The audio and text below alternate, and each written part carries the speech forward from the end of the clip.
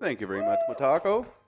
I am Dai Nuatari, and I'm with Das Farrell for Hi. commentary. We Hi, also everyone. have the lovely local man and little bee dude. Hey, look at him, he's so cute.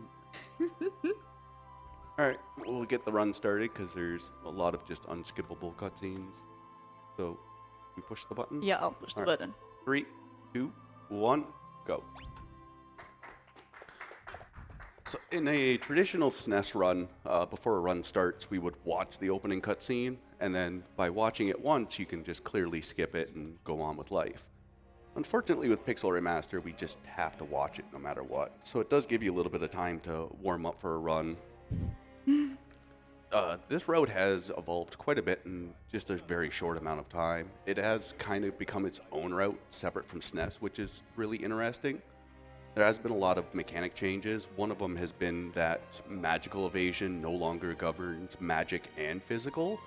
This has been fixed since the GBA, but this is probably the next port after the SNES that is ran seriously. Oh, sorry.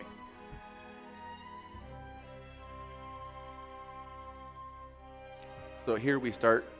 We're going to end up on this lovely mountaintop over top of the town. We're going to get 2 Imperial soldiers and Question Mark Girl riding these giant Meiji-Tech armors. They're kind of just magic fuel tanks.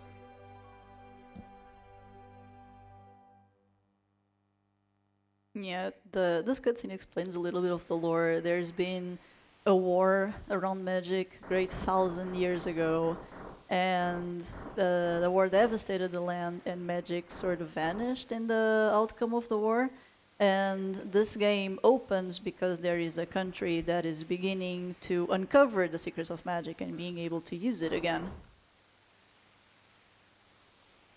I really like the nice detail of adding the town in the background there, Yeah. instead of it just being a desolate mountain peak. Yeah, so these 3 have been sent by this empire to look for an Esper who apparently is related to the magic. This town is not friendly to the empire, that's why they have these big bulky armors. They are very strong. And they also have Question Mark Girl, who apparently is a secret weapon of the empire, and we'll get there when we get there a little bit later. So we'll kind of jump into a little bit of the beginning game mechanics. In the beginning of a SNES run, we would try to have Biggs and Wedge, the 2 soldiers that are following Question Mark Girl. We'd have them run away from battle, so Question Mark would get all the experience. And the way it works in Pixel Remaster is slightly different. If you're not getting ATB, you can't generate run, and you can't run away. In Final Fantasy VI, you run away if you meet 2 criteria. One of them is your ATB bar is full, and the second one is if you've met a certain run difficulty that is dictated by the encounter pack. So in SNES, we could just use Question Mark Girl's Bioblast because it is a very long animation. And then generally you hope in the beginning of the run that the 2 idiots kind of run away and she ends up becoming really powerful. In Pixel Remaster, we kind of have to do a little bit different. Battle speed also affects enemies and allies, where in SNES it just affected enemies. In SNES, it was kind of more like a hidden difficulty meter, where if you put it on 6, the enemies got ATB really slow. If you put it on 1, enemies got ATB really quickly. But your parties got ATB the same no matter what it was. And because of everything, the battle being sped up, the game's engine kind of gets really clogged and it doesn't know what to do.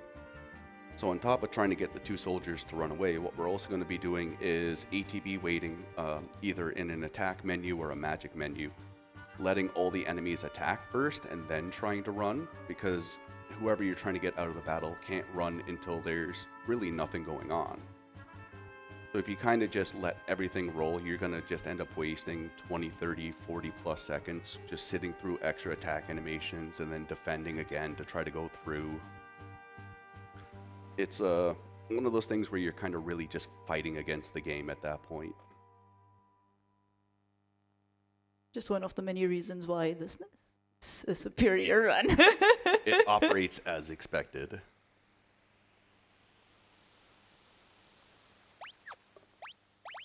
here we're just gonna do little menu in order to be able to set up for the rest of the run. And now in Narsh we have 3 fights where, like Dine said, the entire goal of these 3 fights is having the 2 dorks run away and have Terra kill everything on her own so she gains the most experience. We do want to leave this area with Terra on level 6 so that the next character joins at a level 8. Characters that you recruit, the level that you will get them on will depend on your current party average level. So for the next character lock, for example, it's party level average times +2. So obviously we only have 1 character, so it's always going to be +2 levels over whatever question mark girl has. So right before this second encounter, I took a little detour to the left. In the middle of that little intersection, there's a trigger for 2 unrunnable fights. And even though we will need a little bit of experience, it is still just faster to get it along the way than sit through all the extra text boxes.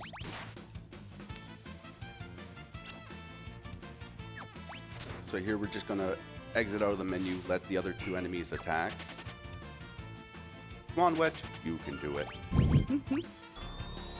Another thing this run heavily relies upon is the auto battle mechanic. It does give you a 50% speed up for all animations, ATB regeneration, really anything that happens in battle. And it will remember the last queued up option. So it is kind of nice for boss fights where you're going to be doing the same 3 or 4 moves over and over again. You can kind of just hit the auto battle button, put the controller down, and you're really just hoping that you beat the boss before it beats you. That is going to be important for some fights. So here we have our first kind of like boss, Welk or Ymir. So what we're trying to do is just do as much damage to the head as we can. We don't really want to attack the shell because it is guaranteed to counterattack. So there we're just putting everyone into defend to kind of just roll through to get the head to pop back up as quick as possible. We will ATB wait this 1 missile. That was kind of a low roll. We'll keep a fire beam for good measure, and we don't even need it. You can try to sneak in 2 tech missiles on the first round. It is all really just ATB dependent. Yeah, we didn't start with a lot of ATB on that one, but we did get not too bad. So Question Mark Girl and the 2 lovely idiots end up coming across a frozen Esper, and they can't talk to it until it has ATB, because you really can't do anything without ATB. And there's a lot of weird interactions that happen. Now, one of the reasons we didn't want Bix and Wedge to get any experience is they're going to be sent to the Shadow Realm. Bye. And unfortunately, we do lose our cool Magitech outfit because of it. But we are going to another cool powers. No, they're still not as cool, though. That's not. true. I want my level 7 Terra to kill Ifrit with 2 attacks. Yeah, after that, this guy finds Terra on the caves, brings her back here, and removes the slave crown that was controlling her. So now we actually have the opportunity to name her, because she finally remembers her name. Her name is obviously not going to be Terra for this run. Remember to rename. Remember to rename.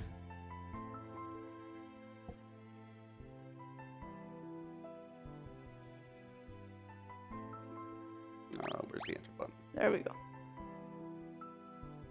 So Sitar is a little confused after being controlled by the Empire for so long, so she's a little dozy, and also the Narsh inhabitants know that she is a soldier from the Empire and they don't want her around. So we're gonna have to escape from the back door, and this is a chance to go back into the caves and finish leveling Terra until level 6. This is the first chance. Of course, the Magitech armor is stronger, but now she can use fire, which is good enough to be able to kill the enemies inside this cave, at least until she hits level 6. It usually takes, if you don't get an encounter before Tri-Touch or the Frozen Esper, it's usually about 4 encounters. Oh, lovely! Oh, that's bad. Thanks, game.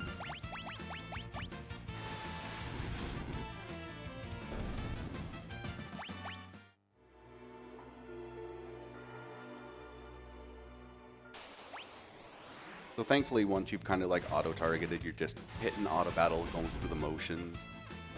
Yeah, auto battle is so powerful that even when you switch parties, which we are going to do, it will still remember the last thing you queued and do that. That is important for much later on, where we are going to be switching parties a lot, and there's only one thing that we want to do on all of these fights, just run away. Actually, a pretty good grind segment. Yeah. Now that should put us on level 6. Good old Ant Dot. And the Narsh soldiers find us, but for some reason the floor breaks. But it gets magically repaired later on. No one knows why. It's a magic world. Fair enough.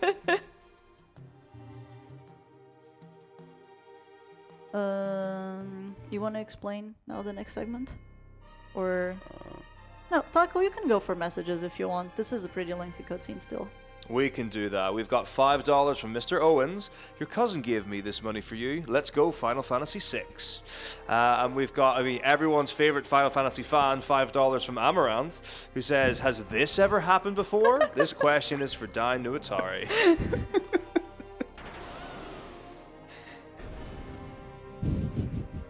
Well, what's your answer? No, it has not happened before. I'm all starstruck. Yeah, you can see here a little bit of Emperor just stalled. Emperor Puppy Dog. Mm-hmm. Emperor Dumbass. Look, he's trying. He's a little misguided, but He's a little misguided. I'm pretty sure about 2/3 in the game will bring him to the light side.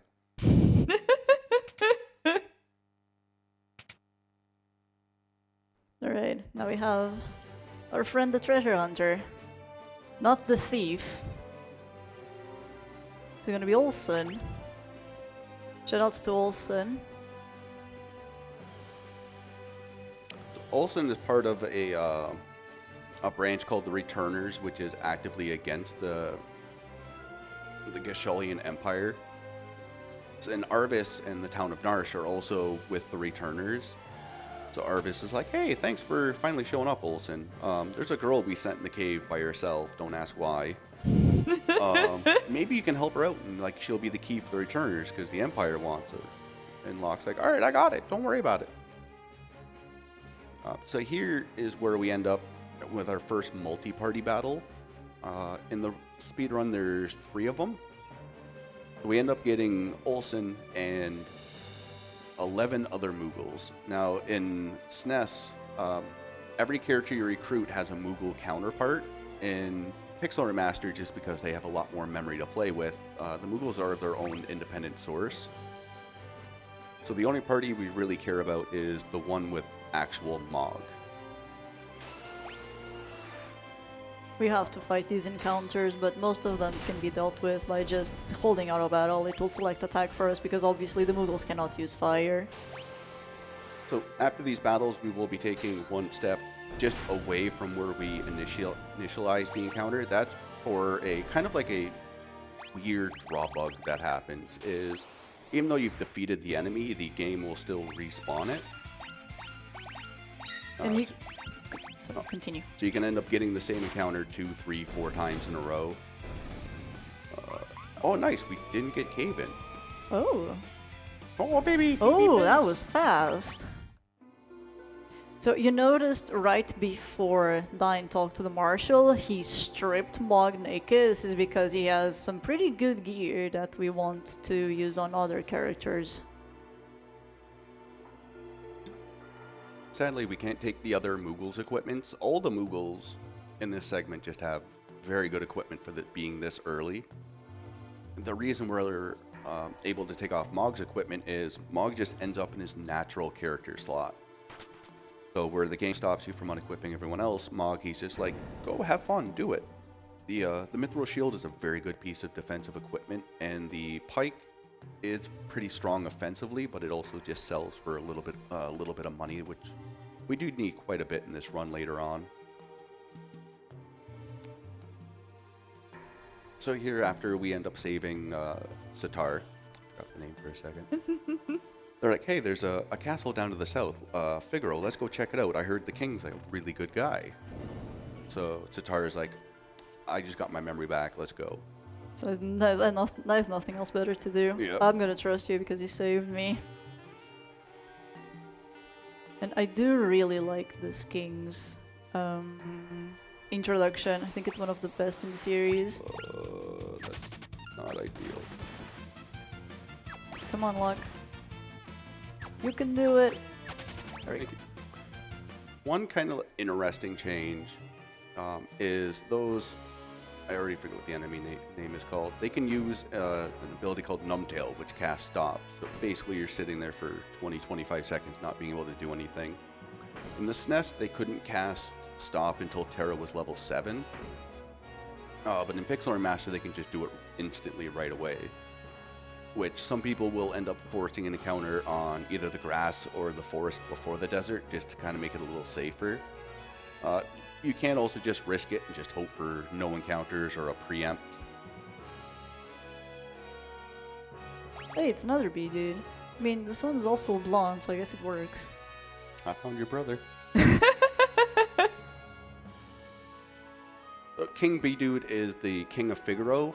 They are allies with the Geshalian Empire, but also secretly support the Returners. It's a very, very mechanical superpower. They have a castle that turns into a submarine. Edgar is a very good machinist. And the only thing we have to do here to progress the plot is just end up naming another character, and then we can talk to the king, go to sleep. And meet one very infamous character. So here we learn a little bit about the Figaro brothers' past. So, B-Dude and young Figaro kid, their dad got poisoned, presumably by the Empire. And one of them wanted their freedom and one of them wanted revenge.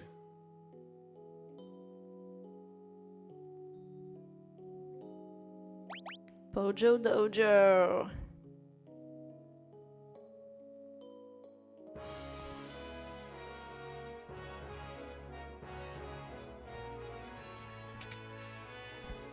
So yeah, Pojo isn't here with us yet, but he will be soon. So for now, we are just going to talk to King Bee-Dude again. He's going to tell us that our room is prepared and he can rest until the next day. So Taco, if there's anything you want to say, you can go ahead.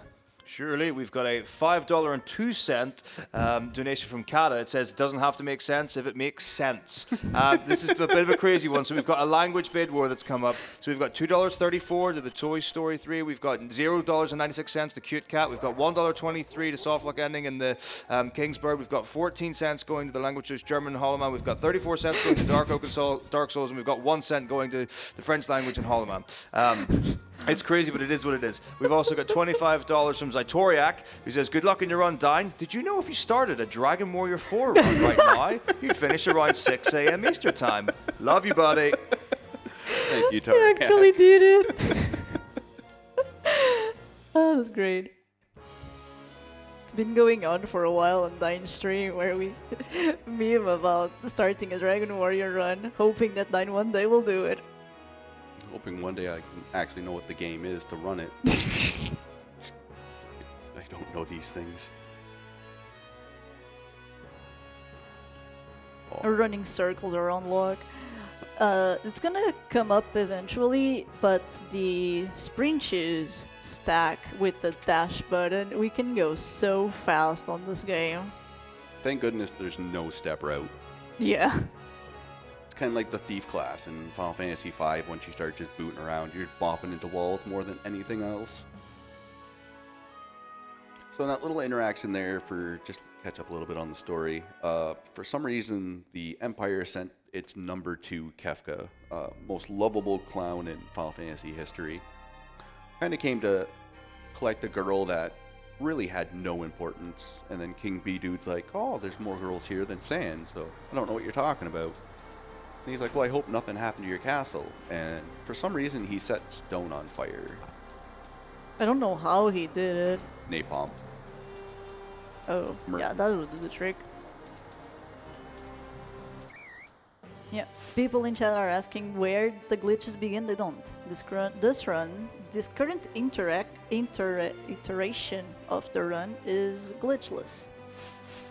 There was a glitch found a couple of days ago where if you do resize the resolution of your desktop, you can warp around inside cutscenes using quick save, quick load, which obviously would drastically cut down the run, just for the purpose of only finding out a couple of days ago and not really played around with it, and it would just destroy the estimate. But the Pixel Remasters, they do have glitches, just none of them that have been found so far have been RTA viable.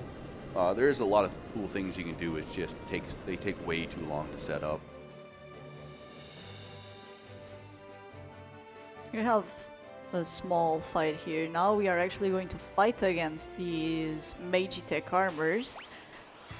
Somehow they're not nearly as threatening as they were when we were using them. There's an important caveat to the fights that you have to do now. We cannot use magic on Terra because that triggers a very long cutscene where both Edgar and Locke just go, oh my god, you can actually use magic? No one has been able to do that before. Funny enough, when the game came out, it forced the cutscene upon you. So even if you, Terra, end up going to 0 HP, the game would revive her with 1 HP, do the cutscene, and then just put her back at 0. So as soon as I got patched out, it was a free, like, 2-minute time save.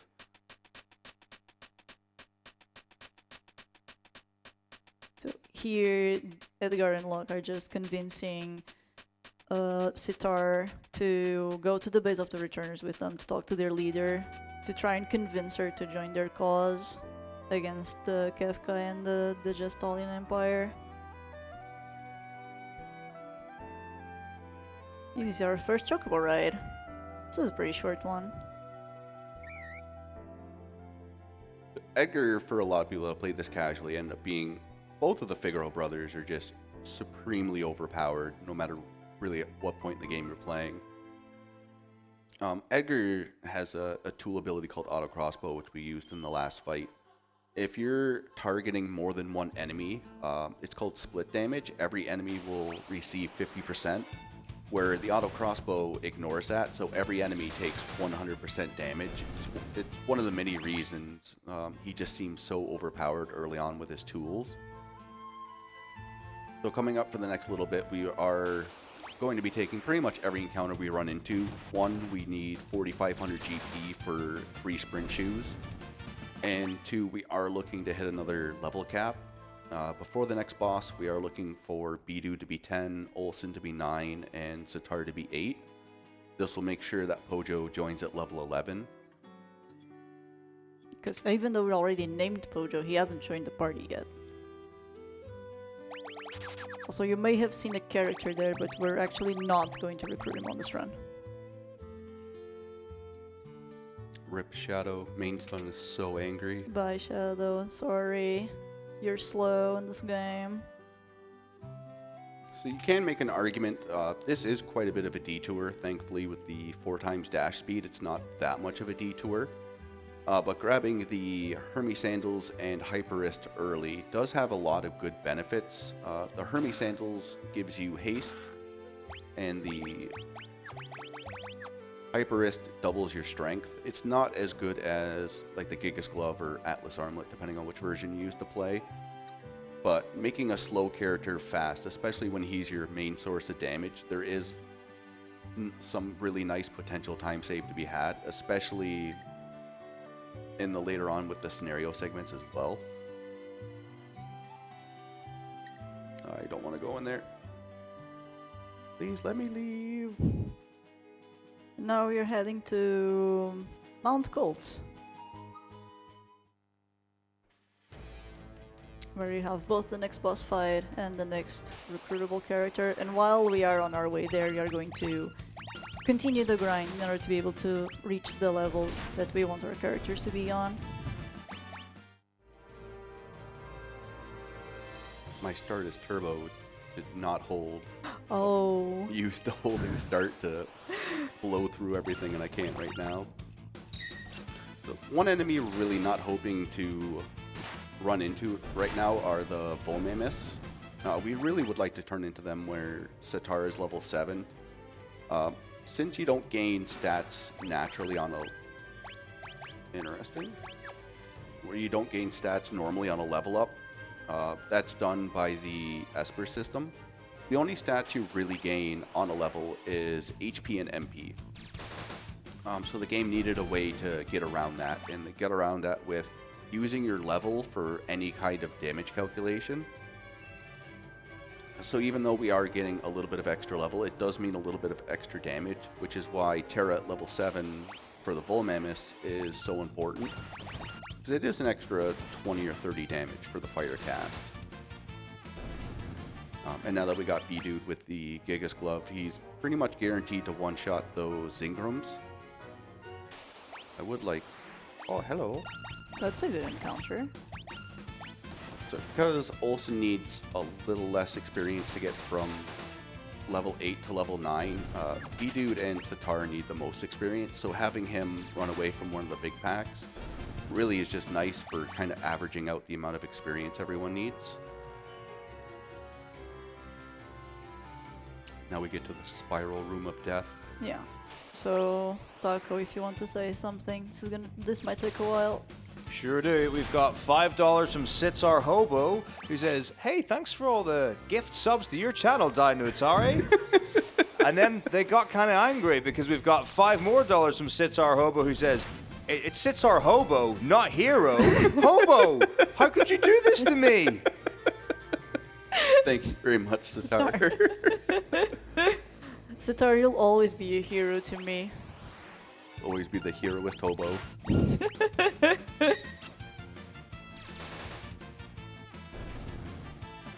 The only real scary encounter in the Spiral Room is those Trilliums. They can use an ability called Poison Touch, which obviously inflicts poison. Don't mind me, Vargas. I just need a couple more fights and then we'll talk. Just stay there and look menacing. Just take your time, Nine. No worries. Oh, we're still missing a bit. Because we're getting a lot of small encounters and we only got that one big pack. There we go.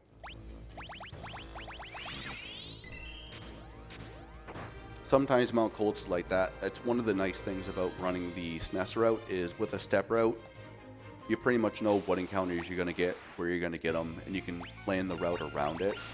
Where with this, it is kind of nice that you can walk wherever you want and then just roll with whatever the game gives you. Sometimes you end up hitting the appropriate levels long before getting to the Spiral Room. Sometimes you end up using 30-40 seconds trying to grind to get what you need. Yeah, so on this fight we can finally use fire without triggering the cutscene. So we queued the auto crossbow fire and some attacks for the bears, and now just hold out a battle and wait for Vargas's HP to be depleted. So he says, "No, I'm not gonna lose." What do you mean? Oh my god, it's Pojo! It's Pojo who's gonna save us!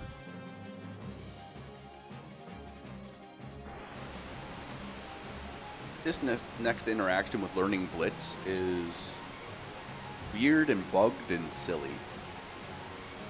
So the way it kind of works is you need to do 4 actions to get out of this fight that should take 1 action. Now we can open up with Rising Fist, Pummel, which is what the game expects you to do. But if you open up with Aura Bolt, we save ourselves an entire turn. So we hit him with Aura Cannon, we hit him with Raging Fist, and then Vargas explains to us how to do Raging Fist, and then we have to hit him with Raging Fist. There is some weird instances where Aura Cannon will bring you right into the tutorial dialogue. No one knows why it happens, but it just happens. Pixel Remaster is a well-played game. It's a very, very much game. It is one of the games of all time. Yeah, Pojo is finally going to join us. And thanks to this we can go to the other side of Mount Cold, so we can go to the Returner's base. Funny enough, Sabin is the only character where his special character ability is locked behind a boss. In SNES, you can do something called the airship glitch, where if you save very, very early on, go to a place where you have the airship and then die, the game will bring you back to where you saved. And if it's pre-Mount Colts, for instance, you'll end up with an airship. So if you skip naming Sabin, go to Mount Colts, with the airship, you can get a Moogle that has Blitz. Or if you recruit Sabin without fighting Vargas, you end up getting a Blitzless Sabin.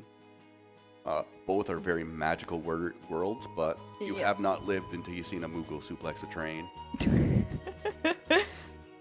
We will see a Pojo, maybe, but Moogle on Pixel Remaster, unfortunately, not possible.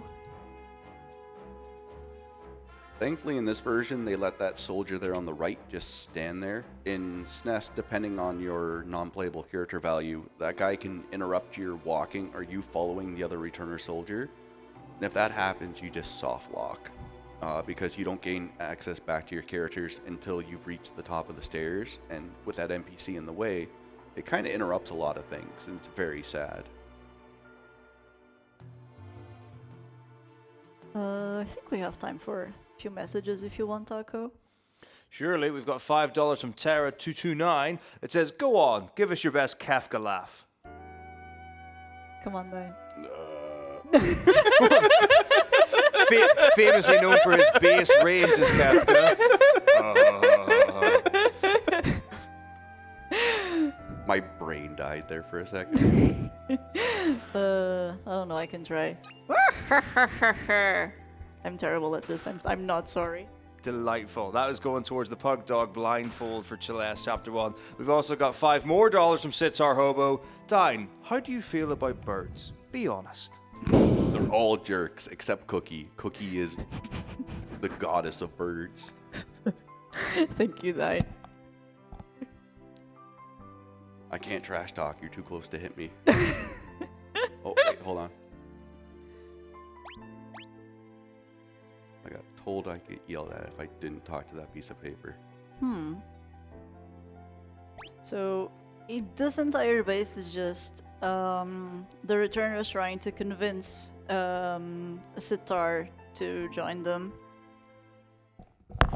And she eventually says yes.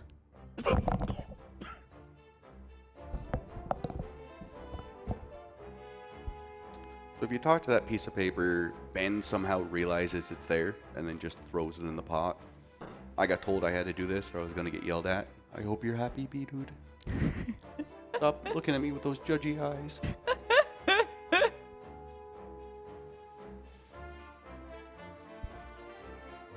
So here you have the option.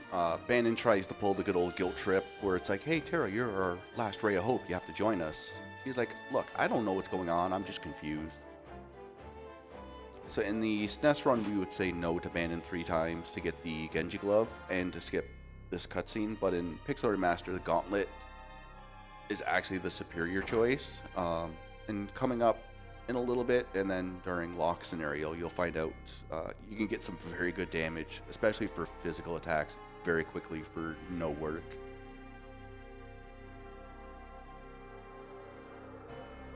Here they realize that the Empire has taken South Figaro, which is the city closest to the returners base and the one that supply them with almost everything. So, okay, yeah, we have to make decisions now, and we need to move. So this is the back door, it leads to this river. On SNES, this is the step route dictates that you have 3 encounters here, I think? 2. 2. Which is just enough for you to be able to level for the upcoming boss fight. Of course, this is Pixel Remaster, so we are going to have to pull our way through. And the way we're going to do this is having Edgar auto-crossbow once, having everyone flee, and then he auto-crossbows again for all the experience.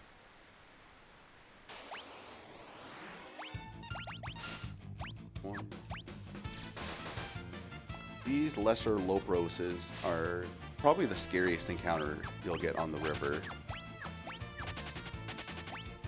You don't want it to go to turn 3. On turn 3, they can use an ability called Fireball, which will deal about 300 damage to everyone. And one very important thing about this river is Bannon, the guy at the bottom who didn't get named, he cannot die, otherwise you game over. He also joins at average party level -3. So when you don't have a lot of levels to begin with, losing an additional 3 really hurts. Unless he's just a slowpoke and doesn't run away, then he's going to get those levels back regardless. These Nautilite exocytes are encounters we're just not going to worry about splitting experience with. They're not worth a lot to begin with, and it's not worth the effort. We are looking to get Bidoof to close to level 12. We are also looking to get Pojo to level 12. There is multiple ways you can do this. I like giving the first 2 encounters all to Bidoof, and then start splitting it after that. Some people like splitting it all the way through. There is no real right or wrong answer. As long as you can get both of those characters to level 12, you're sitting very pretty for the next section of the game. It's gonna heal everybody in preparation for the next phase of the river, which is where I think we're gonna meet a very special boss, recurring boss. One more stop. Oh, one more stop, okay. So in this river you get close to like 12 encounters, or 10 encounters. You can skip 2 of them. It is like 45, 50-second time save. We don't know what happens. It kind of just does it on its own.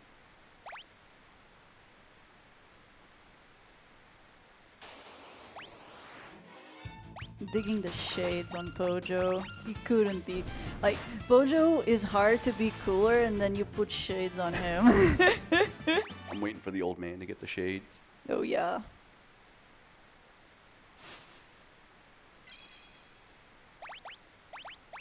I'm just gonna heal everyone.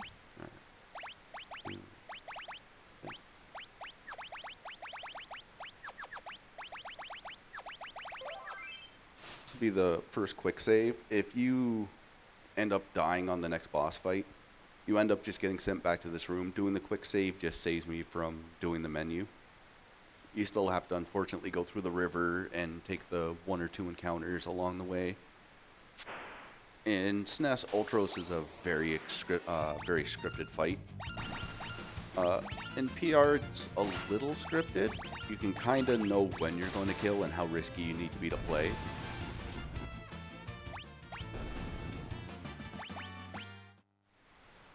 Bannon, you got a level. This wasn't part of the deal. Maybe he lives now. Still no. Oh no. So yeah, this is everyone's favorite octopus. We are going to cue the auto crossbow on Edgar, Aura Cannon on Sabin. Terra is going to do physicals because fire is you're going to defend because doing fire is dangerous. He counterattacks with the very nasty tentacle, party white tentacle. Yeah. And then auto battle. If you end up using fire, it does about 250 damage, but then you sit through a very long text box where he talks about seafood soup and getting burned. You can use either auto crossbow or gauntlet strats with mithril pike. Mithril pike does give you a little bit more damage, but it is just hang in there, Bannon. Okay, This is starting to get scary. please. Bye, Terra. We got this. Come on, Sabin. There we go. Whew. That was scary. I wasn't worried. I wasn't. No one attacks Bannon for a 4th time. Yeah, Bojo here gets very excited about chasing this octopus, and is the entire reason why now we have the 3 different scenarios. We are going to start with Bojo's scenario because it's the one that gives us access to smoke bombs. It is also by far the longest scenario. And this is like 14, 15 minutes from beginning to end. The other 2 scenarios you can get done in like 6 or 7. Especially Terra scenario is so short. Terror scenario is like an enigma because it's so short. It's walking from point A to point B. It does, but you can lose like 30 or 45 seconds in that split. And like we have no, like we're just looking at it's just like You run away from 5 encounters and like mash through a couple of text boxes. Why am I losing so much time? Yeah, so even because he got split from the rest of the party, he ends up in an Imperial encampment and going to do some Metal Gear sneaking around to see what the fuss is all about. You can do some messages, Taco, if you want. Cool. We've got $10 from B-Dude. Hey, dude. Can't believe Dime would trigger a scene where a character throws away paper instead of recycling it. That's why this world is going downhill. Good luck, buddy. Take this on home. If you forget something, just whisper it over your left shoulder, okay? And we've got $20 from me and Stan, who says, "You are right, Dine. I am mad." Good luck on the run, man. So just to remind people that you can set incentives for your donations. So if you just click on the right side, we've got 2 coming up for the last day. We've got Dark Souls for Petting the Sith. So obviously we ignored Interceptor this time, but maybe we can get that for Dark Souls. And you've also got a soft lock ending in the TAS showcase for the Kingsbird. Any percent? So the Imperial encampment is basically a siege on the land of Doma and their castle. I like how there are guys just bonking into the walls. Oh, that is great. This guy's my favorite. He's just shaking his head, flying around. Yeah. So yeah, Cyan decides to try to finish the fight on a on a 1v1. Okay, I'm glad Sky actually triggered. There we go. And we got the black belt. Nice. This seems kind of silly. Black belt's the 7/8 drop, or like the common drop. The rare drop, 1/8 is a Phoenix down. In the speedrun especially, you really don't want a lot of the rare drops, the rare steals, because they're just not worth it money-wise. The black belt will be used in the next section. The black belt gives you a 75% chance to counterattack any physical damage that character has got. And it sells for 2,500 GP. Phoenix Down is nice because you can revive someone, but it sells for 250. Which, if you get the Phoenix Down, it's not the end of the world. You end up getting 6 or 7 less smoke bombs, but if you start missing too many steals, by the time you get to the big shopping segment about 3 hours in, you can be short 3,000-4,000 GP, which doesn't change the route too much, but especially if you're learning, there are extra chests you can pick up along the way, just to make everything go a little bit smoother.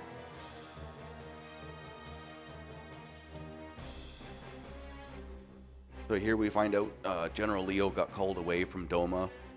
Kefka's big plan is to poison the citizens, and even Leo specifically said, he's like, "Hey, I don't want you poisoning the people." Kefka's like, "Don't worry about it, I'm on it. Just go back to the castle like a goody two-shoes." As soon as he leaves, Kefka's like, "Poison!" Wait, do I look like a waiter? Wait, what? So one funny thing to note with Kefka is when he's Micro Machine size, he's considered a party member, and when he's David versus Goliath, he's considered an enemy. So if you were to do some weird glitching, if you brought 4 characters into the camp,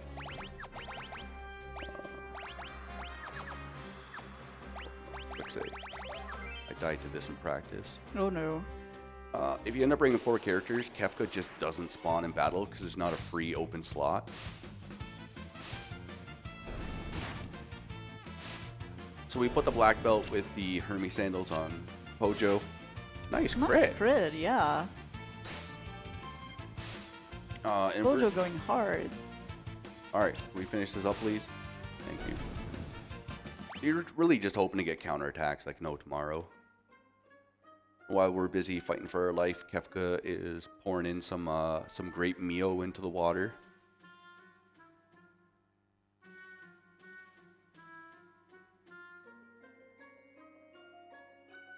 For some reason, there are 2 people that are going to be immune to the poison. One of them, of course, is Toriak, and the other one is a random soldier.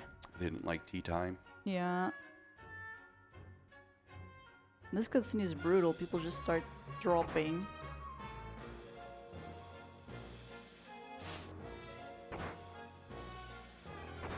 As a kid, I never put two and two together that they died. I thought it was just they got knocked out. I had no idea why Cyan was so angry, or rather Toriak. They're all just tired. Yeah, exactly.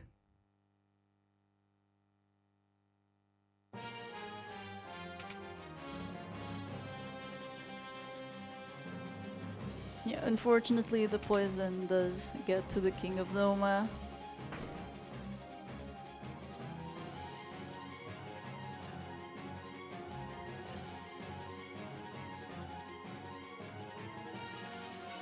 Do the Nomogurd show up at the Phantom Train? I thought that was just his wife and kid. Just wife and kid.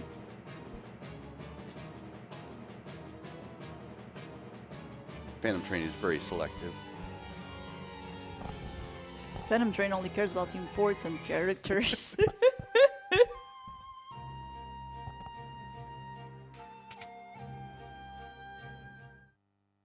Elena, oh Wayna, don't get on the train now.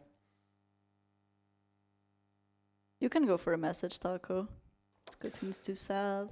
We have got $20 from me and Stan, who says, "Can I still be Shadow? I promise I will be less mad if you do that. Much love from Canada." And with that donation, we have gone over the $66,000 raised for Alzheimer Fondant. Thank you very much, everyone, for your generosity. Yeah, now, Toriak is very angry. So even though we are going to fight alongside him, we can't actually control him. Toriak also has the 75% chance to counterattack. So it is kind of neat when you just have everyone just attacking everyone that hit them. For bigger enemies that have larger HP pools, this can be kind of problematic because counterattacks will trigger counterattacks. So you can just be in this endless loop where you're both just hitting people and you're like, I just want to throw an item, please.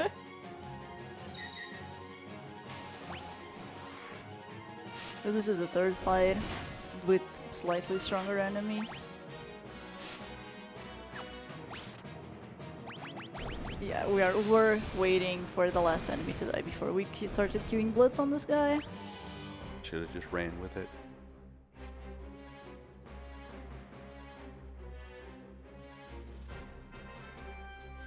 So Toriak has kind of a fear of machinery. So what are we going to do? We're going to throw him in some machinery. Doesn't really know how to operate it, but he does learn pretty quick. He learns the basics well enough. He learned how to pull the lever into fire beam. That's all we really need in life. Yeah. Just trampling soldiers because it can't operate it. Look, nothing beats Meiji Tech. Yeah. Unfortunately, I think this is the last time we're gonna use it. I didn't know you can get a siding counter there. Learning new things every day. I was also 2/3 in his sprite when I hit him.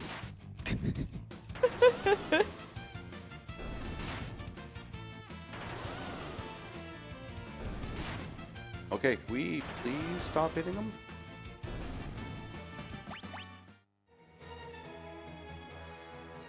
Even though we are kinda low, we are going to have a mandatory heal later on, so we're gonna try and hold off healing unless it gets dire.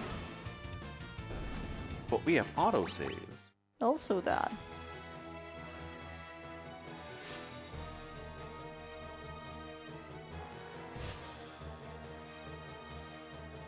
Okay, and Sabin here suggests Toriak. Hey, since you don't really have a home anymore, why don't you come with me to Narsh? And Toriak's like, yeah, I guess I don't have a choice. So we're gonna go through this forest with a lot of spooky enemies, which I'm sure will lead to nothing really important. And he says the heal. Afterwards, we're just gonna continue going through the forest. We're forced to use that heal, which sometimes is a really good thing. Other times, it can be rather cumbersome. We did equip Cyan from all of his defensive gear before fighting the leader when we first got control of him. In Pixel Remaster, it is infinitely faster to run away with the least amount of party members. So we are kind of we're not going to actively force it, but if it does happen, it's a very nice thing. We're hoping Cyan kind of hits 0 HP along the way, and that just leaves the escapes for Pojo to be extremely quick, especially with having the Hermes shoes with haste. Anything that is ATB based, haste is just extremely overpowered with. So yeah, this train full of ghosts, very much haunted. Started moving as soon as we entered. We can't leave, of course, and now there's lots of spooky ghosts that want us to join this eternal trip. So obviously we're gonna try and find a way to get out of here. Bye, bye, hello.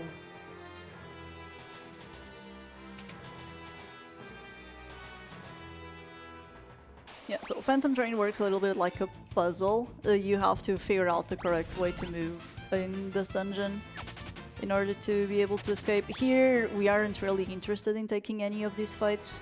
With the levels that we have, we can defeat the boss of this small segment.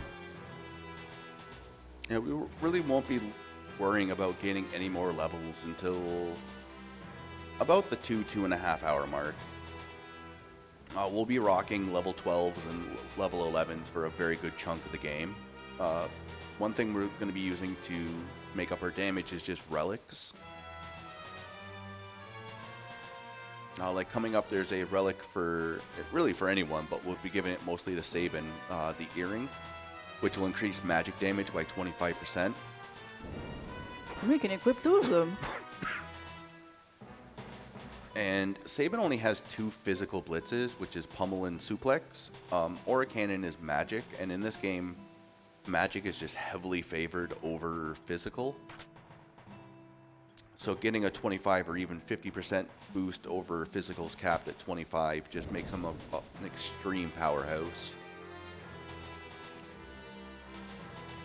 Don't forget to suplex. Huh? I don't know what you're talking about. No, don't call it. It's called...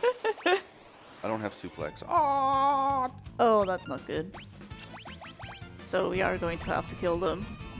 Because we can't run away from a pincer encounter. Oh, that's not good either. It's okay if I can run. Please, bye, thank you, oh please. Alright. So this actually, even though that was a pincer, we got Cyan in a good state. Can't be hurt anymore. This is true.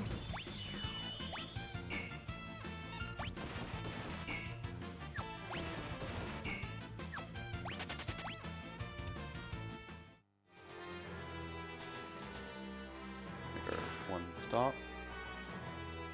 Here we grab the earring that we were talking about before. It's not going to be important for this next fight, but it will be later on. The earrings are so important that we do want to, whenever we have a magic damage dealer, most of the time we want to give both of them, unless we need the second relic spot for something else that's more important, either to avoid certain types of damage or to avoid certain status effects.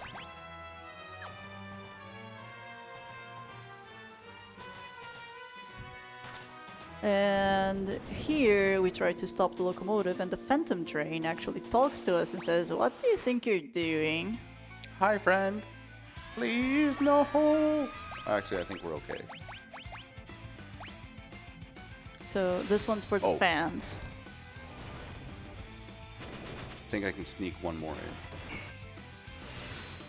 in.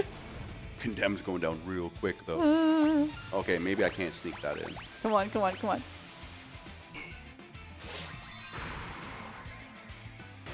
Okay. I actually didn't know there for a second if Condemn was going to trigger because of PR jankiness. We're fine. We're fine. We're okay. Okay. Taco. I need you to push this button numerous amounts of time. Sure. This is now a co-op run.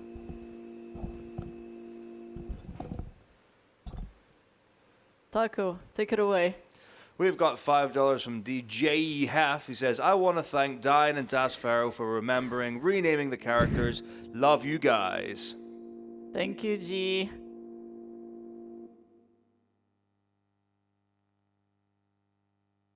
So this part is incredibly sad in here. The Phantom Train, because we defeated, actually allows us to leave. But in this particular stop, it's going to pick up some more souls for the afterlife, and including all of the souls that died on Doma. Two of them are Cyan's wife and son. So he's very tempted at first to just follow the train with them, but this is a very heartfelt goodbye scene. I did the job. Like 5 hours? No, Dang it. that's your job. This wasn't part of the plan. Local man would do. Hey, local man, you want to play for a bit? You're good at this. Unlike B-Dude, he has the hands to do it. True. I think B-Dude's too tiny. You can jump on it.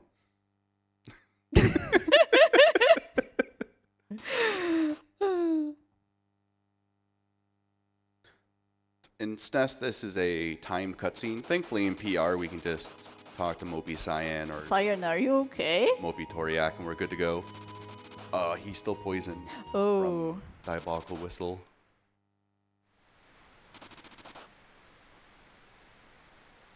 So thankfully, jumping into this river is a full status heal.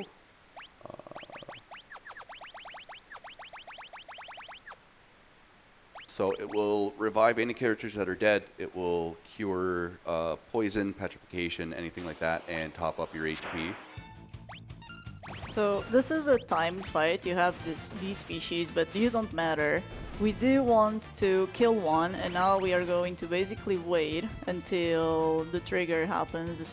This is just time related. We are going to wait for the big fishy. That's the one that we want to defeat, so we can finish this big jump down the waterfall. No one knows how to do this correctly but Uchiha. Just never figured out like how much we have to wait.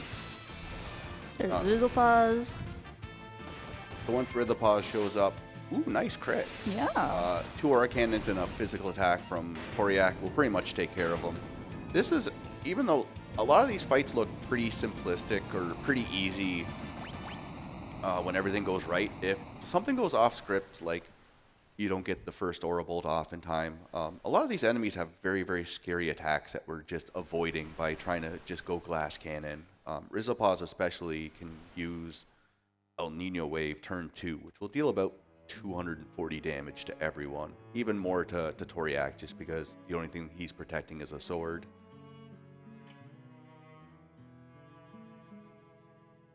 So this character on the screen. Oh, we name him now, okay.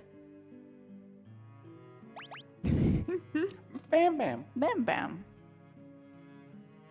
This is the boy from the wild. Sees you wake up and runs away because he's very shy.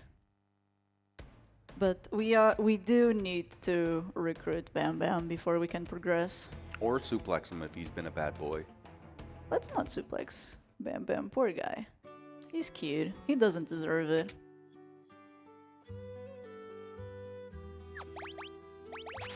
So this is where we finally have access to smoke bomb. Oh no, not yet, just the dry meat. Smoke bombs is afterwards.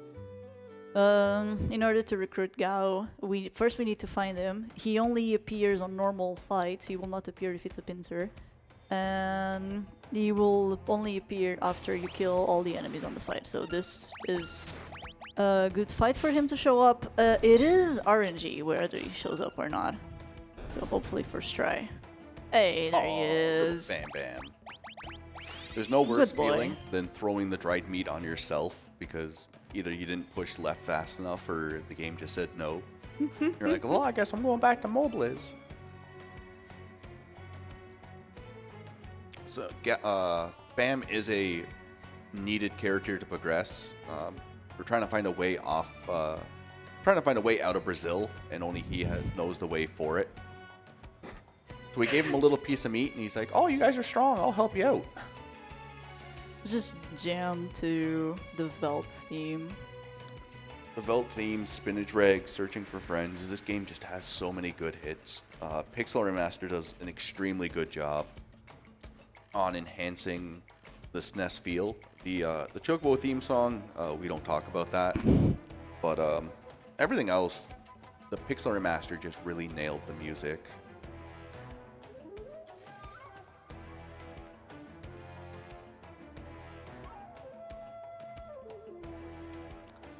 Sadly, there's no way to skip this cutscene. But they're all friends. This would be a sad cutscene to be able to skip. I remember LCC was trying to skip this cutscene back in the day using the Psycho Cyan glitch. Oh.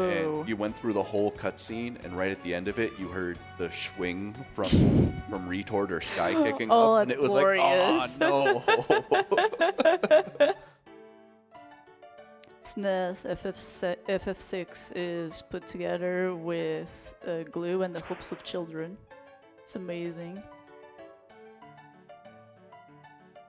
So rages are kinda complex, RNG, and really hard to farm. We are not going to rely on them on the run, but we do have a chance of getting a very high damage rage on an upcoming boss fight.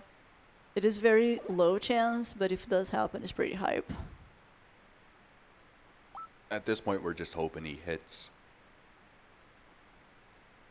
But we need Gao because he's the one that shows us the way in this cave, and the waterfall isn't enough. We do need to be on the water for a little bit more.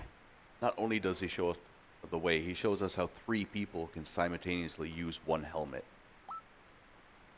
It's big brain. This is big brain if I've ever seen it. Depending on which path you take on this river, you can get up to 7 encounters. We will be taking the right path for both of them. This will cut it down to 3 possible encounters, which is nice because the first cave has an X potion, which is basically a full heal. And the second cave, even though it's a little bit longer, has a pretty decent defensive helmet called the Green Beret. It will increase your maximum HP by 1/8, which doesn't sound like a lot, but getting that extra 20-30 HP on someone is actually quite crucial, and for some fights it does dictate if they would have died or lived on to do another crit. Here on the trench, most of the fights are pretty tame. We do need to be careful with solo angry form, especially because all of these count. Oh, there. Oh, it's a preemptive. Thank God. I blame Pharaoh. Bye. So the problem of these enemies in particular, there's a 33% chance they will do Aqua Rake, which deals way too much damage and is very, very dangerous. Another real kicker if you end up running into the Aqua Rake situation is you still have to run away from the second encounter. So even though you're like, all right, we're a little battered, we're a little bruised, let's go. And then you just get into a 3 or 5 pack and you're like, well, you know what? I really didn't want to play today anyways. This is looking pretty good so far. That was a preempt, by the way, and it took 8,000 years from burn away. Thanks, game. So only one more encounter left. Oh no, we're done. Nope, one more. In between this cave and the second cave. Oh, we have to go back into the water with our single helmet. I just envisioned Toriak using the helmet, Gao's raging a water enemy, and Sabin just hobbling along with the aura cannon behind him. It's the only way that makes sense. Glorious. There we go. Oh no, it's 2 angry forms. So an angry form will not use Aqua Rake if there is another enemy with it. So it's pretty safe. You can fight them. If you're looking for a little bit of safety, they can drop either X potions or Phoenix Downs. Having a couple of X potions, especially if you're looking to pick up the run, is never a bad thing. Get all the safeties you can, and then once you start getting more comfortable, you can start cutting a little bit of the safeties for a little bit of a time save. Gonna grab a few more items, and we are coming up on Nakia, which is the hub from which the scenario ends, because they will take a boat to be able to go to Narsh. Here in Nakia, the goal is to use the money that we've hoarded so far to buy 2 Magus hats, which give +5 magic on female characters, which is very, very important. We have 2 female characters on this run. They're both going to be very important. And we use the rest of the money to buy smoke bombs. And now we don't have to worry about random encounters anymore, because we can just run away from them. And this is where auto battle is very, very useful, because no matter what happens, it will always do the last thing you had queued up, no matter what party you're using. So as soon as we queue a smoke bomb, we will have queued smoke bombs forever until we queue something different. So every time we enter a fight, we're just going to smoke bomb as fast as, even faster than humanly possible. A lot of the game from here on out turns into smoke bomb till you get to the boss, attack the boss, and then just rinse and repeat to the end of the game. No, sure. There is no real situation where manual runaways, except for, I think I'm going to get the smoke bomb bug here. Outside, like, the beginning of the World of Ruin, where manually run away is even worth it. Did Terra just use a smoke bomb only on herself? Yeah, that's a targeting bug. It Oh. kind of exists in SNES, but for some reason, it happens mostly on the river, where your first smoke bomb will only target that character and no one else. Huh. Thank God we bought 40 of them. Yeah. Taco, go ahead. We have got $23 from Bam Renata, who says, "Bam, bam, bam, bam, wow, wow." Perfect. Thank you, Bam.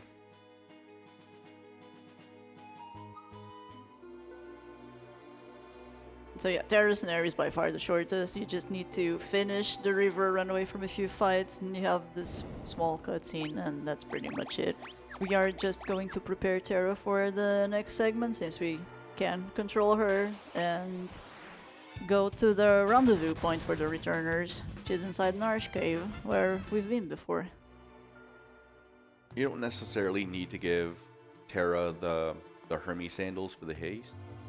Please, can I get up those stairs? It does help. This area seems to be very back attack heavy. So having a character just get their turn a little faster, you probably, especially with a 5-pack, you're still going to take some damage, but the hope is just to mitigate even more damage from happening, especially because we're still under the clause of if Bannon ends up inspecting the ants, we're going back to wherever the quick save happened. Yeah, Bannon still flagged. If this character dies, it's game over. There is one important item that we are going to grab here, which is the Rune Blade. That is going on Celis, if I'm not mistaken, as soon as we get her. Oh look, Moogles! Bye, Moogles! Bye, Moogles! Our little terracotta army just standing like statues.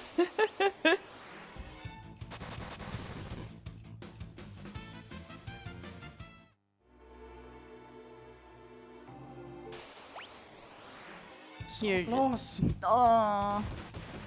Just continuing to run away from fights.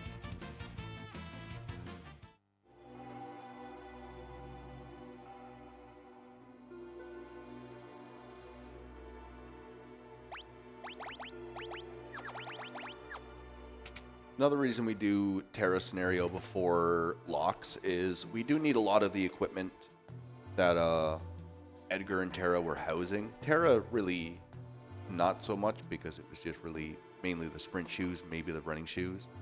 But Edgar's gauntlet and Giga's glove are 2 parts of a key to make anyone that has a magic pool just the destroyer of worlds very, very early on. Alright, done with Terra scenario. We're going to go to Lock scenario, And we are going to first give him some equipment because he will have to do a couple of fights here. And we're going to give him exactly the same relics, the sprint shoes to be able to go fast, and the Hermes sandal so he gains haste and starts being able to do what we have to do on these fights fast. On the first one, we are going to play dress up. We aren't actually going to kill this enemy, we are going to steal his clothes from him. So we can trick an NPC later on. Ooh, birthday suit. Second try, mainly because he was on row. Yeah, he flees from embarrassment. I don't really blame him. I'd also be embarrassed if I was only on bloomers. It's too cold out. It is too cold out. Cannot. I came to Sweden thinking, yeah, it's gonna be summer, and it's like 20 something outside. I'm from Southern Europe. That I cannot handle this. From Canada, this has been beautiful so far. There we go. So another merchant here. This one we're gonna kill. Don't really need more clothes. There is a little, it's been called the Dev Bridge. There are a lot of things left in the game. A lot of them are just slightly out of reach. But doing this little gap right here saves you from going up to the north to fight the soldier to get its outfit, to go fight that second merchant. So doing that little bridge there does save about a good minute. And that's been in all versions of the game. Finally gonna get past this guy. Password is always the same. The game never tells you it though, so it's kind of a little bit of a jab in the ribs. Where you're like, let's go through the options and hope for the best. Yeah. Get my clock elixir. Very well hidden elixir. So if you didn't grab the Hermes sandals and the Hyperist that we grabbed much earlier, you would grab it during lock scenario just because you're basically going right by it. But you can see how much the haste effect has had use through Mount Colts, and especially during the Saban scenario. Terra scenario is very, very debatable. Oh, hi, new character. Don't forget to name her. Oh, it's me! Bum, ba, da, bum, ba, bum. I'm being saved by Olsen.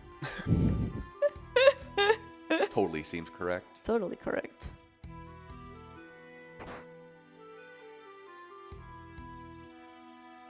This scene has changed in every port other than SNES, just due to the Japanese age restriction system changing, especially due to punishment against, I don't forget how they put it, punishment against like chained up. I got nothing. Changed it for censorship reason. There we go. Okay. I do appreciate the kind of like the comic here where it's like, hey, we need to steal this guy's key to progress. And then the options are take it and steal it is wrong. So if stealing is wrong, you just never progress anywhere. Like, I guess we're just stuck in this odd room together.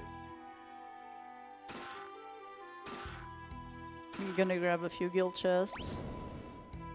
And we're pretty much set.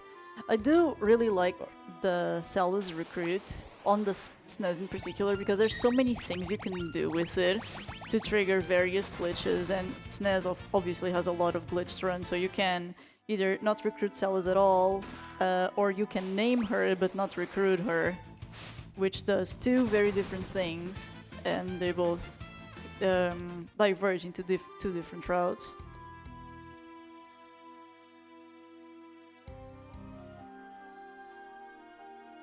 Also, Cella's in lock OTP.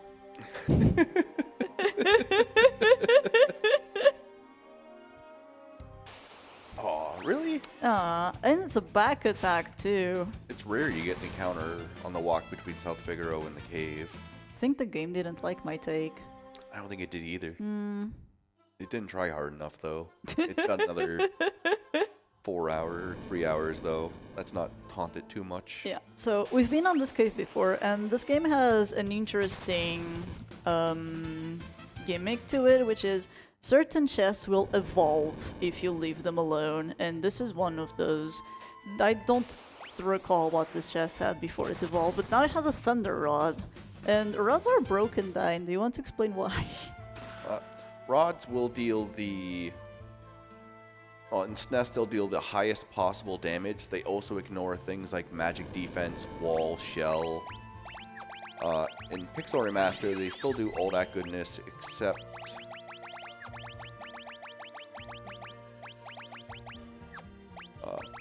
except now rods have a damage variance like normal spells would.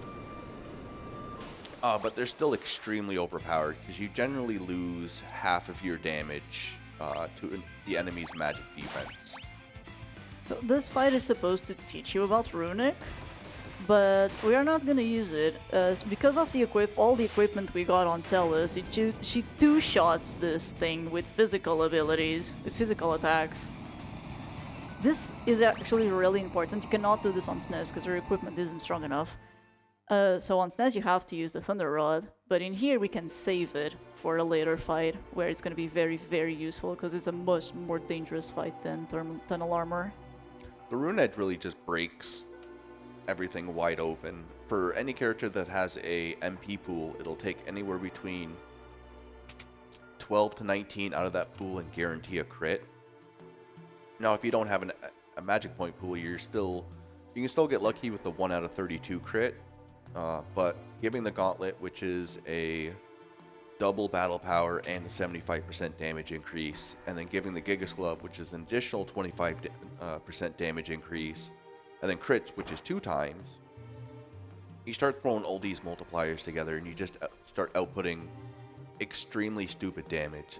Celis is very much on par with Sabin with his Aura Cannon and 2 earrings. We'll see that very quickly coming up in the next fight. So to catch up on the story, everyone's kind of got back together in Narsh with a bunch of new friends. Cyan's not too happy to see Terra or Celis because they were part of the Gasholian Empire, and he was ready to fight and brawl. Then we kind of calmed him down. Narsh was like, hey, some weird clowns on the way with a bunch of soldiers. So we're like, alright, let's go to the top of the mountain. Let's go to the furthest point inside the town we can. Let's not stop them at the beginning, let's stop them at the very end. Yeah, the goal of Kafka and this party is to do what they couldn't do before, which is get Tritalk, the Frozen Esper, and our goal here is to protect it, make sure they can't reach it. Can we get Tritalk instead? That would be cool. So nice. Isn't it very strong? It's one of the 2 Espers that give +2 magic, and it'll teach all tier 3 spells. Yeah, that sounds strong. Taco, you want to do some messages? Yeah, we've got $5 from Anonymous. In Bandon scenario, do you feel that the raft travels too fast? No. Okay. So yeah, this is another multi-party scenario. For this one, if I'm not mistaken, we are just going to blitz ahead and fight the boss immediately. We're going to be waiting for just one soldier to kind of make its way through. It's debatable whether fighting it is worth it. These enemies are quite physically resistant, but even Celis will have no problem just one-shotting. But you do want to kind of save the majority of her magic point pool for the actual Kefka fight coming up. So the party we selected here is theoretically the characters that deal the most damage. And Olsen. And Olsen. And Bam is the one that, if we get really lucky and he rolls a specific rage, which isn't guaranteed, then he will deal a bunch of damage to Kefka. But the real stars of this fight are Pojo and me. Yeah, there's certain rages that can crit. In Silver Lobo with Chomp, if it ends up critting, it does close to like 650, 700 damage. Oh, look, taking that nap. Celis, do you want to start hitting stuff? All right. You know what? I'm starting to regret that That's decision. better.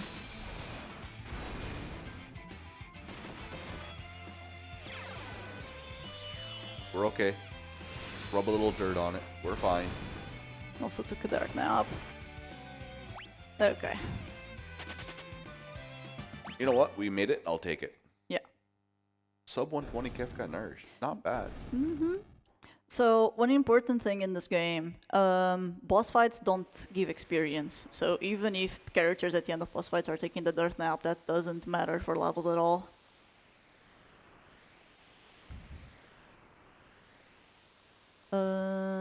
So yeah, we protected Tritalk from from Kefka, and its appreciation isn't very nice. We protected him, and what he's doing is communicating with Sitar in a way that knocks everyone away, and now something strange is going to happen.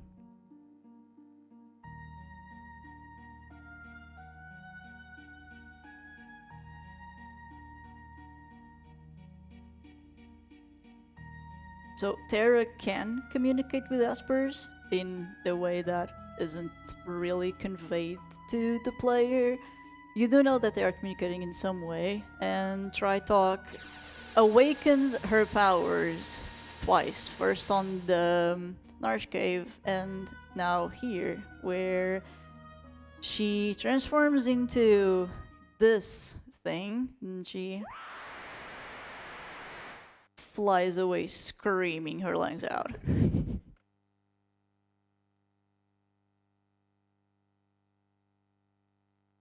So the next part of the game is just trying to find where she went. Where, oh, where has my Terra gone?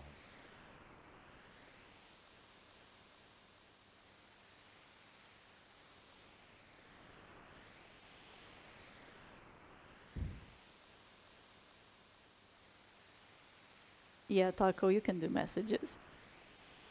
All right, we have got $20 from Nightshade. He says, "Dine, could you let some things happen? I'm trying to win a bingo over here."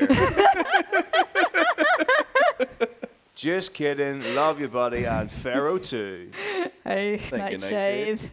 We've also got $50 from J152. No comment. Thank you so much for the donations. Keep coming them in, and check an incentive on the right side when you donate. Thank you, everyone, for the donations for this. Yeah, I guess we should shout out Titan's Discord because there's a huge viewing party there. They make bingo cards. Yeah, there's a bunch of my communities in a voice chat with a bunch of bingo cards waiting for bad things to happen. So far, everything's been going pretty smooth. Yeah, it's been a good run so far.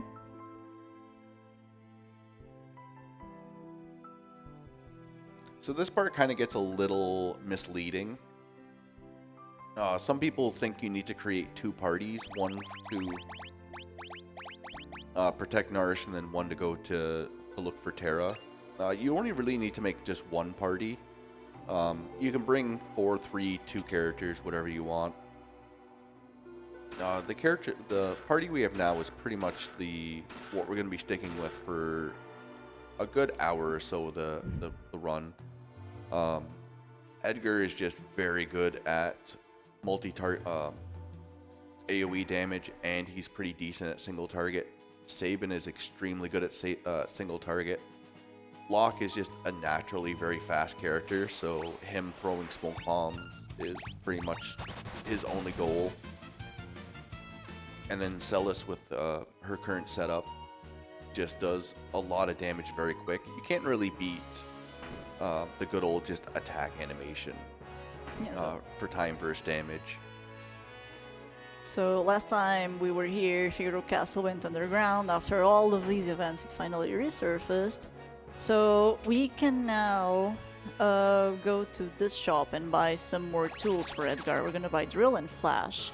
Drill is a physical tool that ignores enemy defense, and we're gonna use this all the way until endgame. And Flash is a magical tool that doesn't have split damage, so it's very good to deal with groups of enemies, and we are going to need it very, well, not soon, but later on. Also gonna top up on healing items. You can see we bought a bunch of holy waters. This is gonna be important for a certain grinding segment. Because we're only going to fight undead enemies there.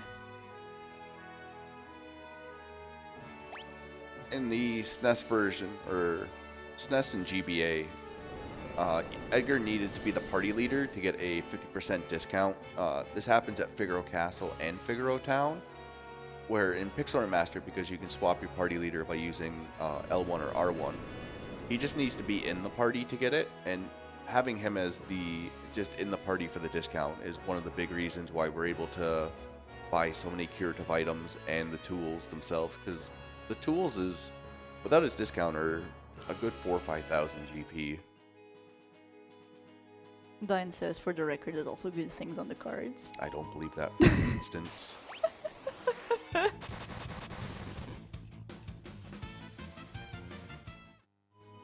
So here we're just gonna go to the Chocobo stable and grab a Chocobo, and I'm gonna let Dine do his thing. First, I'm getting a ring. So a hero ring is just a Gigas glove and earring that had a baby. It will boost physical and magic damage by 25% each. Now you can pair it with double hero ring for 50% magic, 25% physical. You can do hero ring earring, which is pretty much what Edgar's going to have for the vast majority of the game, which is just going to maximize all of his damage.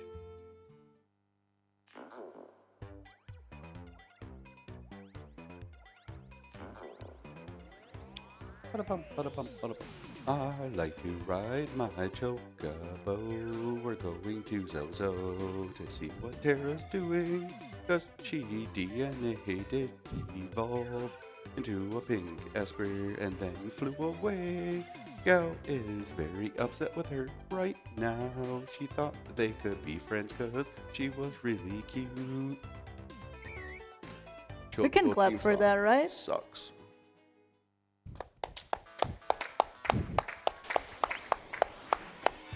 Was that a bingo card? I don't know. I got tired of hearing the Chocobo songs during runs, so I just made my own songs for them. Okay, so here Zozo is a gangster city. The scariest encounter, and so there's random encounters in here. The scariest one by far is the Veil Dancers, because they can use a tier 2 spell on their first turn, which does a lot of damage, might kill some people. Hopefully we don't see them. Lock with the Hermes Sandals can outspeed them easily, unless, of course, we get a back attack or anything nasty like that. This is a Hell Dancer. Oh, and they got really good ATB, but fortunately not Yeah, we've gotten quite a bit of a beating this early on into Zozo, yeah.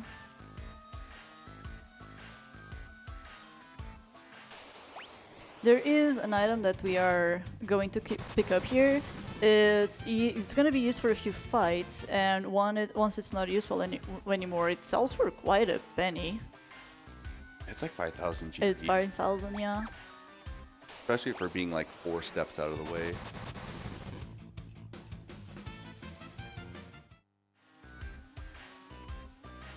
Just due to the Pixel Remaster just has a generally low encounter rate compared to SNES or really any other port. If you combine that with the 4 times movement speed with dashing and sprint shoes stacking on each other, you end up going through areas of the game just ridiculously quick. Ooh, this is looking scary now. Can we stop nickel and diming everyone, please?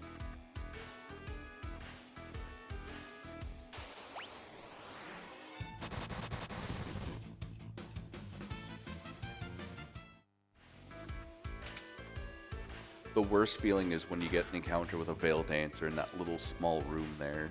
It's like it's so 2 steps. small. Yeah. Here we're gonna top up everyone for the fight here.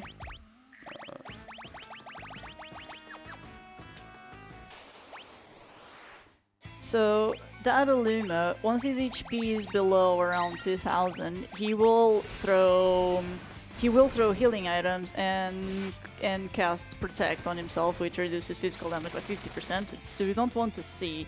So we do just queue up auto battle and hope for the best.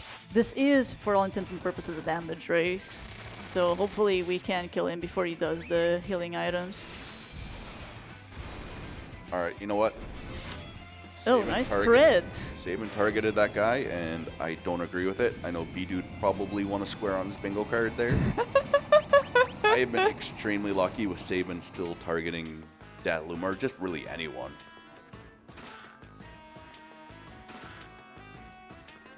But yeah, that's one of like the few fights where auto battle is also a strategic move instead of a I don't want to hold the controller anymore. So here we end up meeting Terra and this weird old man that kind of looks like Tenzin from Avatar: The Last Airbender. And we find out his name is Ramu, that he's an Esper. And we also find out that Terra is half human, half Esper, something that they've never really encountered before. So Ramu's like, hey, listen to my story. There was a world, we had a bunch of us, humans came in, kind of kidnapped us, brought us to this research facility, and have been doing experiments on us for the last 20, 25 years. And they're like, all right, well, we need to get to the continent to the south. They're like, well, go to the opera. Because there's a dude that has an airship that's obsessed with this one singer. And I'm pretty sure you're guaranteed to get on board.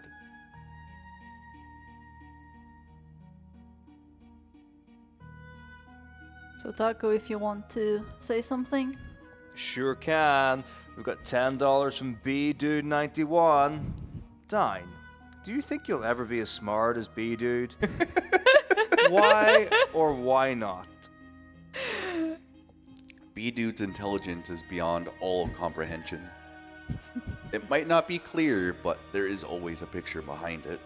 I don't think Chris would let anyone sit on top of his hat, so Nope.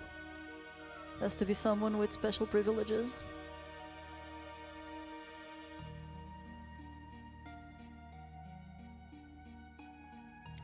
For anyone looking to pick up the run, if you go to ff6speedruns.com, it's a website run by a community member, the Saban. It's got information for all the SNES runs, Pixel Remaster. There's an updated guide that just came out about a week ago, fully updated with all the new strats. Also, if you're looking to join the Discord. The Discord, not a lot of activity happens, but it's like 25 sleeping wizards just waiting for a message. Yeah, they are very, very eager to help anyone who's trying to learn the run.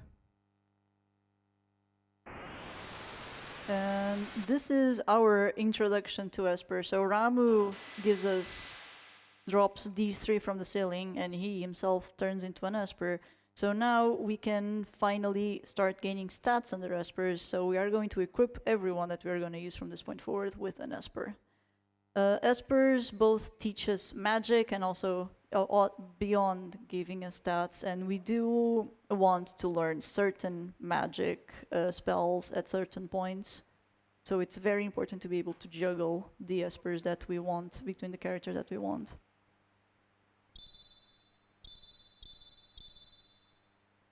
Yeah, grab those. So Terra is still taking the dark nap when we do have to try and help her, and to do that we're going to try and fly to the southern continent. In order to fly to the southern continent, we need an airship, which we are going to get from the opera. Which is one of the most infamous scenes in all of the Final Fantasy series. And one of the great things about Pixel Remaster is that the opera is actually fully sang. It's the only voice lines the game has, and it's absolutely gorgeous. They can only voice act the entire game. They make lore percent so much easier. So this next segment, Locke and Celis are both forced into the party. We're still going to take the Figaro brothers. Saban with the Fire Knuckle kind of becomes the new Celis. The Fire Knuckle is just a very large physical damage increase, and then with the Hyper Wrist for double strength and Gigas Glove for the extra physical damage. And of course, a little quirk for a boss coming up.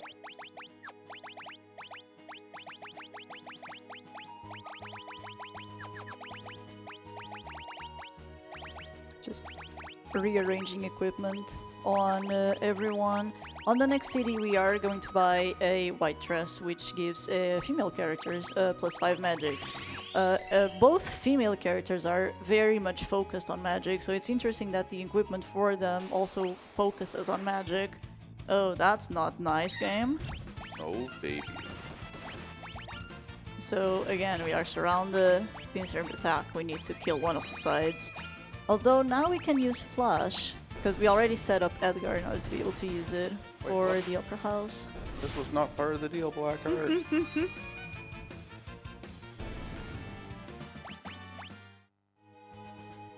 We're looking to get one encounter between the walk between Zozo and the Opera. This is just to nicely round out MP or AP. We are looking for Locke to learn the sleep spell by a point that's coming up fairly soon. And in the Opera, there's enemies that will give 3 AP each. You generally run into, my luck is 3 of them. So as long as you get one encounter on the way, you're pretty much guaranteed to learn what you need to learn. You can take encounters in the Magitech. They're just a tad bit slower because of needing to use Flash and then summoning Ramu. So the entire opera segment happens because Celis looks very much like Maria, which is the opera singer Setzer is upset about, but Maria for some reason cannot join this opera. So the impresario looks at Celis and says, "You look just like her, let's put you on the opera right now." And she agrees to it because we do need the airship. And turns out Celis not only is a general, so she's pretty smart, she can use magic, and she also is a pretty good singer. Especially in Italian. Especially in Italian. So,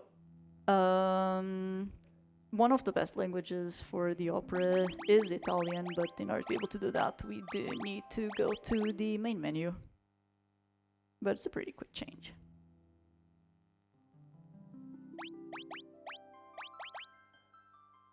So, here you go. You're gonna need this. Oh yeah, I did agree to all this extra work.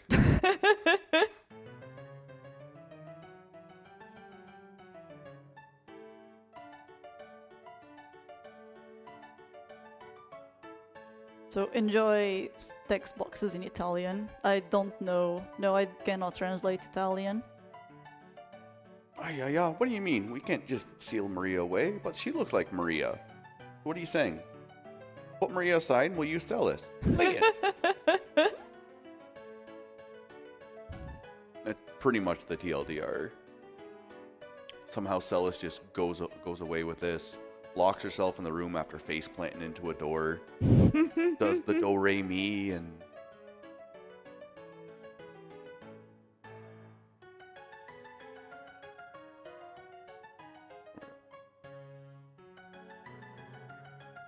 Geniale.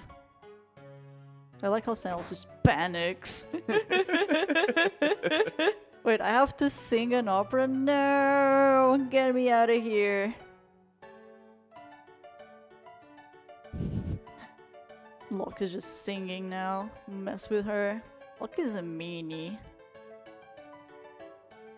Oh, look at that! oh, hey friend. I wonder what he's gonna do.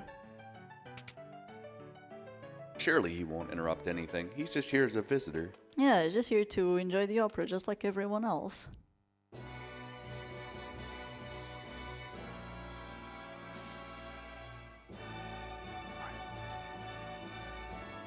This is where the game plays itself for like 10 minutes.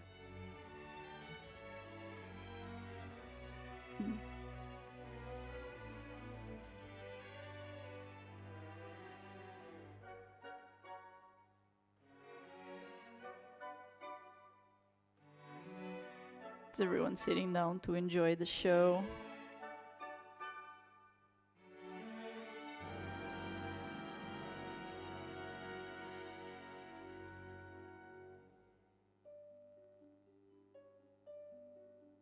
The war between the East and the West was growing more violent by the day.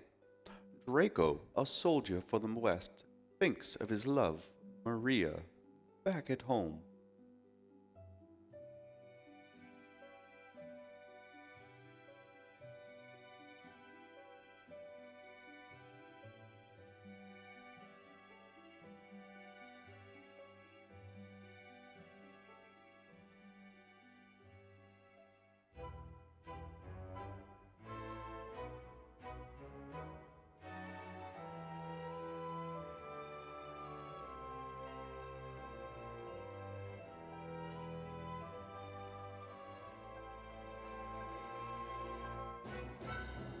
What a waste of chocobo. What a way to go, yeah.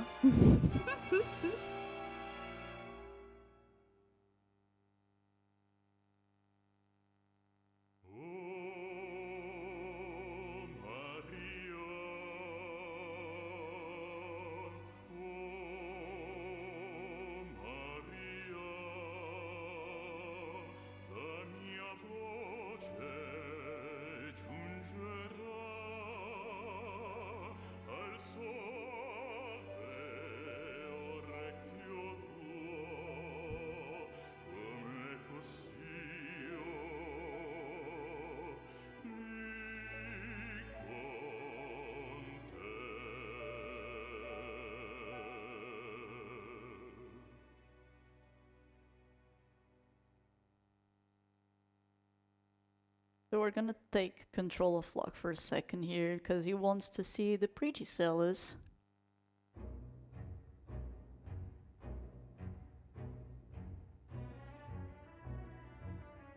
Yeah, the Pixar Remaster has the opera voice acted in 7 different languages, I believe. English is a good listen. Italian just has a feel for all of its own. We were debating between Italian and Japanese and ended up choosing Italian.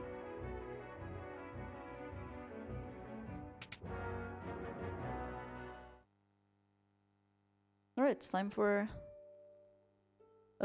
my part, I guess. Aha, I just pushed the buttons.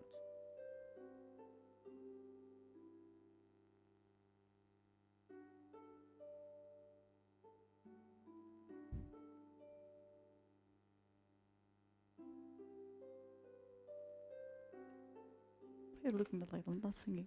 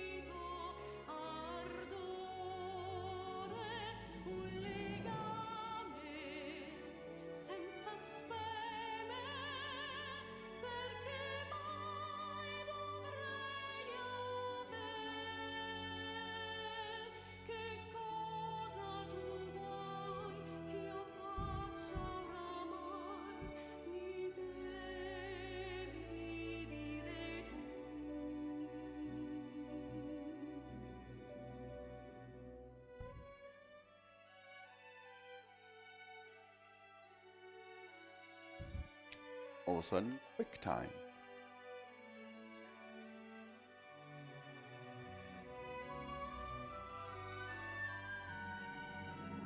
Come, Maria, dance with me.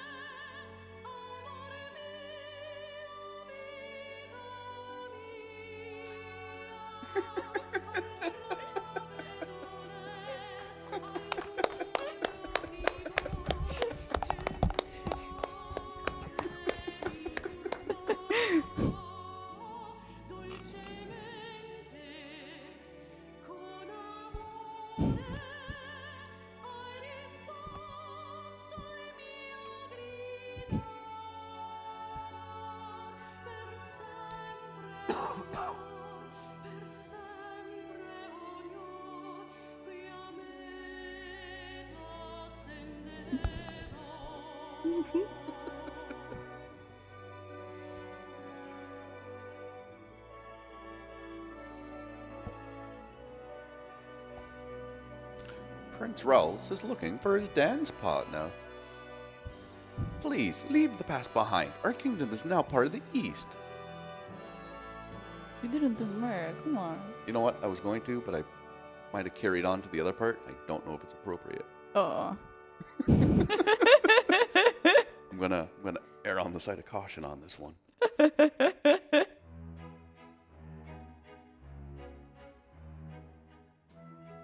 One, two, three, 1, 2, 3, spin. 1, 2, 3, spin, spin, spin, spin, spin, spin, spin.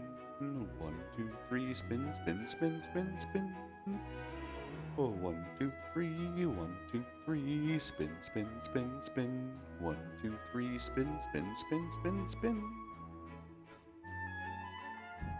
Good job, Pharaoh.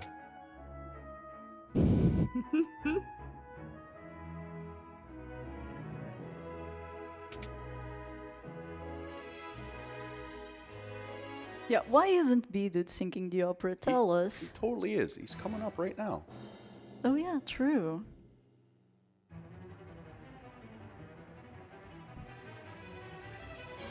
The Western survivors attack. Impossible. Attack. Belly rub. Purple nerf. Belly rub. Pinch the back fat. Belly rub. Belly rub. Pinch the back fat.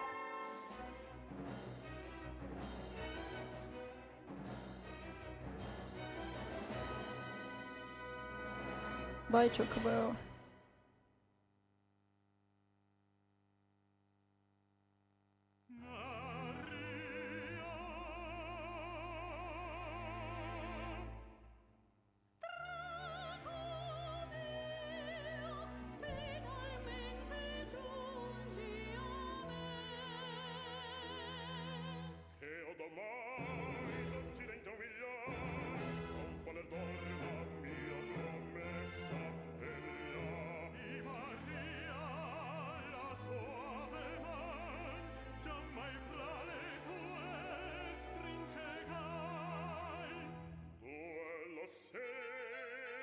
Hola, say.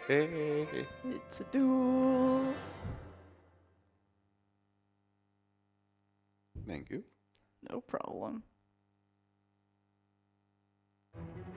But I might stop her with this.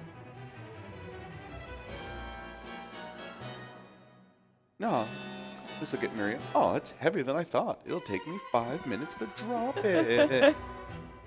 Quick, go to the right. On it. But first.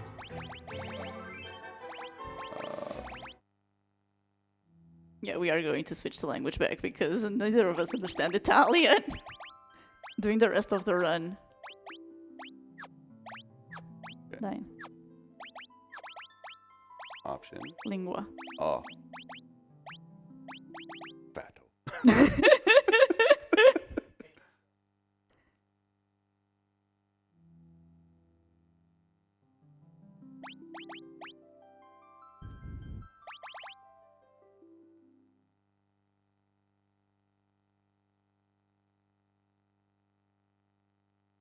So yeah, it would have been interesting to do the rest of the run on Italian, but I think we'd go overestimate if we did that.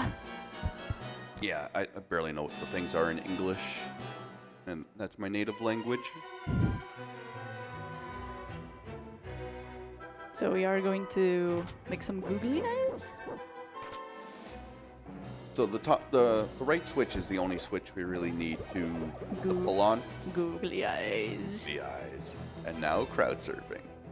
The other two are purely memes, but they are worth a really good laugh. I don't know why, like, we can just push Maria out of the way right here. Yeah, true. We missed by an inch. Yep. It's okay. I like Olsen and all, but...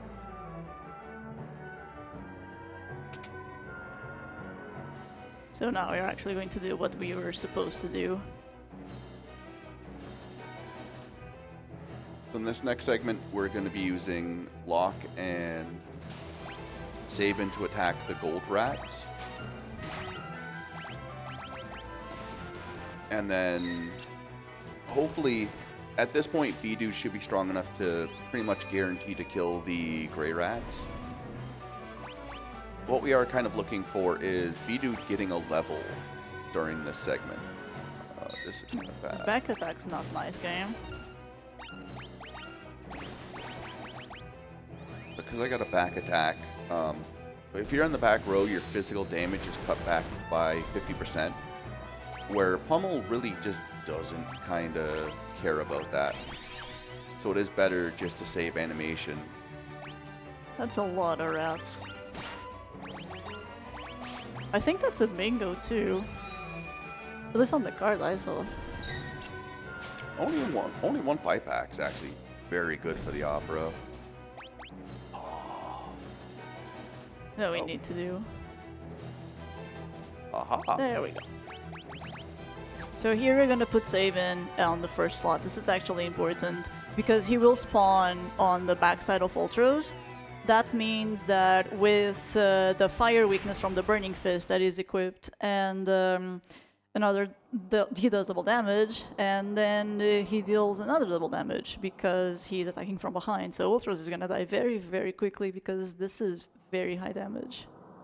Yeah, this Ultros is very weird. It has 2200 HP, and after 3 or 4 turns have gone by, it will move itself to a different part of the stage, not just looking left and right. Like, it'll occupy a different enemy slot, and when that happens, its HP gets refilled, and this will happen up to 4 times, and then after the 4th time, if it moves around, it just doesn't get the HP refill, which during casual playthrough definitely confused me a bunch of times. Sometimes the fight just seemed super easy. Sometimes it just seemed like near impossible. Yeah, so as you can see, we are doing Locke first and then Sabin for the double damage, and then Edgar in again, so he moves. And then, yeah, he should go down real quick. Bye-bye. Edgar's 25 away from a level. Oh, so close. That would have been nice there, because he would have got the extra magic from equipping Kate Sif. So this is G. He really likes Maria, so he's gonna kidnap me because I look like Maria even though I'm not Maria. And that's the end of the opera. I hope you enjoyed it. Round of applause for Pharaoh in chat. Matako, our beautiful rose catcher.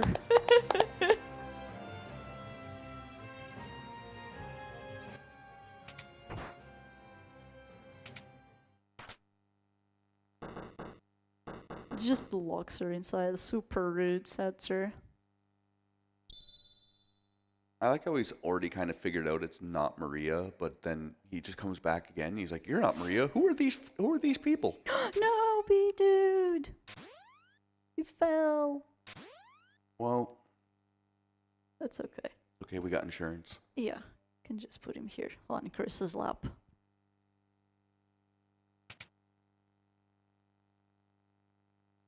So the whole plan was to have Celis look like Maria to attract Setzer. Setzer is one of the only people in the world that have an airship. You can get to the Kashalian Empire, their continent of Vector, either by air or by sea. We've taken boats everywhere else, but apparently we're allergic to taking boats this time. Or we just need to introduce another character. Either way, both works.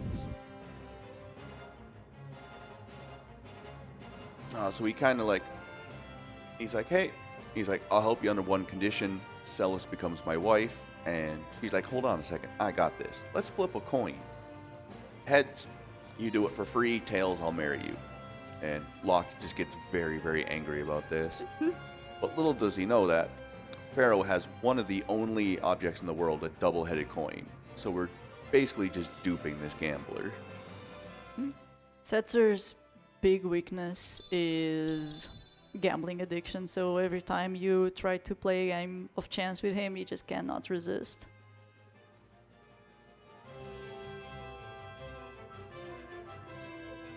Then this coin was actually given to Celis by Edgar.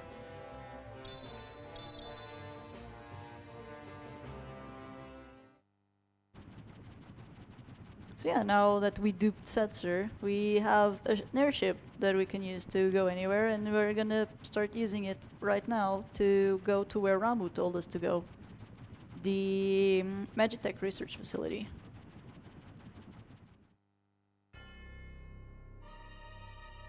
I still love this scene in Mode 7.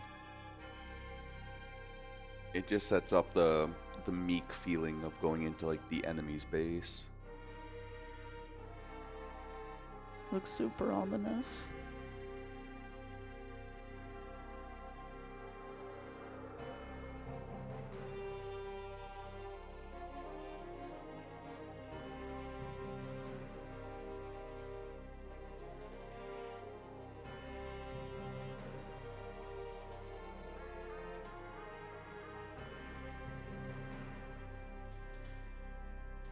So coming up, once we end up sneaking our way into the Magitech Research Facility, is what I would consider the first really difficult boss of the run. And it's not really so much that it's intricate. Much like every other fight, it's just holding X.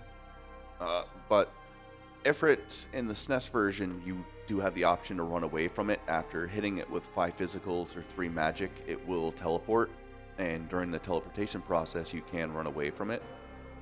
Obviously, in every other port, they fix that. In Pixel Remaster, we talked about how they changed a couple of the enemies. What they've also changed is a lot of attacks are not HP thresholded anymore. So Ifrit, much like very other scary enemies coming up down the road, can use their most powerful attack right off the bat. Really nothing you can do about it. So with Ifrit, if he ends up using Blaze or Fire 2, there's a good chance if we use Fire 2, we're definitely dead. The game, we're quite underleveled at this point. The game expects you to be level 15, 16, and even though that's only 4 or 5 levels higher than what we are now, the HP growth you get is one of the big kickers. That, and we really haven't bought any defensive equipment. We've pretty much just been using everything we found along the way. So we're taking a little detour, grabbing any elemental saber will add +2 magic. So Edgar and Celis will just get a little bit stronger. Celis especially, once we throw on the Magus hat for +5 and then the white dress for another +5. It's a really easy way just to pump a bunch of magic into a character. So Celis with Elemental Saber, Magus Hat, White Dress is sitting at +12 magic over base, which is a very significant damage boost. Especially once you start factoring like double earrings and hitting an elemental weakness.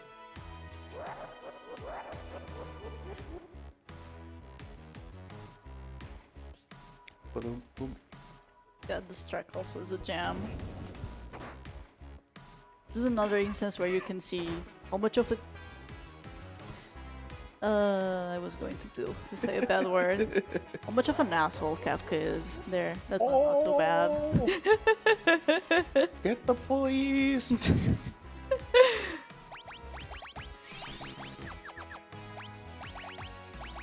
Because the goal of this entire facility is grab the espers that they captured, suck all of the magic from them, and then toss them aside.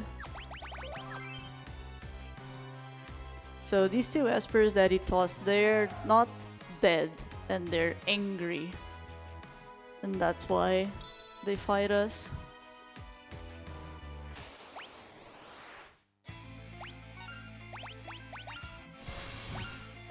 Yeah, we start with Kirin, Q Blizzard on Celis because Ifrit is weak to ice.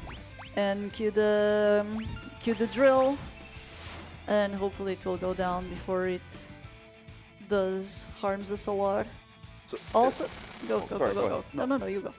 this is a kind of a prime example on how just a little bit janky the battle system is, especially with these long pauses of just everyone staring at each other as the game decides really who should go.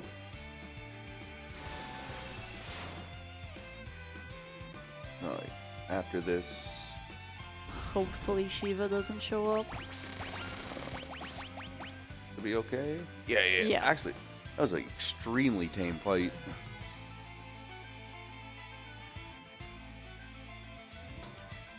For some reason, we don't know if this is accurate or not, but the regen ticks from Kirin seem to really cut down on the amount of counterattacks that Ifrit will do, or just really any enemy in that situation.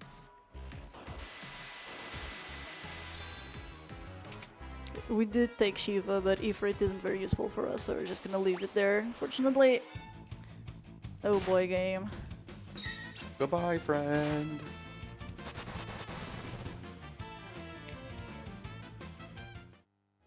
There is one encounter you do need to be worried about in the staircase, and it's the triple trapper fight. I've learned so much about that enemy just playing PR, because you never, in SNES, it's not a risk. That thing can cast level 5 Doom, level 4 Flare, level 3 Muddle. I have had multiple party wipes just from getting a back attack from them, and them just destroying my party very, very quickly.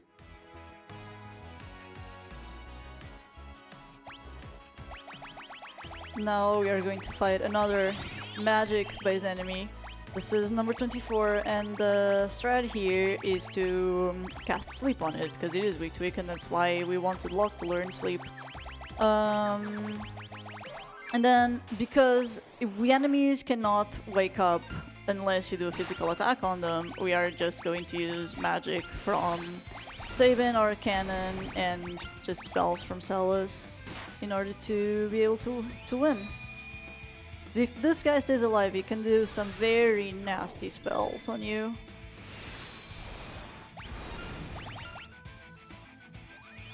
Yeah, Sleep is nice. After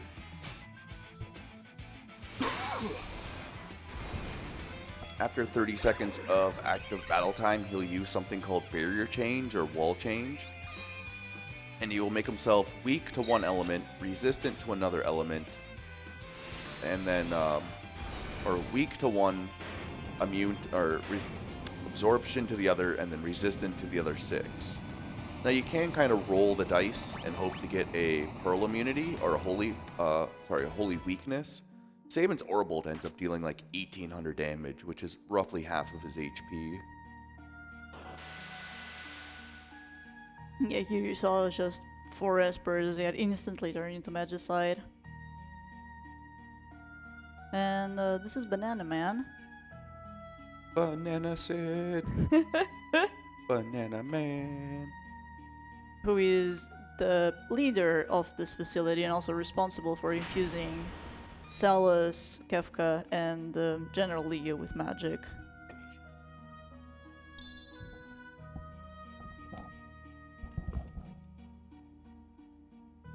So he does recognize me. Also, Kefka just showed up, saw that we infiltrated the facility and that Celis betrayed the Empire. And our response to this is Kefka accuses Celis of actually luring us into a trap. And Celis is like, no, I'm here on my own volition, so I'm just going to protect them for once. Beams everyone away. And Sid is going to allow us to escape from the facility because he likes Celis more than Kefka. To be honest, that's not too hard. Kefka is not the nicest person in the world.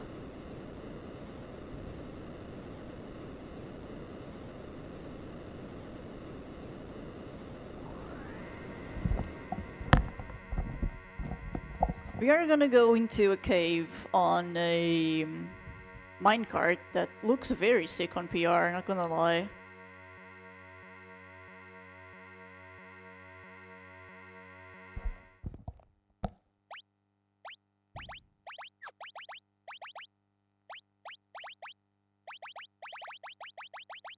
Just going to readjust equipment here, give Locke to Flame Tongue, and give Phantom to Locke, Catoplebus to Edgar, and Bismarck on Sabin, so they can learn new abilities. Wait, say that again? Caboplovus? Catoplebus. I have no idea if that's supposed to be pronounced that way. That's better than anything I would guessed at. Shoat. Yep. Yeah, on SNES this Esper is Shoat. called Shoat. Much easier to go by. Yeah, all of these are are 4 of the Espers we just got on the cutscene. So Phantom is a very interesting Esper that is also very useful. It casts Vanish on the entire party, and Vanish is a status effect that is actually beneficial because it allows you to dodge every single physical move, which is going to be very important for the next big fight. So hopefully we can keep Vanish throughout this entire cart ride. Ideally, if Edgar is level 13, with getting the extra level under Kate Sith, you can pretty much just put the other 2 characters in Defend, and Flash will take care of the whole minecart for you. Since we didn't get that one magic, and it kind of sounds silly, but that one magic just pushes you over the edge to where Flash is a consistent kill. These blue guys have 420 HP. Right now our low roll is around 411, where that one magic puts our low roll at about 422. So we're overkilling by 2 HP.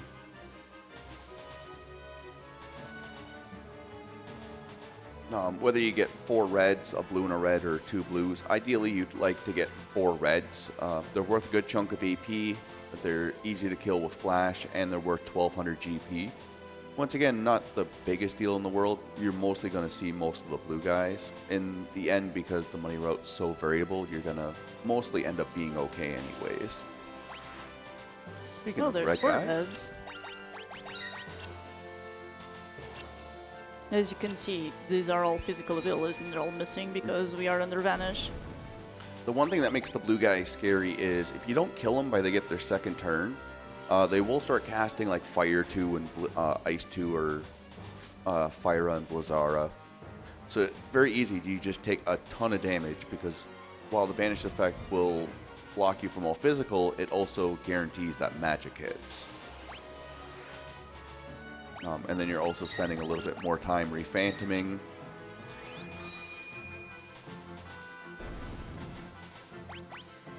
Pretty nice minecart so far. Yeah, this is smooth, but it means nothing if this guy decides to say no. Yeah, it's true. I have seen runs die to this boss before.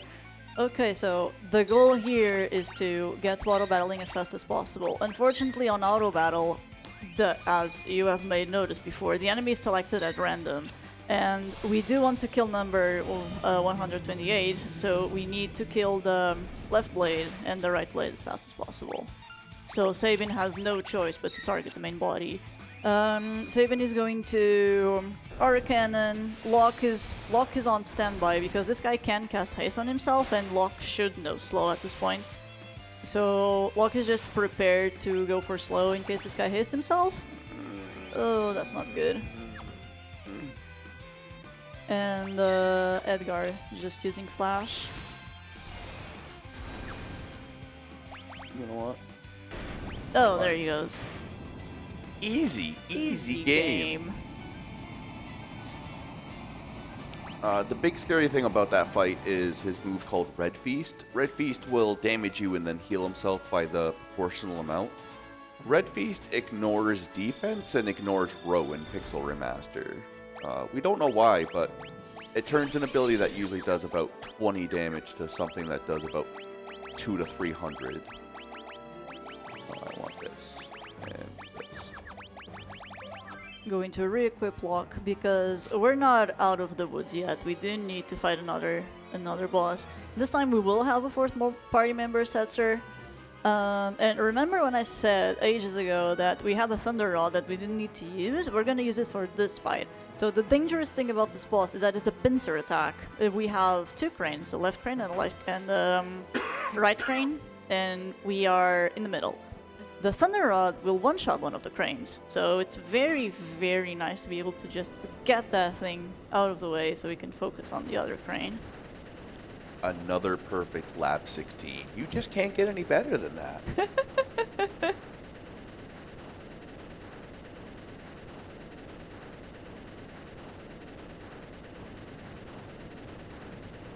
We are also going to have Locke try to steal from the right crane, see if we get something nice out of it.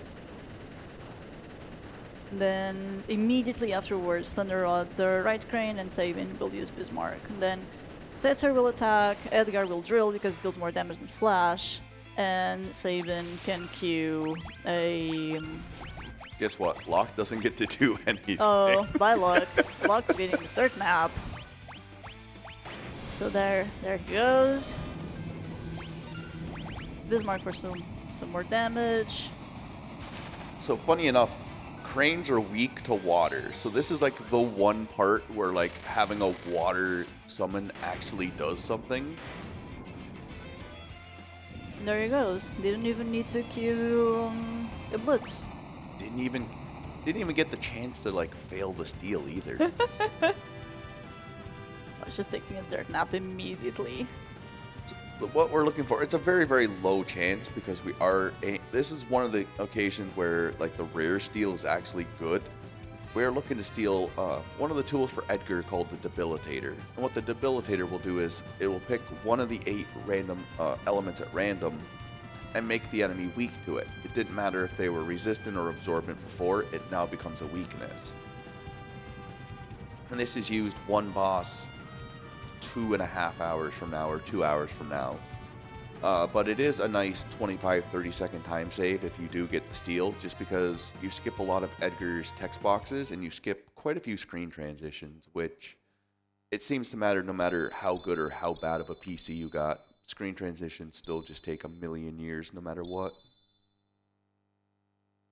Alright, so this is a pretty long cutscene. But Taco, you haven't said anything yet. Do you want to say something? Yeah, what a pleasure it is to be here in the presence of the mighty. Did you like my flowers? Yeah, I mean, like, I wasn't initially prepared for that, but I think it's... in the entire week, it's probably the nicest thing that's happened to me. Well, of course, I mean, we can tell people about some of the things that we've got going on. We've got obviously some big milestones, so we are nothing short of something like 14,000 away in this entire day of getting the last milestone madness met. We've obviously got some of the other events that we can tip top on, so we're not but $1,200 or so from beating ESA Summer Online from 2021. Don't forget Speedrun.store. You want to buy a shirt? Yes, you do. It's like 229 krona to get a shirt. $8 of each sale is going to be going directly towards El Sommerfonden, and it is a limited event shirt, so you can only get it up until the end of the event. You can get them live here on site. You can get them online at speedrun.store. Yeah, I'll let you know if more things happen as we go. Thank you. Oh yeah, we can talk about how... When an Espa and a woman love each other very, very much, they go dancing into the stars. And when they're done dancing, they create a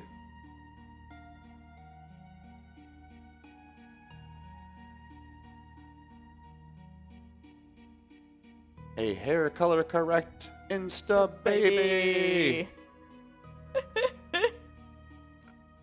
So what we're doing is we're chosen a name for it. Sitar Heroes. Isn't it beautiful? I forgot we named them Sitar.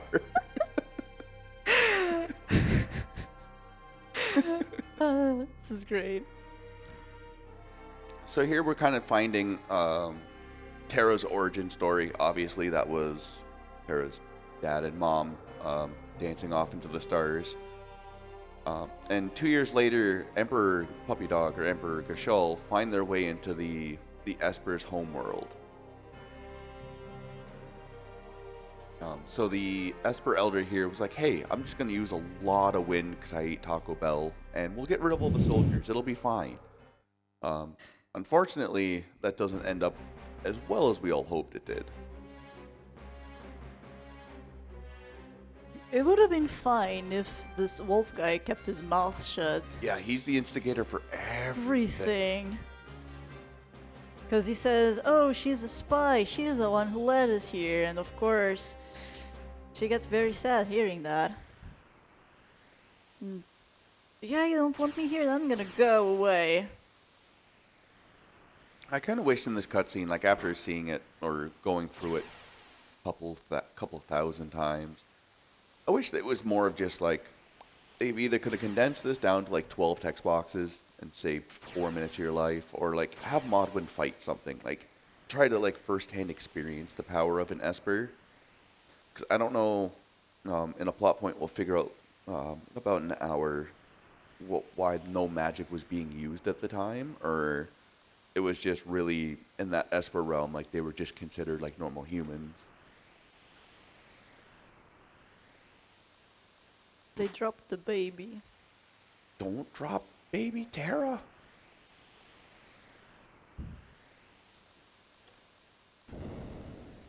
It's getting chilly. So here we get Terra back in our party. She's unlocked her character's specific ability, Morph. So Morph is an ability that's timed. It's dependent on how much AP you've accrued. After 7 AP, you can use Morph, but it's not going to last very long. And Morph gives Terra a lot extra magic, even though it's a timed ability. If Terra could keep her Morph until the end of the fight, she would be a very broken character. But and although we are not going to use her until the end because of the downside of Morph, it is still very useful for a while still. Yeah, Morph universally doubles all damage Terra does and reduces damage done by magic by 50% that she receives. I'm gonna buy some more smoke bombs. Can't never have enough smoke bombs. Thank you. So in this case, we are going to make a party with only Terra and Locke, and this is for a small grinding segment on the way to the next location. We're gonna put Hermes sandals on Terra so she gets haste. Locke is naturally fast. And we're gonna go to the next place where we are going to remember the 24 holy waters that we bought a while ago. They're gonna be useful now.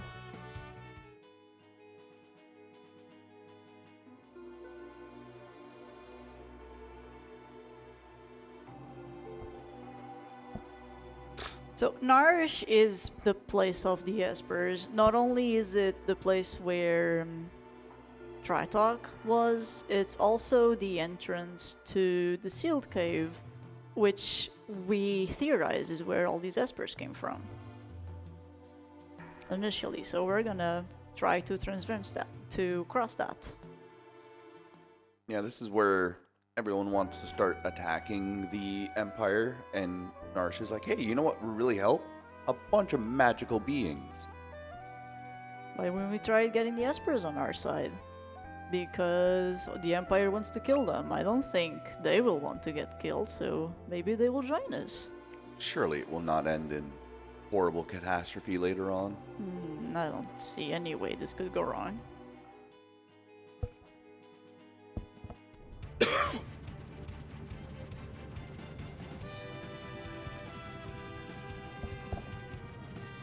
Okay.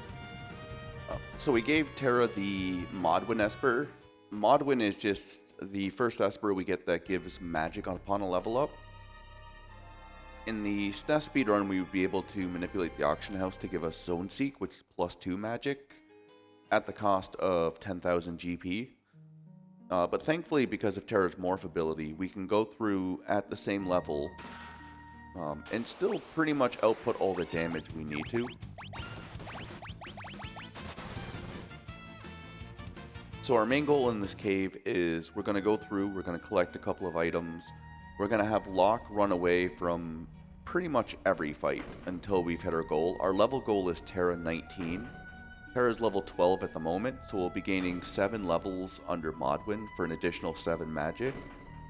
And then on top of Elemental Saber, Magus Hat, White Dress, double earrings.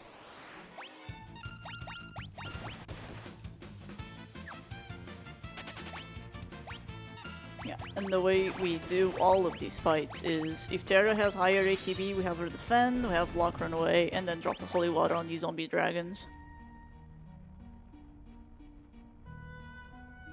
Just instantly kills them. It is quite the track still. Oh, that's not nice. Oh, Yo. that's really not nice. Can I, You know what? Thank you for doing that. Bye-bye. That was a little spooky.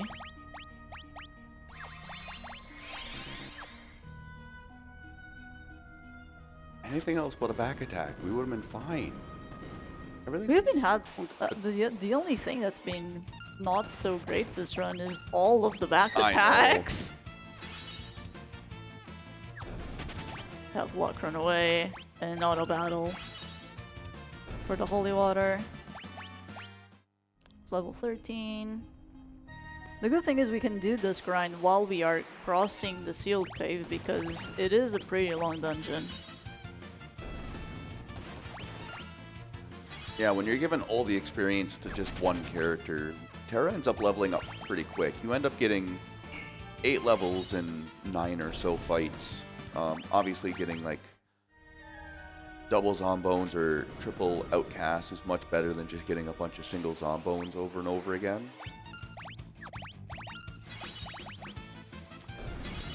Thankfully, before the next fight, we do get a full heal.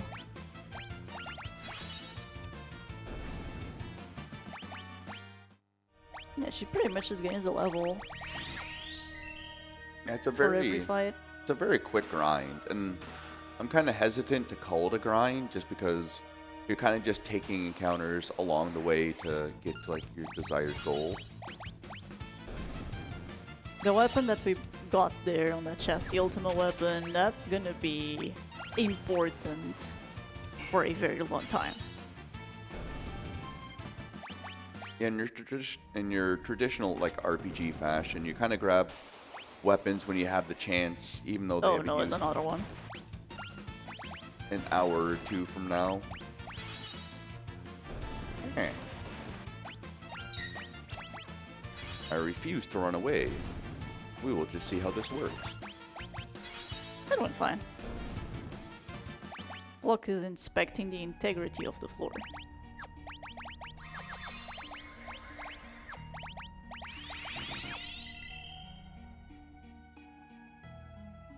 Alright, last room.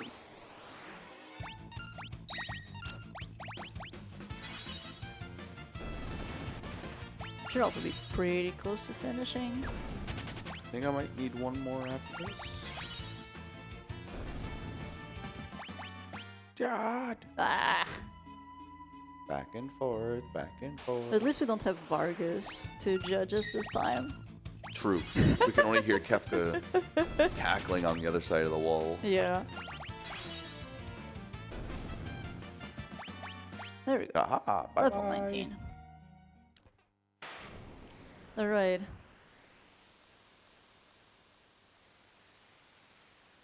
So here we end up going to finding the magical gate to the Esper realm.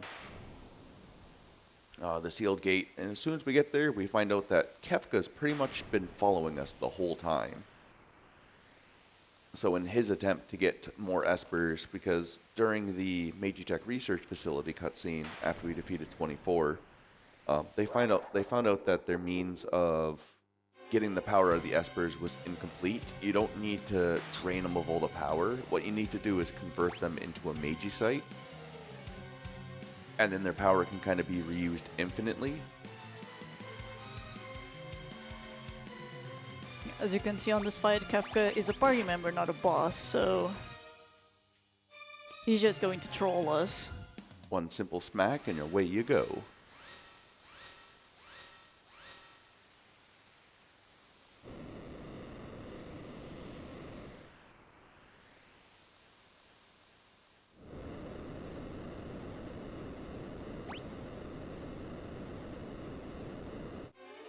So yeah, the door is open and a lot of espers come out of it. I like that the first one is a pretty strong one, it's Bahamut. And then on the inside there aren't very strong ones left. I think like Binrir or Shiva pop out twice. Yeah. Like Zone Seek pops out and it's like, don't worry guys, I'll cast Shell, everything will be okay. So yeah, although we did try to open the sealed cave, it closes itself again. Yeah, you can make. Some people think it looks like a skull. Some people think it looks like a key to a skeleton key. Yeah, I do think it's like a key.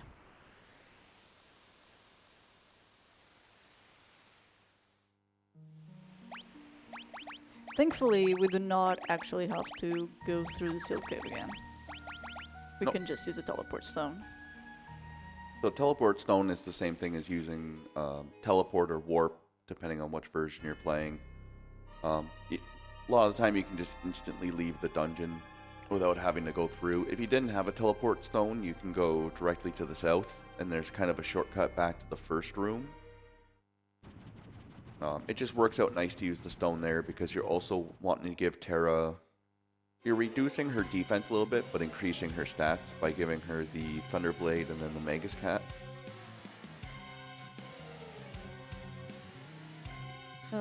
If you want to say something, Matako, go for it. Yeah, I always thought that was a tree of life in the stone wall. Oh. Well, we do have a $10 donation from Shimizu-san JP. Says, thanks a lot for this great event. Groove Coaster is the best. I sincerely support you from Japan, and that is going towards making the Japanese on the language bid war for Redfall Hollow Man. Thank you. Yeah, the espers are angry. They cause our ship to crash. Just got a brand new car. Didn't even get it off the lot. Yeah. Went around the corner, 4 flat tires.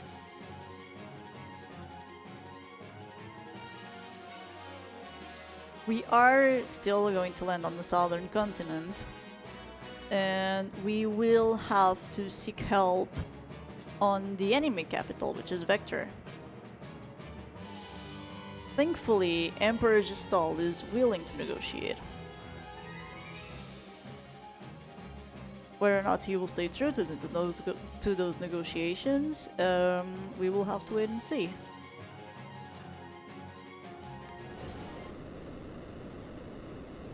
So, because I am below 88 magic, I will need to use the refreshment service. Oh, that was a little bit of a rough sealed cave there.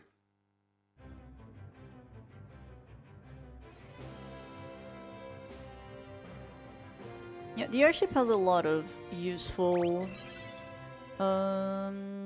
NPCs. You have the one that heals. You also have a shop, very basic shop, but still something. I don't know why PR always just auto dictates to the answer you don't want to do. Like, just put me on yes, please, for like 99% of the game. So he's like, do you want to ride this chocobo? Nah, dog, I just came out to this forest to see how you were doing. But we want to hear your beautiful voice again. My voice is getting rough. Oh, sorry.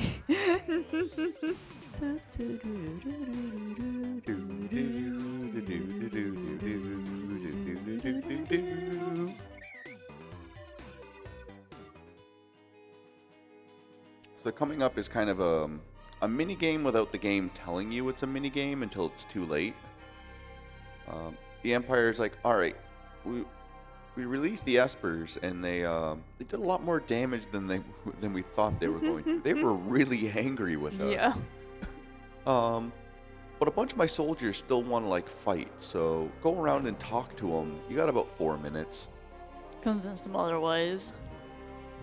Yeah, Gestal doesn't want to fight anymore, or at least that's what he says. So he says, okay, we're not gonna fight, but you still need to convince my army that it's a bad idea to fight, and then we can open public negotiations.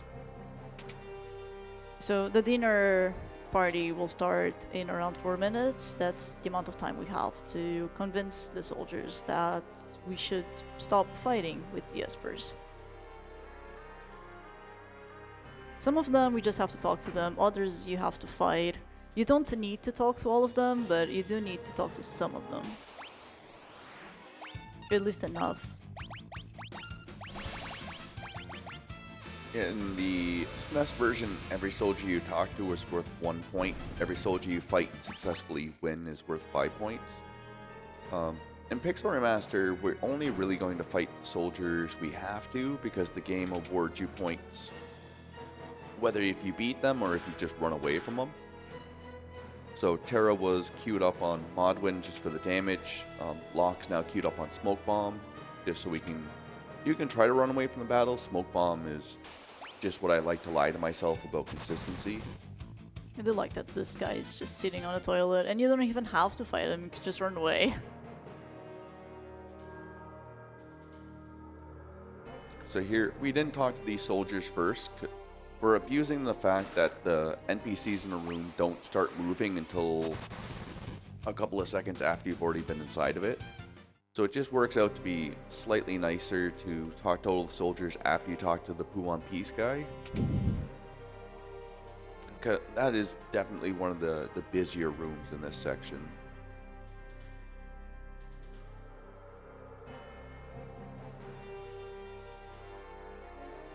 Yeah, it's interesting that the ones that don't fight are the majority, and they're the ones that one don't like Kefka or two don't want to fight, and the ones that do want to fight is because, oh, you're the returners, I hate you.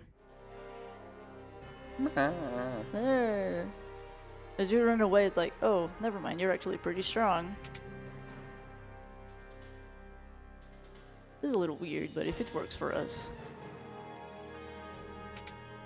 we're happy with it.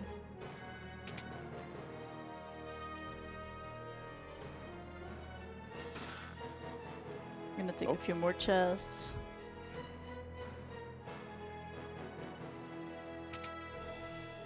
I think we should be pretty close to done for now.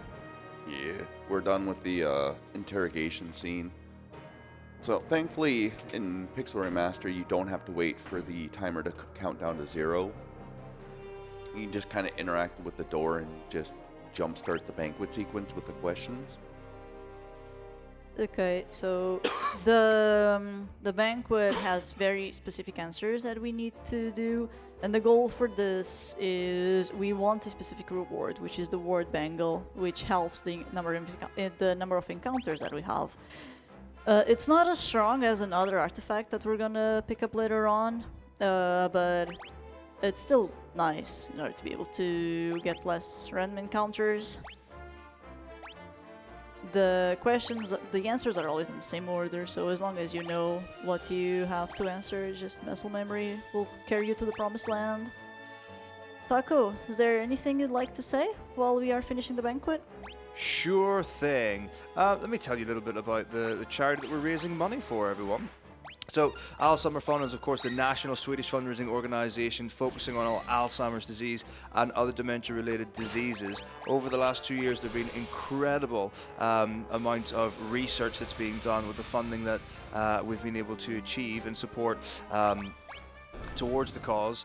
So we've got a disease-modifying drug against Alzheimer's. We've got there's a protein thing that they've got, which is potentially reducing up to, I think it's 30% of the effect of Alzheimer's, and they've got testing that people are able to do as young as 30 to be able to go through different things to find out more information to help prevent being affected by this, because of course it's not just the people themselves, it's the families and friends and people around, and as we say, it can be as early as your 30s when the signs can start to kick in for that. So every donation does make a huge difference. It is a wonderful cause. It does affect a lot of people across the world, and anything we can do to make people's lives better is just a good thing to do.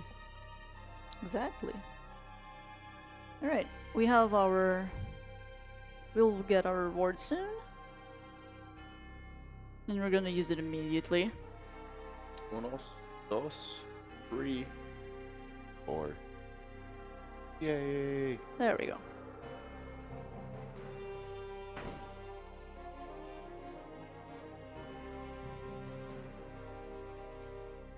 So it looks like the Empire has kind of turned around on the world.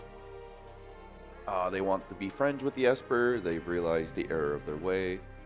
So they send us with their best general, General Leo.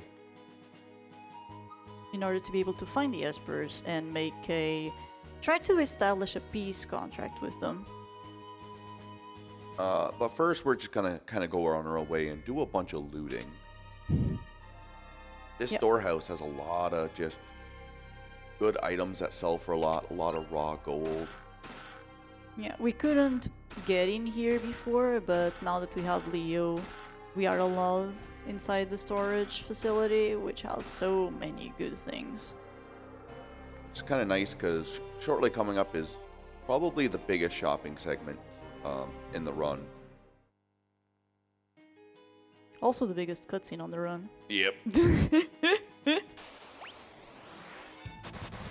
We put the war bangle, unfortunately it doesn't cut encounters to 0, but it's still nice. Only 1.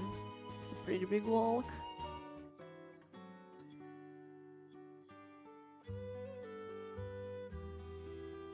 So this is still a pretty simple shop. We're just gonna buy something and immediately get into the boat. Oh look, Salas came back. Wait, I came back, and we have someone, question mark.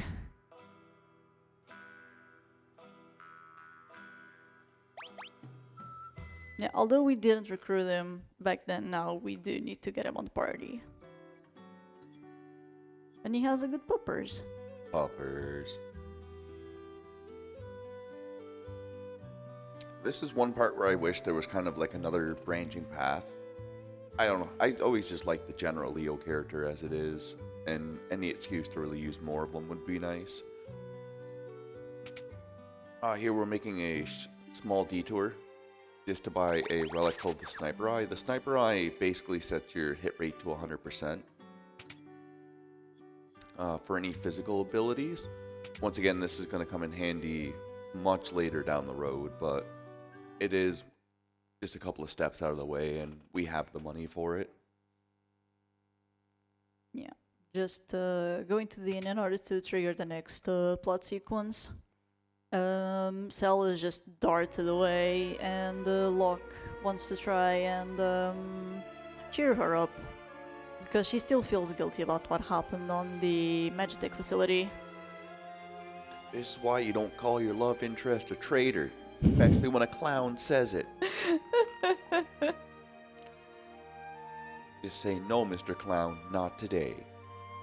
I can't say anything, otherwise the game is gonna hate me again. Make you suffer. You know what? I deserve to suffer at some point. This one's been going pretty smooth so far. I think we're both suffering. 2 more hours left, baby. Oh boy. It's a Mario. I mean, what? So yeah, we go on this boat. Because it is the fastest way to the next location where we think the Espers are hiding.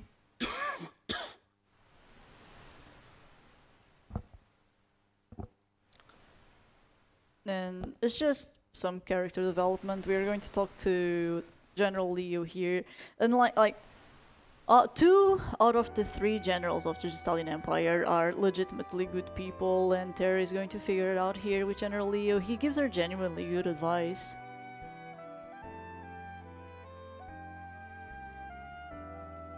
I just want to know what love is. Yeah, because this is the first time in her entire life that Terra has been actually free, so she doesn't really understand emotions and feelings all too well. Which is the bigger part of her character development on this game. It is very wholesome, and unfortunately we're not gonna see the conclusion of it all because it's very slow. I think Terra is the slowest character to recruit on the second half of the game. Her cyan. Yeah, that's also pretty slow. So if you ever want to see that, Dine also does all characters in Esper's run. Just saying. It's kind of nice that like grabbing the extra characters and the extra Espers is only about an hour or so slower than like an any % run. Okay, Matako, you have to help us out here, because this cutscenes take forever. All right. Well, I mean, I guess we could try and like, I don't know, release some things that don't exist in the world and try and build excitement around that. So we've got 2 milestones so far that are still open in the tracker that haven't been met. We've got the Dark Souls Rescue Sif incentives. You can donate, and you get to like see the big dog and the baby form, and it's very cute in the darkness and things. And there's like a circle like icon, and it's beautiful to see. So that's like $8.92, 48 cents out of 1,000. It's practically made. Someone just donate like $100 and we'll get on with it. King's Bard softlock ending is open to encourage, and we can get the task to softlock at the end of the game. That's only at 66 out of $500, so we still need about 450 to get that met. Now, obviously, we've still got another, at least 12 hours of speedrunning left to do, maybe even more. Quite possibly, we might need to have just maybe another incentive or two to go into the tracker. So maybe if we get those two met by the end of this run, you might find something new and exciting that could be added to the marathon. So get your donations in, and maybe you'll find that out soon. Okay, welcome to Thamasa. This is a completely inconspicuous little town that has no secrets whatsoever. And we are going to name 2 fine new characters here.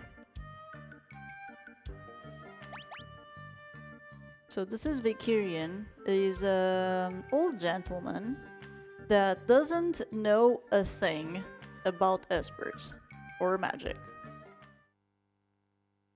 It's obviously a little fishy. And this is her his darling granddaughter, which is only for head pets.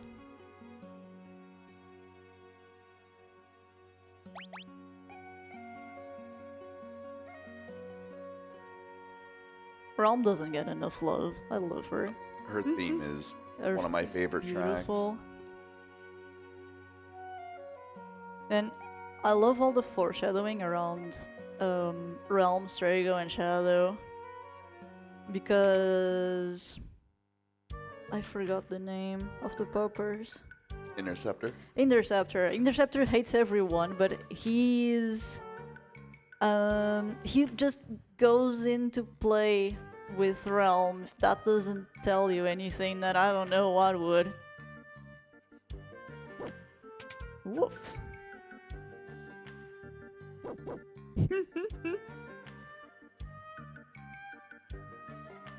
Now, surely we can afford this inn that's only like One kill. I don't know whoever would never not have enough money to. Oh, never mind. So, on the SNES run, I got here with no money to afford the inn. It was very funny. I was all happy I had perfect money for the rod shop, and I was like, oh. Yeah, that rod shop hasn't happened yet, but it will soonish. So Strago comes and wakes us up in the middle of the night, asks us for help, because Realm got in trouble. This is what you get for storing too many fire rods in one place. So let me explain the burning house real quick. So each room has these little fireballs that move randomly. You can skip them by running past them as move, but it's pretty inconsistent even for someone as good as Dine. Locke if we do have to fight something, we do have a few spells that will help us. And yeah, you can see that we did get that Strago just used magic. Unfortunately, in this town, they haven't used magic in so long that it's actually pretty weak. So they can't do much. Here we have to go inside with the house in flames and try and save Realm.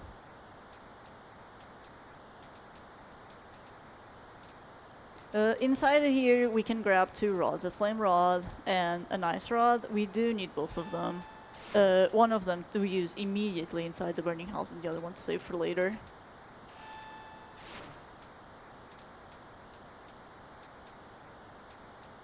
Taco, is there something you'd like to say? Yeah, so I mean, we've got good news and we've got bad news. The Oh, bad no. news is that I'm going to bed really soon, and the wonderful Nordic Soy is going to be taking over hosting for the rest of the run. But the good news is we've just had a $1,000 donation. That is huge.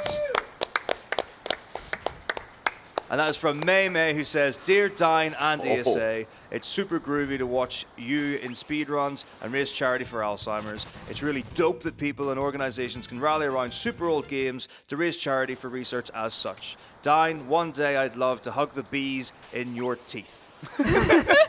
Love, May May. I don't know what that's about, but I'm going to get out before I find out what's going on here. So have a wonderful time, everyone. Enjoy the rest of ESA, and I will see you all soon. Thank you, Taco. Have a good night, Taco. And thank you, May May. Thank you very much, May May. You are way too much of a generous individual.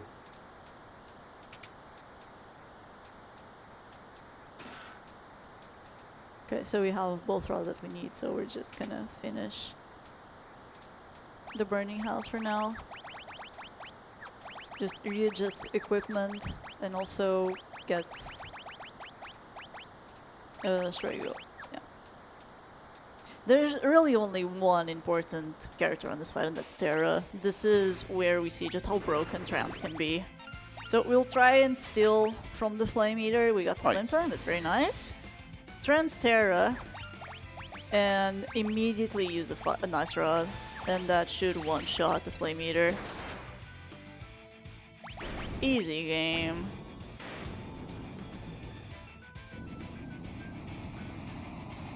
And this is because the rods are very powerful by themselves, and then they use Terra's Trans magic stat to calculate damage, which is it's just multipliers and lots of damage. Yeah, if it wasn't capped at 4.9, you'd be doing about 15,000 damage.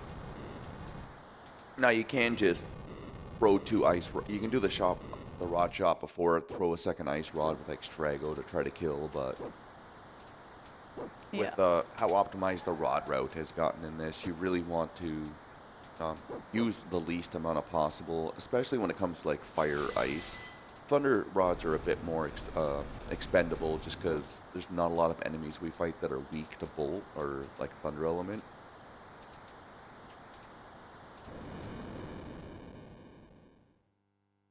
So here we defeat the smoke by throwing a smoke bomb.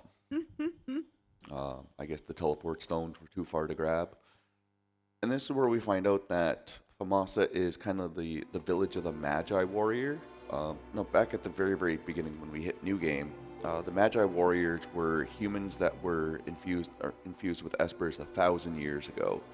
And it's what started the War of the Magi, and it's what basically put the world and took a couple of steps back technological wise. So after the war happened, all the Meiji warriors were kind of hunted out, so they all kind of ended up in this one little secluded island. And then just over generation and generation, their power got weaker and weaker. Now Realm is also a descendant of the Meiji Master, but she doesn't have like blue magic or something like that. Her magic resides in painting. It's very unique. Sketch is infamous for being a very broken ability, but in lore, Realm's drawings come to life, which is very whimsical, but also goes hand to hand with her character. Yeah. Now, Realm does have the highest natural magic stat out of any character in the game. It just kind of sucks you get her so late, and she doesn't have any just natural magic she learns on her own, kind of much like what Terra and Celis do. Yeah, we're gonna do big shop here. We're gonna sell a bunch of stuff in order to be able to get around 120k gil. And we're gonna buy a piece of armor, Gaia armor, and then we are gonna buy all the rods. All the rods. And this is enough to carry us to the end game. We will have to grab a few more rods later. Look at him go.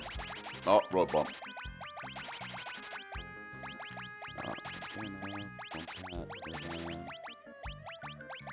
Tempo.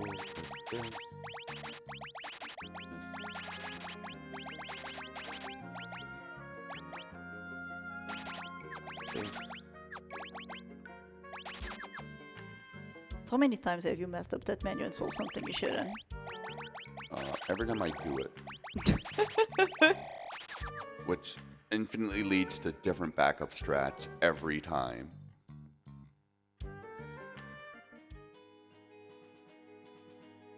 Alright, now we're gonna go from Tommaso to the Esper hideout, which obviously is pretty close.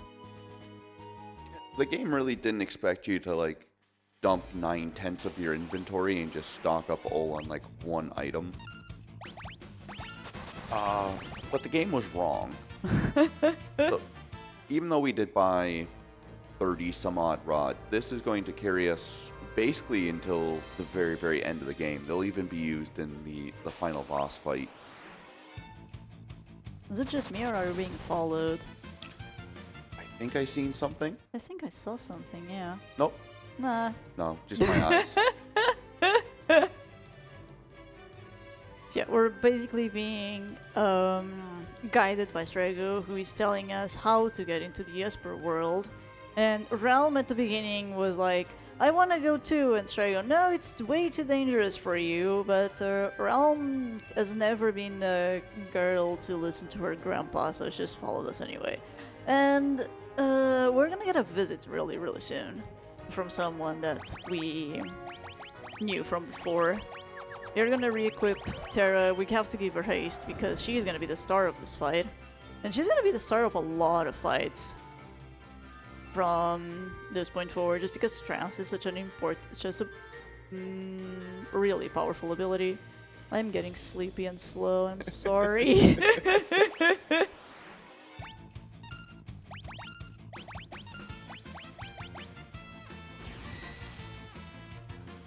So yeah, this guy has 22,000 HP, which is a lot.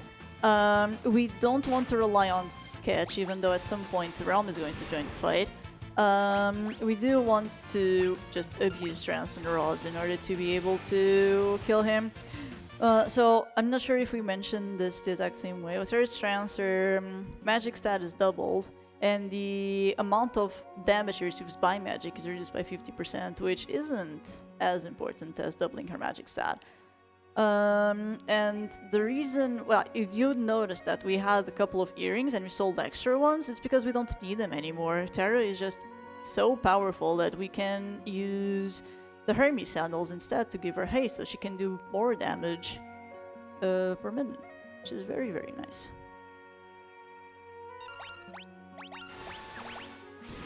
Nice. Skip the dialogue. Nice. Yeah, the key for Terra having haste in that fight is if Ultros gets his second turn after you've dealt 12,000 damage to him, he'll buff himself, like Burrow was saying, go through a very long dialogue about how he's so sorry and he knows what he's doing.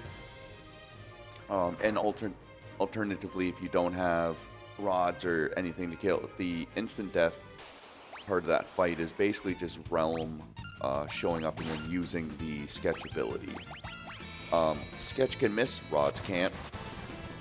So just going for direct overkill is always going to be the faster option. Plus, if Sketch does happen to land, then you sit through a good 30-45 second cutscene of Ultros calling himself a dumb octopus, plus the Sketch animation. So yeah, we found a few Espers, and this I think is the start of the infamous Tommaso cutscene, which takes a million years. So Nordic, if there's anything you'd like to say, please go ahead. For like 10 or 12 minutes, the floor is all yours. All right, let's see. Maybe I'll just read the entire charity reads now. No, I do want to remind everybody what we're here to do. I mean, first and foremost, this is ESA Summer 23. We are Europe's premier speedrunning event, and we are here to raise money for Alzheimer's Fonden, which is the national Swedish fundraising organization that focuses on Alzheimer's disease and other dementia-related diseases. And look, just like that, the timing is perfect. We get a donation in. We have $20 that just came in from Nightshade, and they said, "You're really killing my cards with your stellar gameplay. Bingo, bingo, bingo, bingo, bingo, bingo, bingo." And I've almost lost it at bingo. Keep it up, buddy. You are killing it. Thank you, Nightshade. Thank you, Nightshade. But aside from that, this is the final day of ESA. Boo. We want it to go on forever. But because it is the final day, it also means it's the final day that you get your chance to get your hands on that charity T-shirt. I know I've got mine. I know a lot of people have picked up theirs. Guilty. If you are here at the event, go and pick one up for yourself. It is, it's a great T-shirt. It's got a great design on it. Everybody's here. Everybody's together. And, if you're here in person, that shirt costs 229 kroner, and 79 kroner from every shirt gets donated to Alzheimer's Fonden. If you are at home, you can go over to speedrun.store to pick that up. And it is a pre-order, so just know that shirt will get sent out to you in about 4 weeks. But a portion of every sale goes right back to Alzheimer's Fonden on those shirts. So head on over to speedrun.store and get your hands on one of those before they aren't available anymore. So that was an ominous laugh. Turns out, unexpectedly, that everything Emperor just all told us was a big fat lie. Oh no, egads! Gads!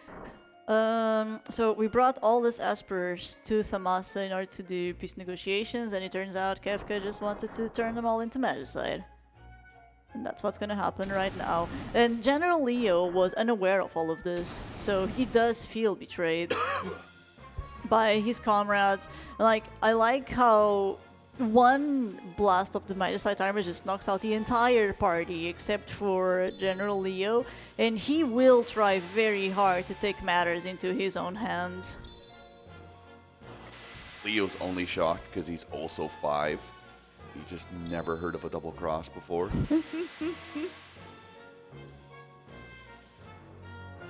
Yeah, Kafka is just a big bully.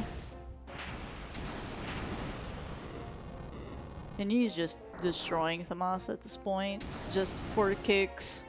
Look, we bought the rods. We're okay. The fire rod's burnt down. We're good. Let's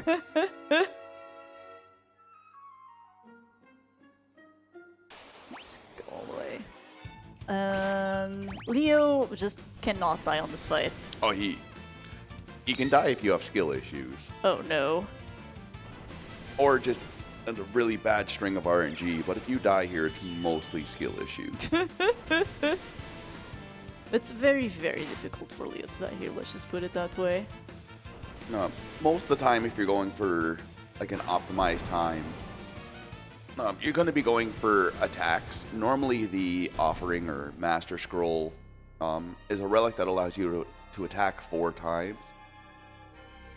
And in doing so, disables crits. In Pixel Remaster, you can still crit.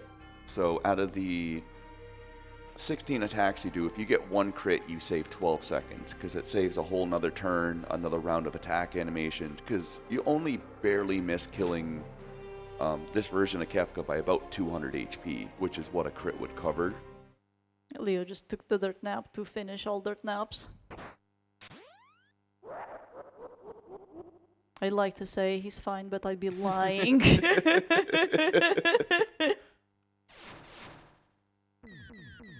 So the Espers that were holed up in the sealed cave now feel that there's something wrong going on, so a bunch of them are leaving now to help their friends, which just ends up fueling Kefka even more, because now he gets more little tic-tacs. Espers.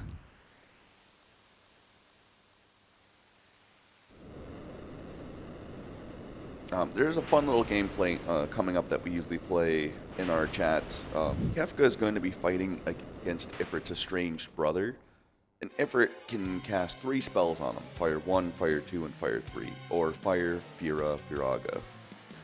If everyone in chat wants to guess, or everyone in the audience as well, how many of those fires will hit, it'll be anywhere between 0 to 3. And if you win, congratulations. We'll give you a little round of applause and thumbs up. And imaginary points on the imaginary leaderboard. Yep. We don't have the points or the leaderboard here, but you'll get retro paid.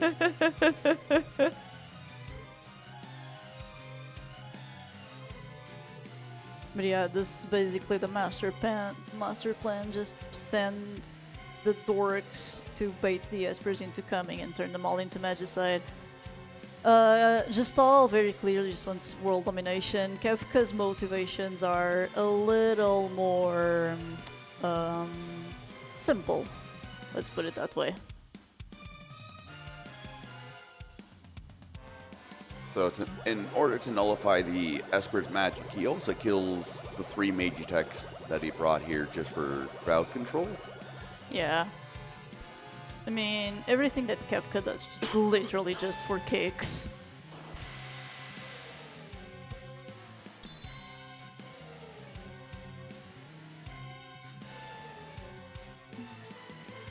Maybe once imaginary points, I'm really sorry.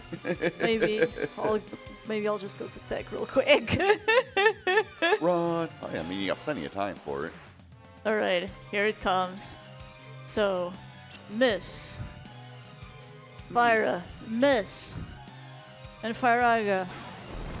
Alright, whoever guessed 1, congratulations. Whoever guessed 1. Woo! You're the winner!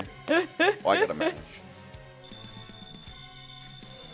So, on PR, it's always 1. On PR, Fyraga always hits and the other 2 always miss. It is random on SNES. It sucks. It's such a good channel point redemption. Yeah. So, while the cutscene ends, is there anything you'd like to say, Nordic? Absolutely. We've got $20 that came in from Umpax and says, shock every time. Let's go. Hey, Umpax. Thank you, sir.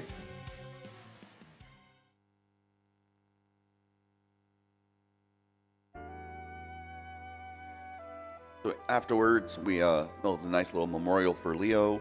For anyone that was a GameFAQs kid back in like 1996, we will be killing 10,000 Tyrannosauruses to bring them back to life. Don't worry, we've optimized the grind incredibly. Oh, this is the same tier of rumors that I grew up listening. Like, oh, if you go to the truck behind the SS Libra, you'll find a Mew. Oh yeah. And I did work very hard to get a surf there, but it turns out there was no Mew there. That is so sad. I blamed it on having the Spanish version of Pokemon Red. Because I also didn't have access to Missigno, which is very, very sad.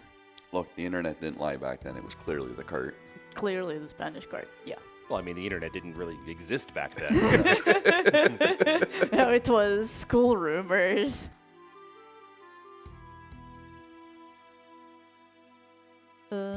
So yeah, here... No, go ahead, sorry. Don't worry, we've had about 12 minutes of cutscenes. We're getting ready for some riveting gameplay. Lots of mechanical explanation. Also, Realm wants to come along with us. Again, Realm wants to come with us everywhere. And for everyone that likes Strago, don't worry, this might be the route for you because we're really not going to use them again.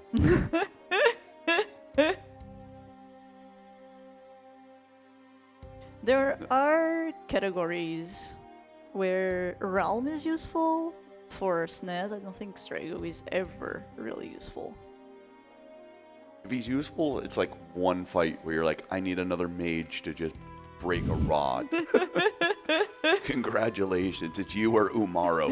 I guess you win by default. All right, everyone ready? Gameplay. Shit. All right. All right. I guess we really want to stay on Thamasa. Gameplay. There we go. Cutscenes. This, like, the whole middle part, like, this is a fantastic run. I've been running this game for 2.5, 3 years. I love this run. I love the game. I love the community.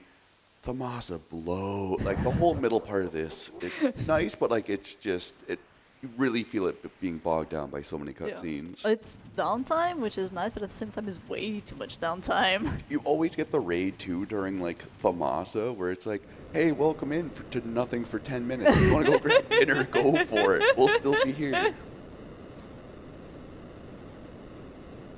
So, with all of the espers and all of the magic that Kefka has managed to gather, he's actually going to rise part of the land and make a floating continent. And this is where the warring triad resides. Doing this actually exposes them, which was Kefka's goal. So if you consider like mages to be tier 1, espers to be tier 2, warring triads like tier 100, they are the gods of this world. They are incredibly powerful, and Kefka, of course, also wants to take the magic from them. This is where Gestalt realizes that maybe Kefka is a little unhinged and needs to be stopped, because this is power that should not be trifled with. And although the Emperor Gestalt is aware of this, Kefka still doesn't really care. He wants all this power for himself. But thankfully, much like a 5-year-old looking to make his older brother angry, he doesn't start playing with him until we show up. He's given us like 14. He's got 14 minutes to just sitting there laughing. Yeah. So spoilers, we do use Strago. Normally in the SNES route, or really any other route, you bring Edgar, Edgar Celestera. But for some reason, not for some reason, I know the reason. Strago is just good. Aqua Breath is an insanely strong water/wind spell. It's got more spell power than like normal tier 2 spells. So it's good. He's got a very healthy magic stat to back everything. So we are going to be listening to this tune for a while. This is the IAF, or the Imperial Air Force. This is a series of fights back to back. You can heal between them. They're the 2 last fights you cannot heal between them. They are just a bunch of airships that are weak to thunder, if I'm correct? Yep. Yeah. And then you have another Ultros fight, and at the end you have the big airship. All of these fights are pincers, and these fights are infamous on SNES No Sketch because The good old days. it's very easy. You are so underleveled for these fights that it's very easy for you to just die here before you can even get a move in. So they hurt a lot, even though we have some levels. They still hurt a lot. So, but fortunately, we can heal between them. These fights are just gonna be handled by casting Ramu and killing whatever is left with Strago's Aqua Breath. I forgot to give Strago Bismarck somewhere. Oopsie. Oopsie. It's okay, we're not really gonna use him, so. Stupid Olsen. So, fight number 3.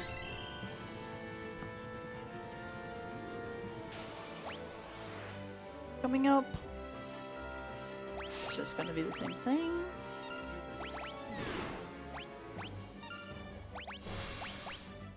So, do you want to go ahead, Nordic, with something? This is very straightforward. Yeah, absolutely. Just a reminder for everybody that we do have some more games coming up a little bit later today that need some incentives or some bid wars to be met. So, for instance, we've got Redfall coming up soon, and for that you get a language choice. Right now, Japanese is winning, but just. I mean, it's not. I think it's $1.50 in between it. Oh, that's nothing. So right now, the order in or the languages in descending order of where they are in monetary value. Boy, my brain's just not working yet this morning. Same. We've got Japanese in the lead with $11.57. German is following up in second with $10.14, followed by English and then French. So if you want to make that decision for the runner over on Redfall, get your money in for that. We also have a GTA 3 run coming up a little bit later on where... oh, no, never mind. We met that. Cool. We're going to see one-hit KO mode for that. Oh, nice. What else we got? We got Dark Souls coming up after that, so we've got a naming incentive there. That one's got a little bit further of a gap on there because Combustion for the name is in the lead by $300-ish. So that one, if you want to see another name for the Dark Souls character, you better get some money in for that because it's a runaway for Combustion right now. I spot something under the ship. It's a piece of bubblegum. It's a piece of hubba bubba I threw out after the first fight.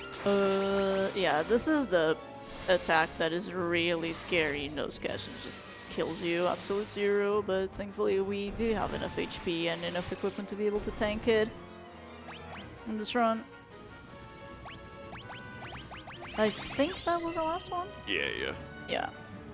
So, yeah, that's Typhon just peeking ahead and say hi, and he's gonna drop ultras on our faces. Ultros found himself a new friend. Yeah. So, after we are going to throw a flame rod, and he is going to summon Typhon or Chupon. And after that, we are going to actually target Typhon, because once you deal enough damage, you use a sneeze, and the fight ends. So here we put Strago and Celis into defense mode just because we can auto-battle all this dialogue.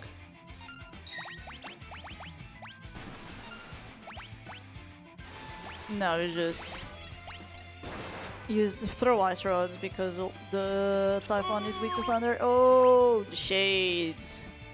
The cool shades.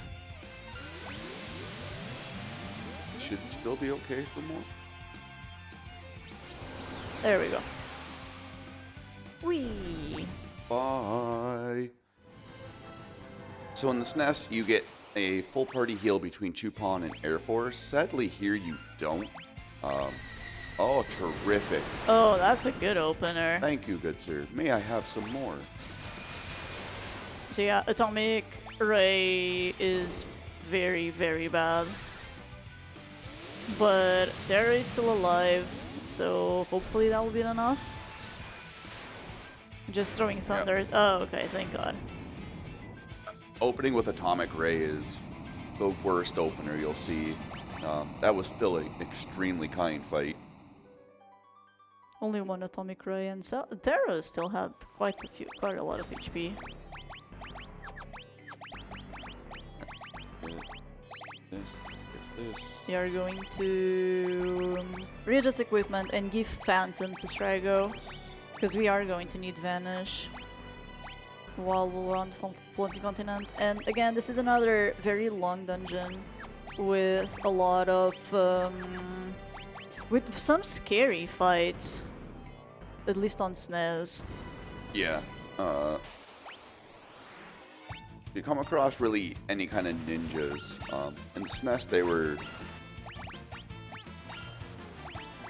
super scary. In PR, they're still kind of scary. Their schemes just do a boatload of damage. But thankfully, one of the nice changes for PR is you can pretty much smoke bomb really any normal encounter. So unrunnables like the ninjas or a GT Behemoth no longer pose a large amount of issues. Like, they still pose some, as in they can just hurt you a lot. So on the first fight, we set up Phantom because of this fight. We do need to kill this guy, but he only had those physical attacks, so Phantom makes this very free.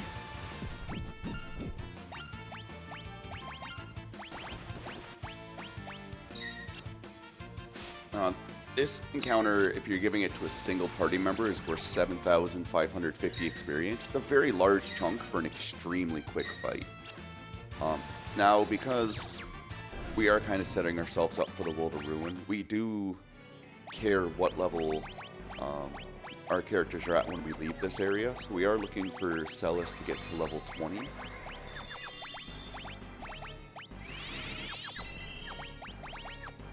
Terra will probably get to like level 22. Thankfully, because of just slight port changes. Cabal Toss or Shout is just extremely useful in this area. A lot of these enemies are not immune to being petrified. So being able to clear a full screen, that's a little unlucky. Oh. I have to kill him manually. Yo, alright, I got an idea. How about you not murder my people? He's certainly trying.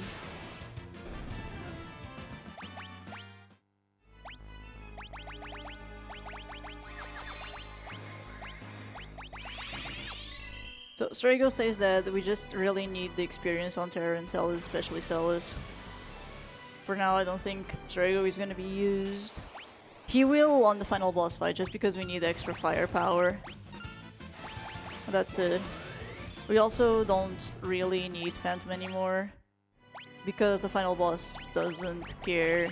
Its most dangerous attacks are magic, so... Yeah. And this upcoming fight is like second or third hardest fight in the run. Because Dine mentioned before that on SNES most of these fights and these enemies and these bosses had HP thresholds. This is one of the ones where the thresholds were removed. So it actually has a lot of very, very scary magic attacks, and you can just use them at will. On SNES, this is a very scripted fight that only ever goes wrong if you do something wrong, but on Pixel Remaster, you are just praying for your life. Bring back my scripted fights. Let my people go.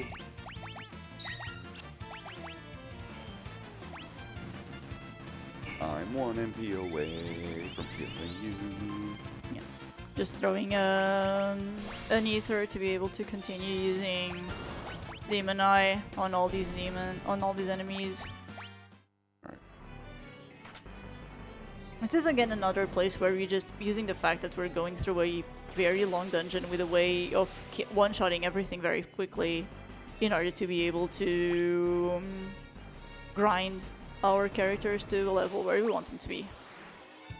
Oh, that was rude. Atma weapon is right there. I'll take it. I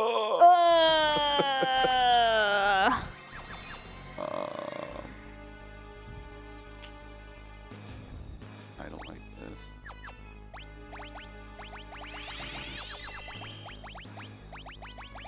Alright, let's give it a shot.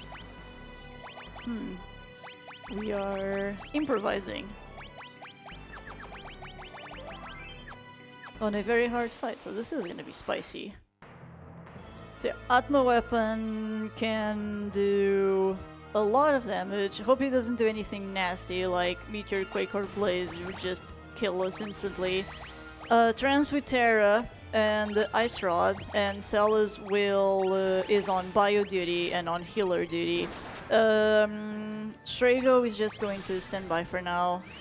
We're gonna wait until a certain point to be able to do Aqua Breath. It's happened.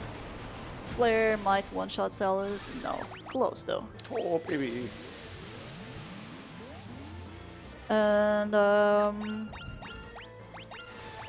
throw another rod, and hopefully it will go down soon without killing anyone. Uh-oh. Oh, 2 misses. Excuse me, good sir. Can you not kill my main damage dealer? Is that possible? Oh, thank God. Okay, so...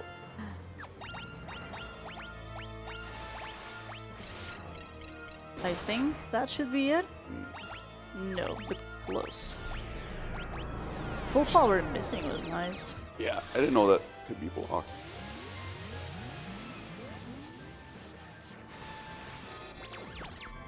There we go, okay. Nice.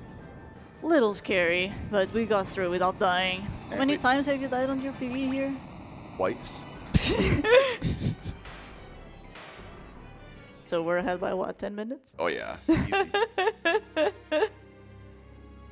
We didn't use any extra rods. Terra being 1 level low isn't the worst thing, but she definitely would have lived there if she was level 22. But because Celis is under Shoat or Kabaltos, Kabaltos gives 10% HP on a level up. Now, it's not 10% of your current HP, it's 10% of whatever HP you gain on that level, which we're not super worried about. We want Celis to learn Doom by the time we jump off the floating continent. So any additional levels you get her under Shoat instead of Modwin means you're going to be lacking damage at the very end game. So even though Terra only needed 75 experience, Celis was sitting at about 1200, which means depending on the encounter, you could have very well easily leveled up both. And it's only the one magic, but it does have a very big ripple effect, especially when your levels end up around the mid-40s. Seems to be like that kind of sweet spot of just where your stats and your levels just start pumping out exponentially more damage than what they would just 3 or 4 lower.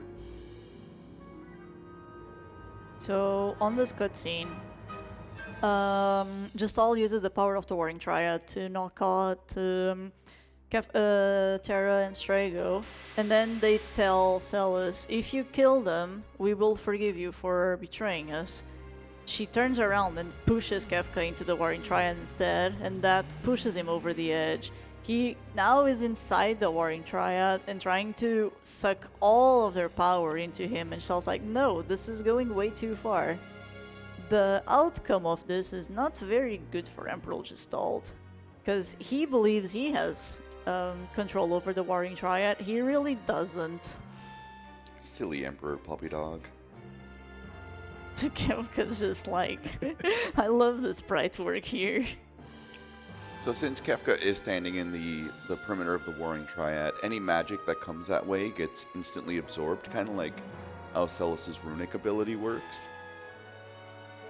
So even though I don't know how Gishal learned these spells, but good for him, they're all effectively basically useless. Yeah. And this is a mechanic we'll never see again through the rest of the run. You remember what Kefka did to General Leo? Just take a wild guess what's gonna happen to Emperor Gestalt. Surely not the same. They wouldn't visit that well twice.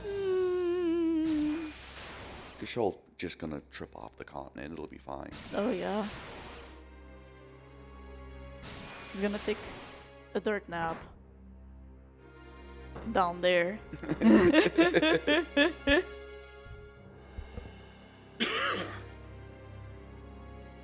What's the time difference in world record of Pixel Remaster to SNES? SNES, any percent glitchless, is a 459.45.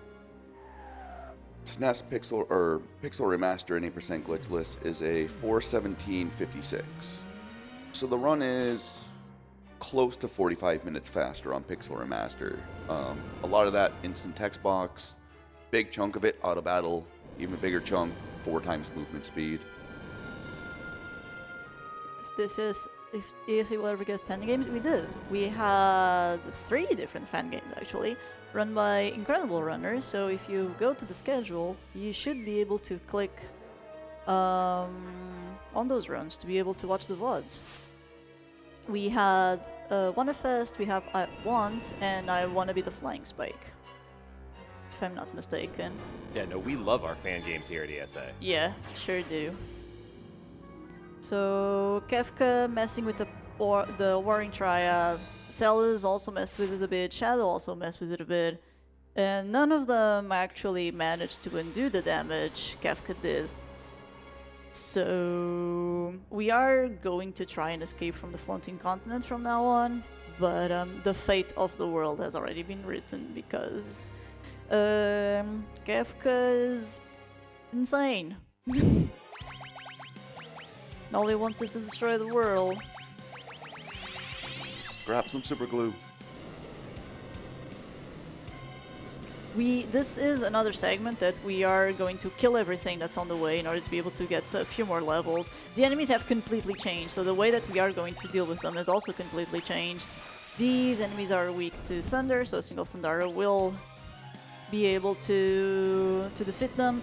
Nalapa has reflect, which is another enemy, has the reflect stats on by default.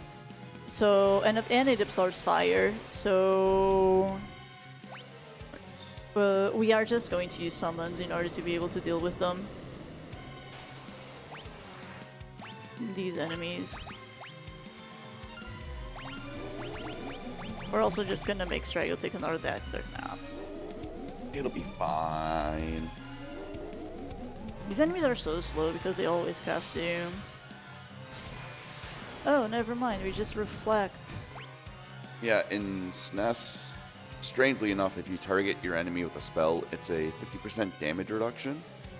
In Pixel Remaster, you still do full damage. So reflecting a Thundera off Strago is slightly faster than using Ramu or Shiva. But yeah, someone was asking earlier, are we going to wait for Shadow? No. That's an all characters and Esper's thing. Yes.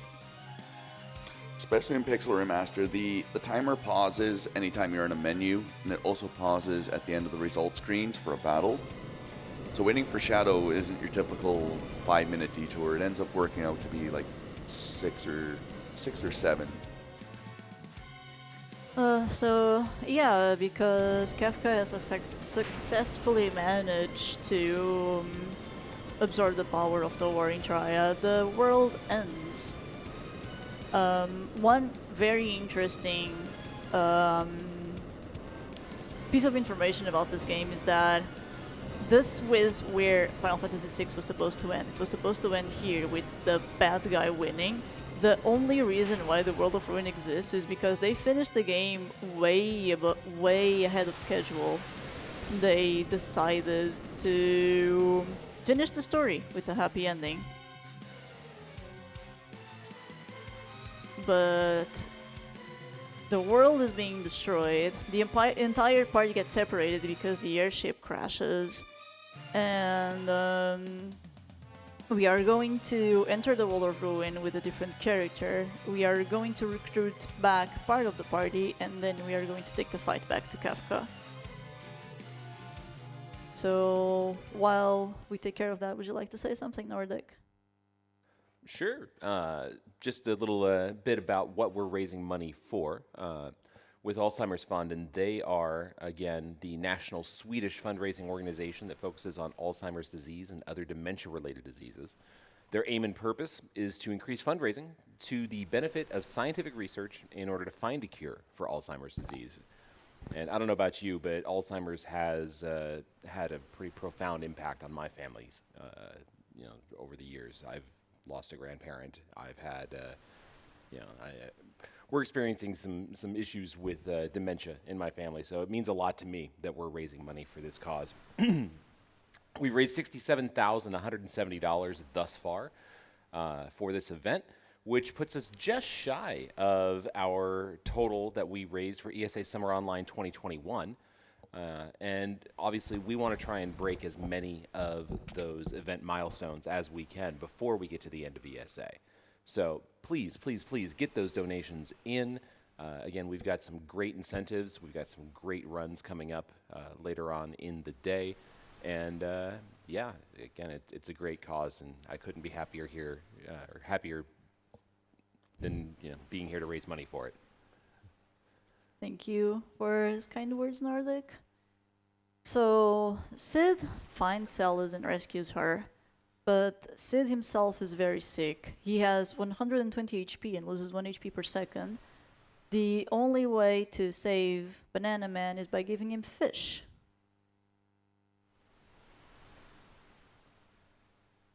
Which apparently he likes enough to restore him back to health. You could let Sid die. Either way, you get out of here, but saving Sid is always faster than letting him die, especially on Pixel Remaster, because on SNES there is an infamous manip here in order to be able to manipulate the fish and get it as fast as you can or as consistently as possible. On Pixel Remaster, you can just swim into the ocean and grab the good fish, so... Why are we even saving Sid? Why can't we just swim to the shoreline? So the way it works is the two top right fish are the good fish you want to go for. That top left one is worth 16 HP. The top right is worth 32. We are aiming to get Sid to 256 HP, and then we kind of just go along our merry way. It's usually 3.5 cycles. So if you get 3 cycles of 2 fish and then 1 cycle of 1 fish, if you have good enough movement, you can generally just go along your way and call it a day. Yeah, this is harder on SNES because you can only go two tiles into the water, while on Pixel Remaster you can just swim whatever you want. So if the fish refuse to come to shore, then you're all completely out of luck. Muchiha, a very good Japanese runner of this game, when he was doing some routing independent of myself, B-Dude, and Lion, when he discovered he could go on the beach, you could just hear him screaming. Alright, so saving or killing Sid, they both finish on this outcome. You get to use a raft to be able to leave this small island and go find our friends. SNES recruits 6 characters. We are only going to recruit 5 characters because of the way this route works, this version of the game works. We don't actually need to recruit Saban, which is unfortunate because Pojo, we're not gonna see him in Memoir. I'm sorry. We love you, Pojo. Have fun holding up that house, buddy. Hope your arms don't get tired.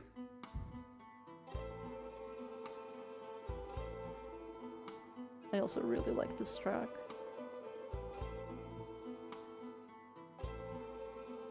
So the one reason we were kind of concerned about what level Celis was leaving the floating continent is she's kind of like the new anchor for the World of Ruin. So everyone will be re-averaged off of her level. So by getting Celis to 20, the next character we recruit will also join at level 20. And then the character after that will also join at level 20. So a lot of the characters outside of Celis at this point aren't super important, but the extra levels are nice for survivability.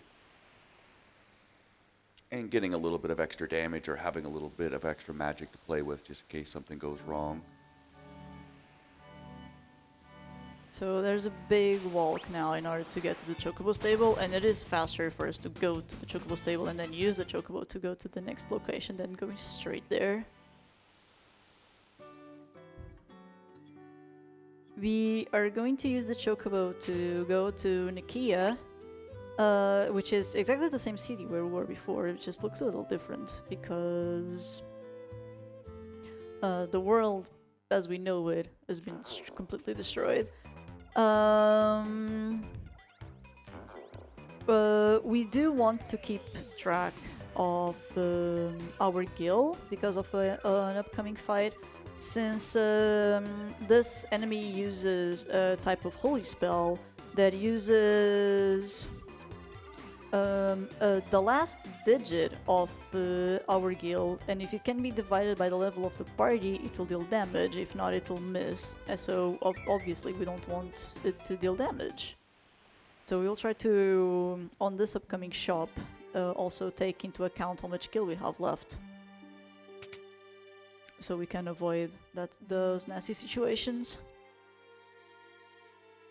We are going to buy another sword here for Celis called the Enhancer, which is a magic sword, which is the weapon we are going to use for most of the time from now on. Every time we want Celis to use magic, we will be using the Enhancer. They're also going to buy a diamond shield and a priest's meter, which is just good equipment.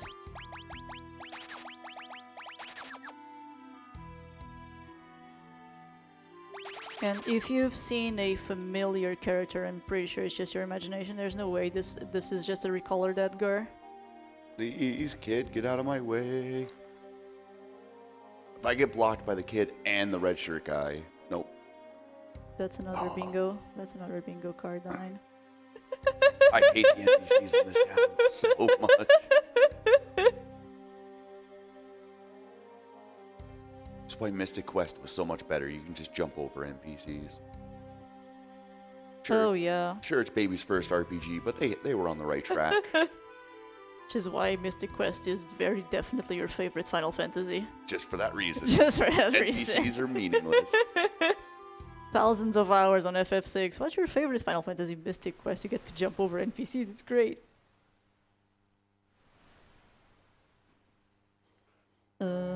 So yeah, we managed to convince... Oh no, we do hide on the ship that belongs to this bandit that it's totally not Edgar, except it is. King B-Dude is a master of disguise. And we are going to continue following him because we do want... Because B-Dude is the first person that I run into on the World of Ruin, so I desperately want some contact with someone that I knew before and try to figure out what happened, what's the plan, and what are we going to do to solve this entire situation.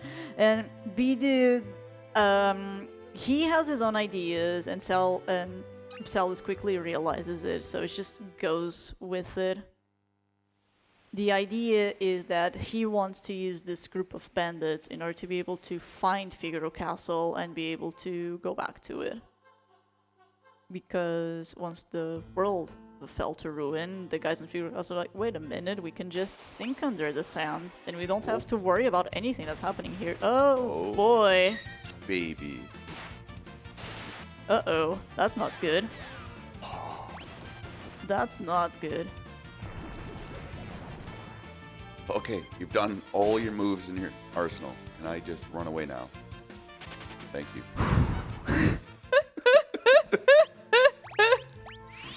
Confusion is fun. I love when you get the enemy attacks with 4 of them and 3 of them can confuse you.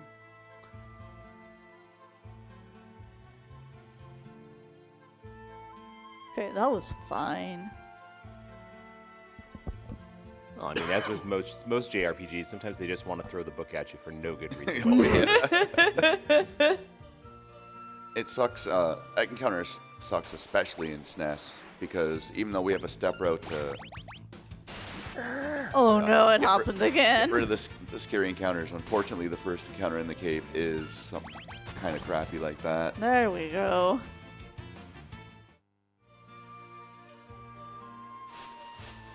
It's just the game's way of reminding you, hey, the world's gone to ruin. Have fun with that. Just to let you know you're really on my time.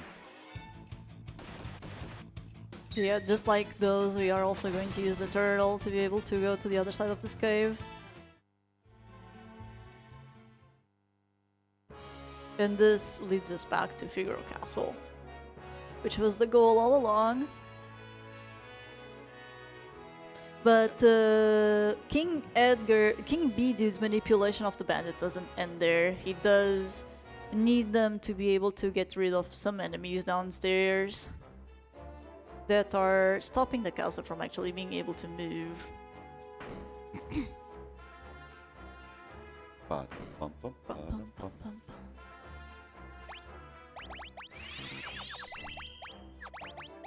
Do you think it's safe for me to say what's the split name for this fight? Say so, yeah. Yeah, so the split name for this fight is Family Friendly Hentai. There's a lot of tentacles here. If you've seen hentai, you probably know where this is going. But yeah, for this fight, they try to inflict slow before grabbing. And equipping the Hermes sandals on Celis prevents slow altogether, so she can't be grabbed. Edgar, it's okay. 3 of the 3 tentacles will take damage from the ice rod, and the other one is weak to death. So we just use death on it, and we throw ice rods until they all die. You know what, Ed? You have a chance to do another move, and it never happens. So this is kind of the first instance that you notice that things don't quite operate like they do in SNES. Poison, sap, and seizure, even regen, they all operate on their own timers, so they're not interrupted by enemy moves, spell cast. They're not really interrupted by anything, which is kind of nice in this kind of fight because you're getting a bunch of free damage. It also really sucks in some fights because you can end up losing 400, 500, 600 HP just from trying to get rid of the poison, but there's so much going on in the battle over and over again. Alright. We survived and they died. That's the important part. Also, Gerard died. Poor Gerard. He expected it.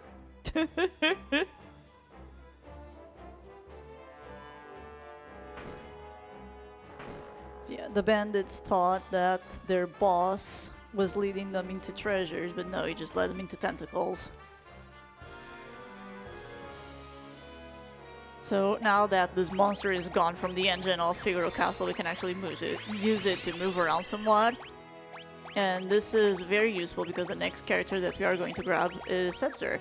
And recruiting Setzer allows you to get another airship, which, you know, aerial movement, very important because it's fast, doesn't care about collision.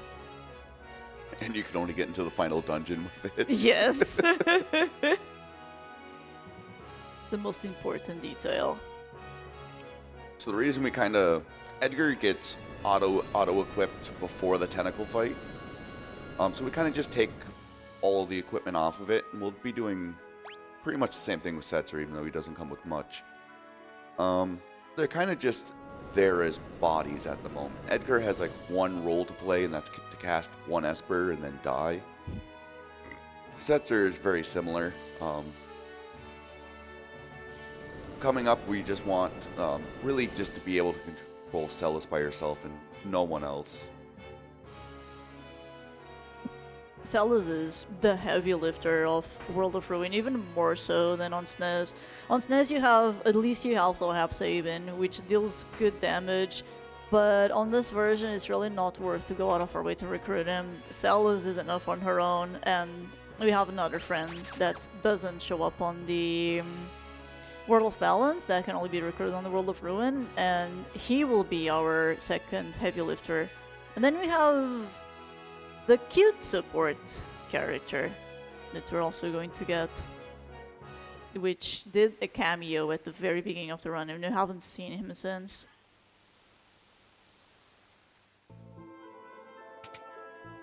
So here, Kohlingen, we did find Setzer. He's been drinking his sorrows away because he doesn't have his airship anymore. We are going to convince him to join us and look for a new one, even though he doesn't really want to. He does know where to find another airship, but it used to belong to a friend of him that passed away. He didn't want to resort to that, but we do convince him to, okay, if you do know something, please, we need it in order to be able to save our friends, or the rest of our friends. He ends up accepting it. There's kind of like a ultimate meme you can do with Setzer. This was recently found out by a community member, the Sabin, where dice got fixed in Pixel Remaster. Ooh. So dice, if both of the faces are the same, the end damage gets multiplied by that face value.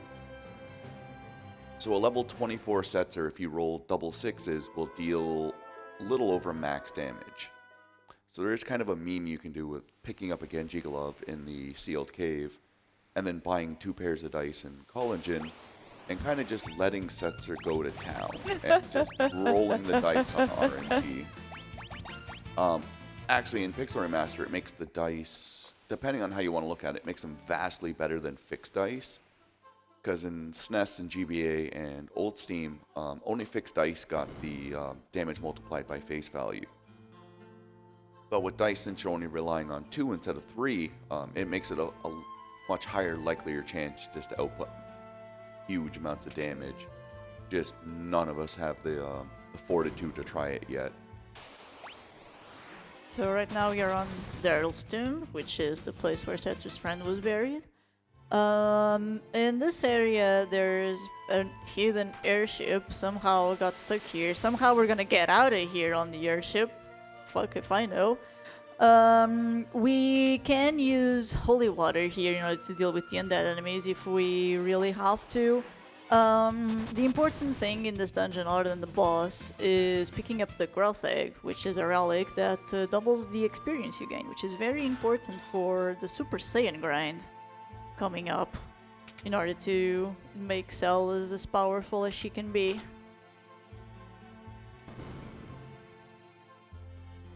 Yeah, this is another dungeon that is a little bit like the Phantom Train, full of puzzles. Oh boy, Malboros. I love those enemies. Goodbye, Matt Oscar. So we kind of took this giant detour. The crystal mail sells for a lot of good money. The more important relic is the growth egg, or experience egg. It basically doubles experience for whoever is wearing that relic, which is going to come in extremely handy after this boss fight. It's well worth the detour, no matter in any glitchless run, it's well worth the detour.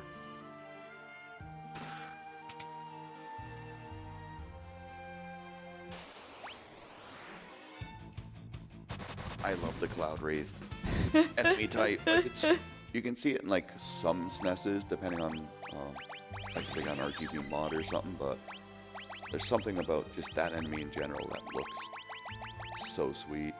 We're gonna change up our Espers here. Setzer gets Carbuncle, Edgar gets Phantom. And we're gonna put some magic relics on Celis, and Setzer gets the White Cape and the Reflect Ring. I forgot about that. This upcoming fight is an undead enemy. It's the Dullahan. It has a lot of HP. What?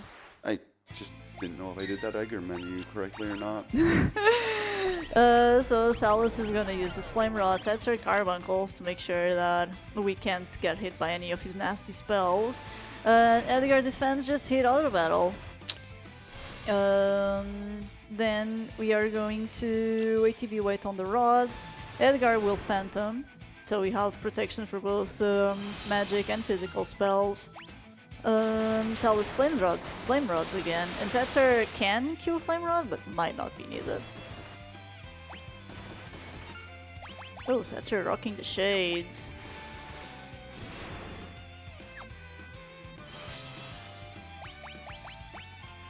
You can see there's a lot of magic attacks, but with Reflect we are completely safe. This is one of a couple of bosses in the game that can actually be MP killed. Dullahan, Atma Weapon are the two big ones that come to mind. Where Dullahan also has Auto Haste. So it's very easy just to have Celis set up with Runic if you're severely underleveled, and just let him go to town and end up basically killing himself by casting spells over and over again.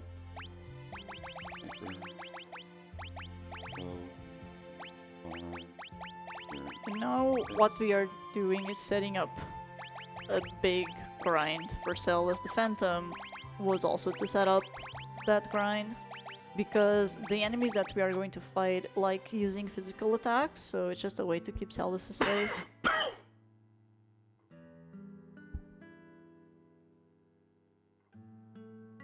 Yeah, you can read a couple of donations while we are on this cutscene. Right on. We've got $25 coming in from Zytoriak. They say, hey, Don, we're still going strong. Hope you are too. Listen, did you know that if you had started a Dragon Warrior 4 run back when you started, you'd be starting Chapter 5 about now? So, time to finish strong. Good luck. We still love you, buddy. Thank you, Toriak. Lots of love, brother. This is just reminiscing, Setzer reminiscing the friendship he had with, I forgot her name. Daryl. Daryl, yes. What is it? MP kill is basically a mechanic where the enemy dies if their HP reaches 0 or their MP reaches 0. So an MP kill is just killing them by depleting their magic points or their magic pool. You see it a lot in Star Ocean games. Like Star Ocean 2 and 3 involve a lot of MP kills for enemies just because it's a lot lower than their HP.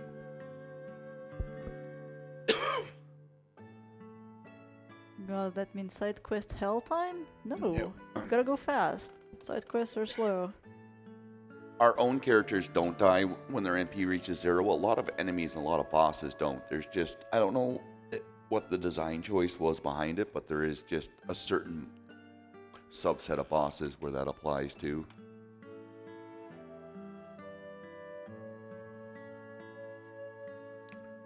So if anyone has, or chat, is looking for a time to just walk away for a couple of minutes, now is an excellent time. Celis learned the Death Spell back at Floating Continent. We will be grinding in the Miranda Desert until she's about level 33, 32, 33. Edgar until he's level 23 and has learned Vanish. And Setzer is pretty much going to see one fight and then he's going to be making sandcastles. After that, we will be buying the Magus Robe, which is a very powerful piece of equipment for a character coming up. +5 to magic, a bunch of defense and magic defense. And then we'll be continuing the grind outside Doma Castle until Celis is level 47. Normally this grind from the end of Dullahan to the end of the grind is usually 13 and a half, 14 minutes.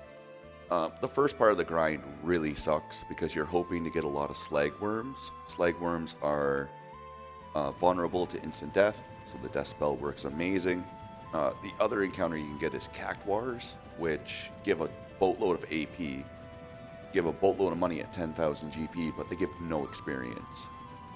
Standard Final Fantasy cactuars. Yeah. So you're basically just wasting time. Getting a couple of cactuars is nice just to like pad the bank account, but any more than 2 or 3 and you're losing a pretty significant chunk of time. I do remember when I was doing FF8 for the first time, the Cactuar Island was like my favorite place to be because I knew that you'd gain levels and the enemy that FF8 is the only Final Fantasy with level scaling, so okay, I need all these abilities but I don't want levels. That's it. Internet. It's like, oh, Cactuars, perfect. I'd stayed in Cactuar Island more time than I actually stayed playing the game.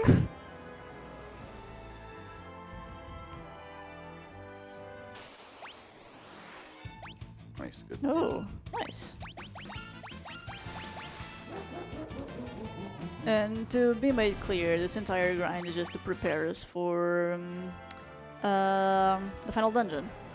Because after this, we are going to recruit 2 more characters because we need them in order to be able to go. We could go to Gift Tower now, but it would be a very bad idea. We do need to. We need to even. We could even go to Gift Tower after we're done with the grind. It'd still be a very bad idea. So you're going to do this. We're going to grab them, and then we're going straight to the final dungeon. We are not going to recruit Terra, we are not going to recruit Sabin, we're not going to recruit pretty much anybody other than those 2. Oh yeah, they give no experience. Yeah. This is definitely one of the best places in the game for magic learning. Hoovers give 5, Cactuars give 10. Both of them are easy encounters. The Cactuars just have dummy defense. They got some of the highest magic evasion and physical evasion in the game. So abilities like Pummel, Drill, Sniper Eye will help make very short work of them. Which is the reason we picked it up in Elbrook back in the World of Balance. Cactuars with high defense. Where have I seen that before? Might be an Afro-Tuar somewhere. I mean, it's not like it's a JRPG trope of having, I don't know, metal slimes or... No. No. Well, no, on Lightning Returns, normal Cactuars are okay, but there is a particular Cactuar called Cactuar that we call Afro-Tuar because it actually has a little afro on its head that has a really high damage threshold. So unless you deal enough damage to go past the threshold, you always deal 1 damage. It's a very infamous fight. No one likes fight Cactuar. Yeah, in that game, the final boss has a damage threshold of 2,048. Cactuar has a damage threshold of 65,535. So a little difference. Little bit of a difference. That sounds suspiciously like a maximum number limit on the SNES. Just for like It's kind of hilarious too, because the boss itself, depending if what difficulty, has either 200 or 800 HP.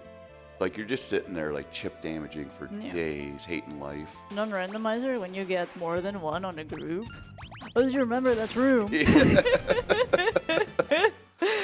On the randomizer, there's a place where you can find groups of up to 10 enemies, and Dine was doing the randomizer, and suddenly the room is just characters, and the behemoth is amazing. It was like an 18-minute fight of like just cowering for my life in a corner. Yeah.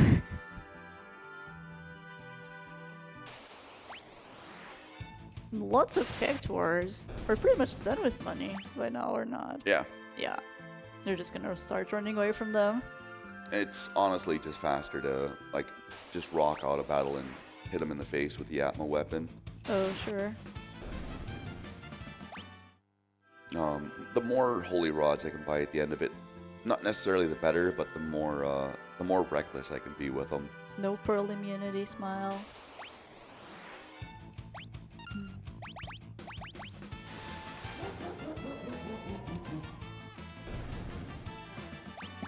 I was missing a lot of deaths. Yeah. I'm sorry? I was actually surprised I got snorted out of that one fight. Yeah. That's usually got like, son of a. That feels like it's got like a 75-80% hit chance, like hit rate chance. So missing it twice like that is extremely rare. We're getting all the bad RNG out of the way, so we actually get good tiers. Can I have crappy tiers and a good grind? I know how to work around tiers. The grind, you're just like, man, I don't want to build sandcastles anymore. I heard the world is beautiful. I want to explore it. This world's completely destroyed. Yeah, but Doma Castle is still here. Okay, fair.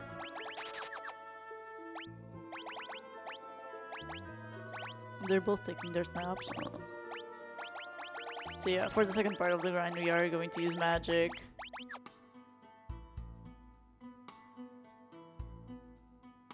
And there's a very interesting aspect of this part of the grind. We are going to stay on the grass because that's where the encounters that we want are. We have tumbleweeds that we can fire for 2 turns, and once we are level 39, we can throw a single rod to kill them all. We do need to keep a few flame rods for Kefka's Tower, but while we can use them, they're just fast. They're just a fast grind. Then we have 2 sprinters and 2 spector that we can thunder rod, and it's by far the most common fight.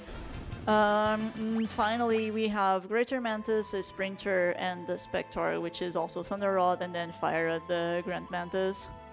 The Greater Mantis, and we are going to farm here until we reach level 47. We can get out of here on level 46 as long as we are close to 47, because we can do a Blizzara on a few enemies on Marsh to be able to reach that final level. Because we do want to be 47 in order to recruit the first character. Yeah, this is where following the rod route kind of starts to diverge, because the amount of thunder rods and fire rods you're going to have is dependent on what enemy encounters you got during your grind. So this is slightly better than the desert. It's slightly worse for money, but at least you know every encounter you get that you're going to be gaining experience and level. Because more EP and less danger. We aren't really in any danger in any of these fights because of Vanish. Yeah. As long as they don't drag on to like turn 3 or turn 4.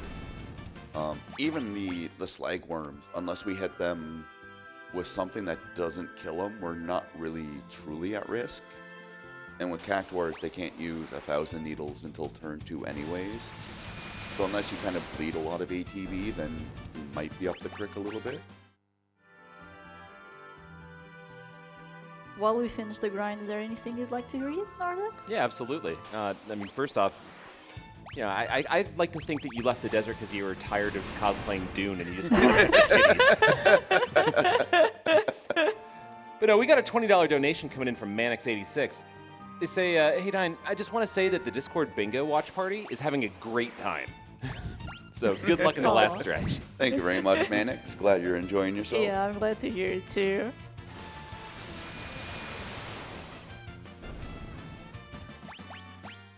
We're almost there. So the good old like Vanish Doom or Vanish X Zone or Vanish Insert Something Instant Death has been patched out since the GBA days. So trying to abuse that on the enemy or player side is just no longer a thing. A lot of like bug fixes really came to happen around in the GBA. They fixed physical evasion to work properly. Vanish Doom, Vanish X Zone, Vanish Raiden, Vanish anything with an instant death got fixed.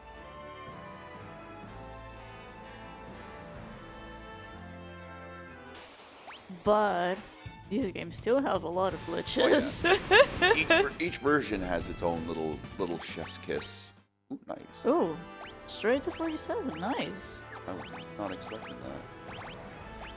Alright, so now that we're done, we're gonna put the Ward Bangle on Cell just to avoid encounters because we don't need them anymore.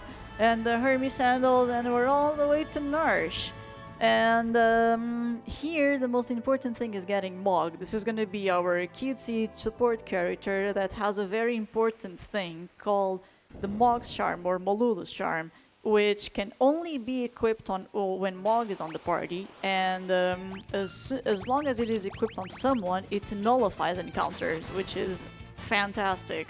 Grabbing Mog, and the reason why we want to grab Mog after the grind, one, we don't really need the Mog Charm because of the grind, and two, like Dine said, his level will be re-averaged based on Celis level, so we only have to grind Celis, and now we get our next two damage dealers, because Mog will be dealing damage, already at a high level, which is perfect.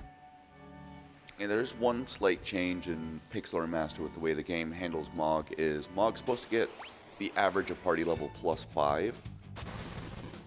For some reason, I don't know if they assumed you would always recruit him in the World of Balance. He loses that +5. He loses the 5 free levels, which grinding Celis to a higher level kind of counteracts that a little bit. Go-Go still gets his natural +2 to levels, which is nice. I forget who you're named. I think you're Synapse. If he wasn't not supposed to like- be, you're not. You're Synapse now.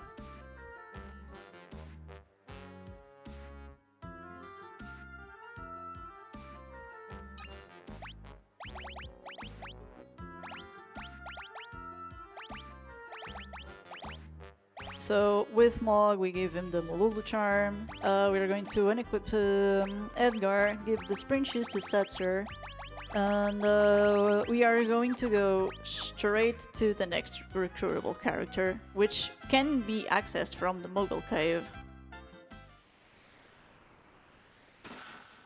This is a part of the Narsh mine that we haven't been to yet. We do get a few useful items here.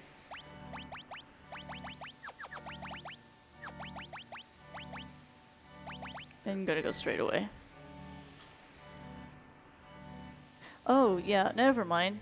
Discard everything I just said. We are going to find a specific enemy and we want it to eat us, and this is how we get Go-Go. Yeah, those 2 chests we left in Narsh from the very, very beginning of the game. I'm getting very confused because I'm getting very sleepy. I'm not sorry. It's all good. You've Oh, done a this good is shift the so enemy. far. Hey, that was fast.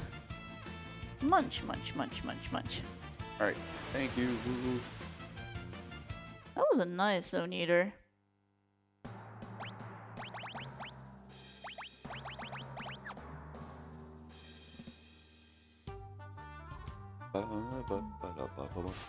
This is a jam.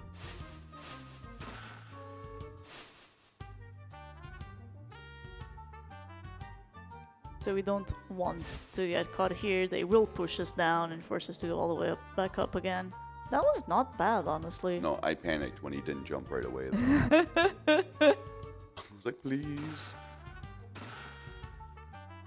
So Go-Go, every single character on this game has its unique special ability. Go-Go's is Mimic. Mimic will copy whatever it is that the last character did. On SNES, you are most of the time gonna copy Sabin. In this game, you are going to copy rods. And mimicking rods is very interesting because it doesn't actually use a rod.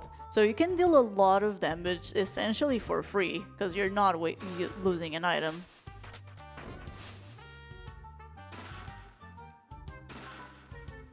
And Go-Go is a fairly balanced character. Also, we pick up the Thunder Shield here. This is an extremely powerful item. Just like you can break rods in order to deal magic damage, you can also do the same thing with shields. And this shield is going to be carried all the way until the very final fight of the game. That's how important it is. It sounds important, but it's like 5 fights.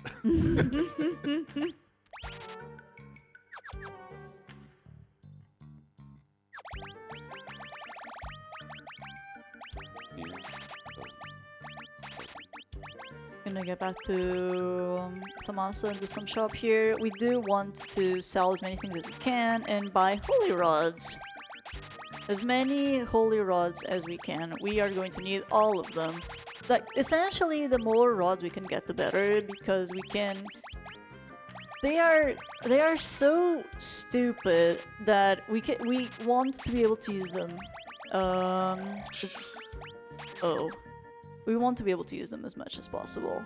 Unfortunately, we didn't get up to 20, which would be ideal. I'm still happy with like 18. And we're gonna use the rest of the money in utilities. Alright, got 12 remedies, I'm good. And on our way to Kefka's Tower. So entering Kefka's Tower first requires the airship, and 2, it requires enough people to set up 3 parties, which we have right now. So our first party is going to be Mog and Setzer, second party is going to be Edgar and Go-Go, and party 3 is going to be Celis on her own. Each one of these parties are going to defeat one of the statues of the Warring Triad. Also, each of them are going to use a different strat to be able to deal with their own statue. The big difference here is if we were doing SNES, Mog and Setzer would still be that party, but Go-Go would be paired with Sabin and Edgar would be paired with Celis.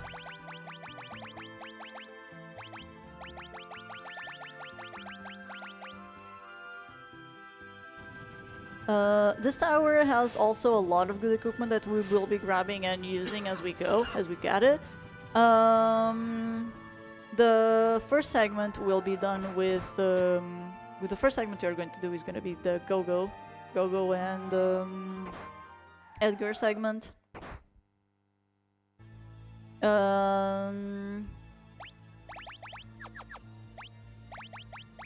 This first party of Go-Go is just going to fight Doom, and thanks to Mog's Charm, we don't have to worry about encounters at all, which makes it very, very nice.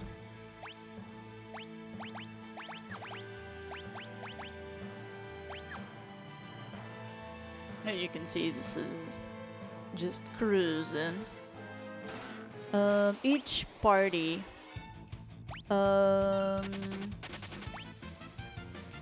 has access to specific parts of the tower, and each party unlocks certain parts of the tower for the other party members to go through. And we pretty much catered the 3 parties to the certain strengths we want in the tower. Party 1 and Party 2 really aren't... They only fight one boss. Party 3 is going to be fighting... Most of them. Yeah, 3 of the bosses. And also just whatever final boss they end up with. They're kind of both quite catered for. We're still... Because even though we did get a little bit of grind, we're not really still decked out for a prolonged battle of like, hey, I'm going to use my abilities. It's pretty much, I really hope you don't stop me from using this 1 or 2 things. Because if you do, I'm going to be very sad and after reset. I see that gray dinosaur and I get flashbacks. You know what I'm talking about.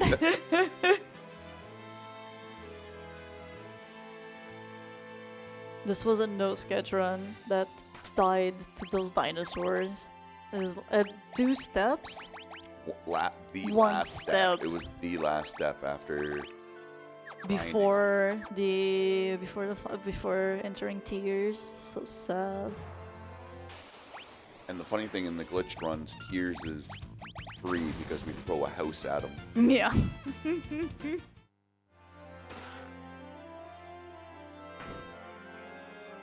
Just cruising along with Salus here, trying to reach the next switch. So we did pick up our first ribbon of the game, pretty much at like the last point we could. This will block all status abnormalities. And this is important for the upcoming fight.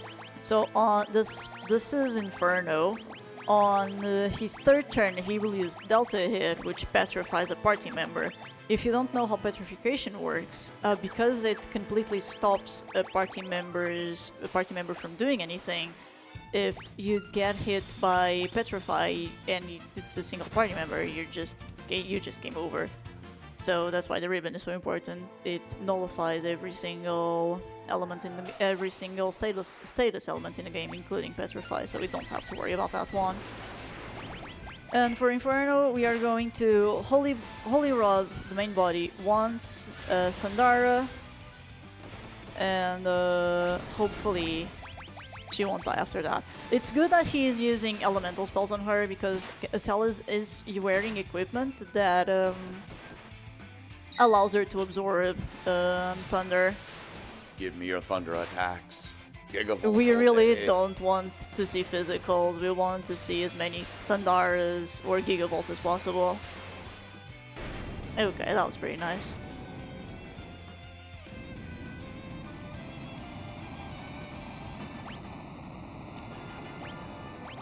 Re-equip Salus for the speedy zoomies. Go downstairs to be able to reach the next switch. Yeah, we equipped a bunch of Espers there. A lot of them really doesn't matter too much. Celis getting Unicorn is probably the most important for learning Cura. Cura with Go-Go will deal about 700-800 damage for the whole party. However, with Celis, because of her level and her magic stat, Cura heals the whole party for 2,800 each. For pretty much 3/4 of it, it's just a guaranteed full heal. Alright, back to party 1. After getting to these 2 sides, party 1 is what's gonna allow us to progress to the second part of the tower. This party has Moogle Charm, doesn't have to worry about encounters at all. I'll grab you. The fixed dice is the weapon for Setzer that we were talking about before. If things go very south, it's the last resort sort of thing to hopefully we don't get clobbered on the head. Look, I bought 20 holy rods and I'm planning to break all of them. One way or another, someone's gonna get hurt. Oh yeah, don't leave it. So here we enter the second part of Kefka's Tower. We have to push these. These are familiar, except Og looks so angry every time he pushes the weight.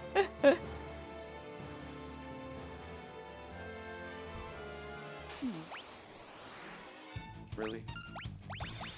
rude. But at least they aren't really dealing damage, just condemned is whatever. Push the second Gigaton, and I guess for the final switch we can read a donation or two if you have any. Excellent. Yeah, I've got a couple in queue here. I've got $25 from Beliar83 with no comment. I've got $50 from Nanji with no comment. And I've got $20 from Enk that says, shout out to Sabin for still holding that house. Good luck on the rest of the run. And those last two were put towards our Dark Souls All Bosses Rescue Sif incentive, which on this refresh, let's see, we are $38 away from meeting that $1,000 incentive. So let's get that last 38 bucks in. Thank you so much for all your generosity, everybody. Alright, Guardian, we are going to Thundara 9 times. Swap the Thunder Shield on turn 3, swap to the Force Shield on turn 5, and then just auto battle till Kingdom Come. Yeah, the shield swaps is Guardian's third turn. He'll load the Ultros program, which is mainly physical. And the Force Shield, while it has great elemental and magic resistance, sucks for getting punched in the face. So by equipping the Thunder Shield for those couple of turns, you're really cutting down on that tentacle damage. And then equipping it back on turn 5 just to boost the magic evasion. This guy does hurt a lot. Yeah, he does a lot of scary moves. There he goes. Cell is coming in with the clutch blocks. Alright, and after dealing with Guardian, we are going to fight the first of the 3 Warring Triad statues. This one being Demon. This fight is very simple. We are gonna cube Lizaga, we are gonna hit auto battle, and we're gonna pray we don't die. Oh, baby! Get stretching!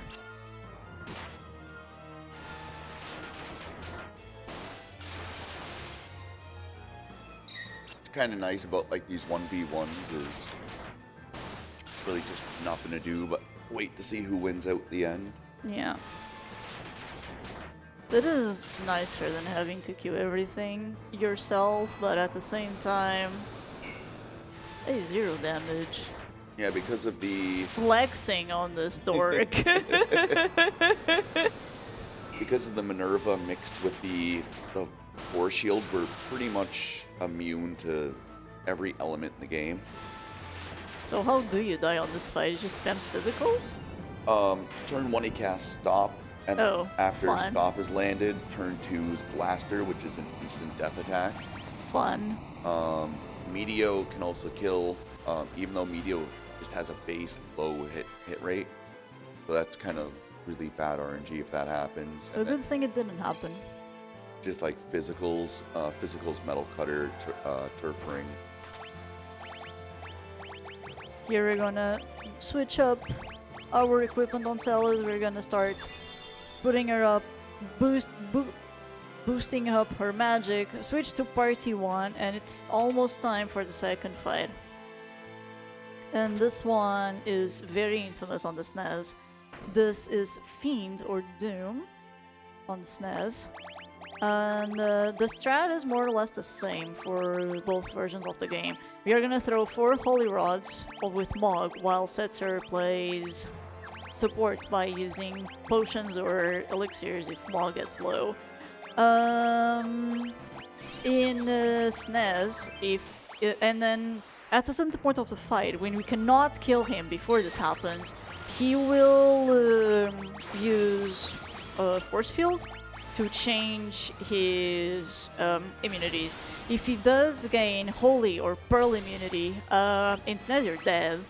In Pixel Remaster, you can just throw another type of rod, in this case Thunder Rods, in order to be able to finish the fight. So far it looks like he's being nice. Ooh. And he's not nice anymore. I'll take it. He or Synapse blocked the attack. I'm happy. Oh, nice. Okay, not so happy. Another absolute 0. Always still be okay.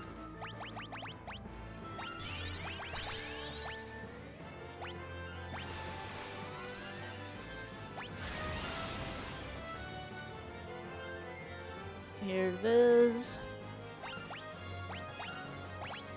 Let's see what we roll.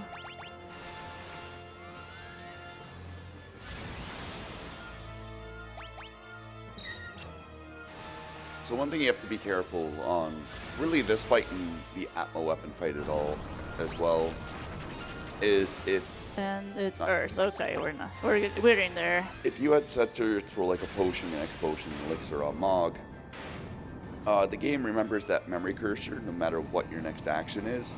So it's super easy to throw an X-Potion to heal Mog, and then next turn have Setzer throw a Pearl Rod on Mog. All the PRs kind of have like this weird targeting thing where they don't differentiate between like healing targeting and offensive targeting. So it's wicked easy to get lost in the sauce, especially when you're just trying to get out of the fight. You're not paying attention. And All right, time for the final party and the final statue. This is the goddess. In SNES, you'd be doing this fight with Go-Go and Sabin, and it's really fun because you do Bomb Rush, yes. You do Bomb Rush with Sabin, you mimic with Go-Go, and it's just the entire fight while you cross your fingers not to die. In this case, it's a little different. We are going to have Edgar use the debilitator and Mog mimic and Go-Go mimic and auto until she changes an element, the element that she's weak to. We are looking for one of the rods that we have, which is Holy Thunder, Fire, or Ice, and then you can throw the rod that she is weak to. We can leave one Quasar. Water. Well, let's see if we get lucky. Wind. The really scary thing about the goddess is if she is Quasar, as I was saying. There we go, ice. We can leave one Quasar, but we cannot leave two. So if she uses two Quasars, then we are pretty much dead. So this is yet another high RNG fight. And as I was saying before, Edgar is the only one who's actually using the rods. Zugogo is mimicking them, so he doesn't actually use them. So even though we only have 3 ice rods on our party, we actually have 6. Which should be enough to kill her. Uh-oh. That's not good. you end up getting the Holy Weakness. This is a five turn fight. If you end up getting Ice, Fire, or Lightning, it ends up being like an 11 round fight. Okay, we do leave the second Quasar now because she was nice enough to heal Go-Go. Oh, even then, Quasar suffers from split damage. So like on a single target, it does like 2,600. Then don't do it, please. It's just one of those fights where as soon as Edgar goes down, you're just like, Oh, let's see what happens. well then. That's another bingo card. This is why we quick save before Goddess. Did I quick save? Oh yeah, I did. Yeah, you did. It was either that or the door, and one of them involved a menu. Go again. Hopefully this time the debilitator will give us a weakness faster. A useful weakness faster. Okay, we can work with fire. Well, maybe this donation will give GoGo a little bit more oomph here. We've got $20 from Geister Carl. It says, the Pixel remasters are such great games. Go, go, go. Go, go, go.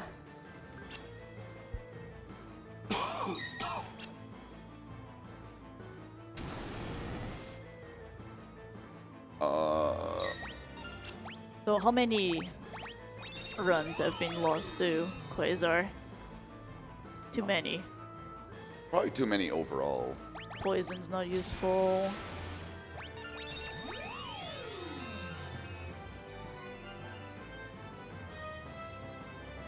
Ice. She's being nicer this time.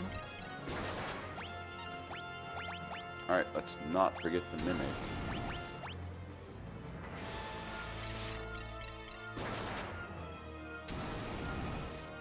No Quasar so far is good.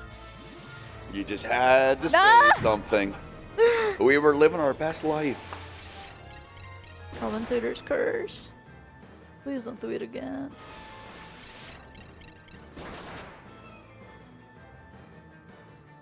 I don't like this. Why is she not attacking? Did the AI turn off? I mean, it can turn off. I'm okay with this. Just stay off for like 3 more turns. Please.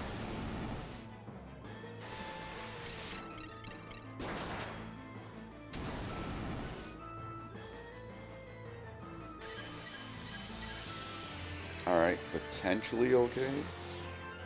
Cloudy Heaven, what it will do is it's a condemn effect. And then if you die, Oh, okay. you get turned into a zombie.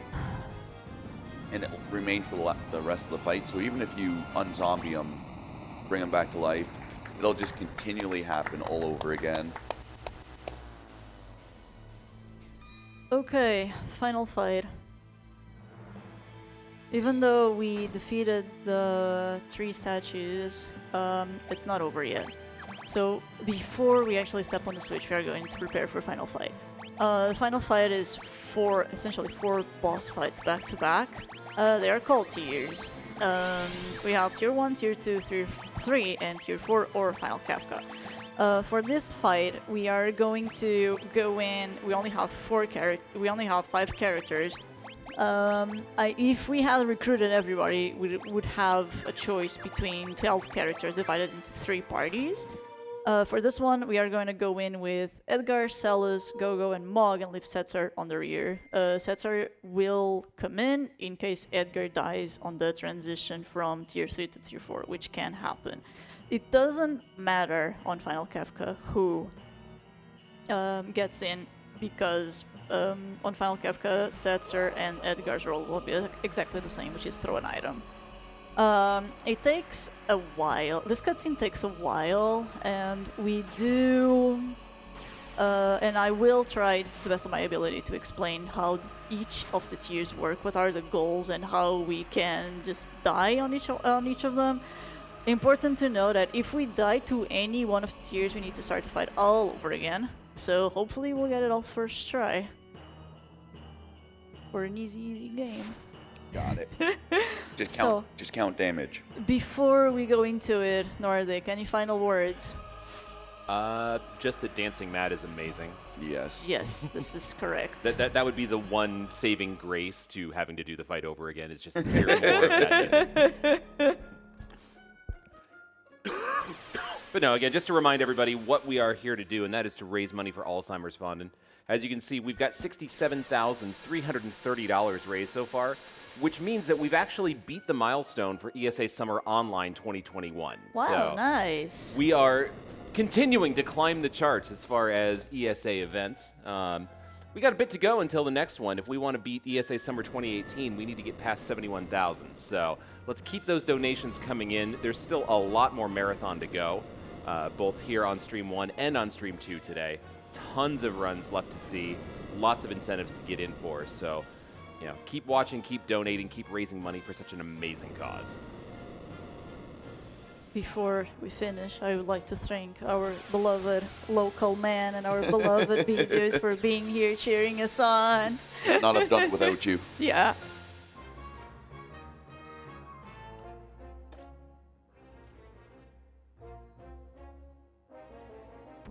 Bum, bum, bum, bum. Alright. Oh, yeah.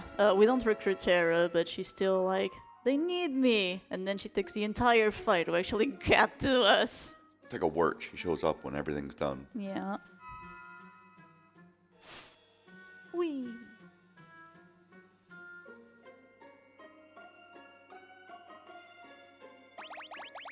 Alright.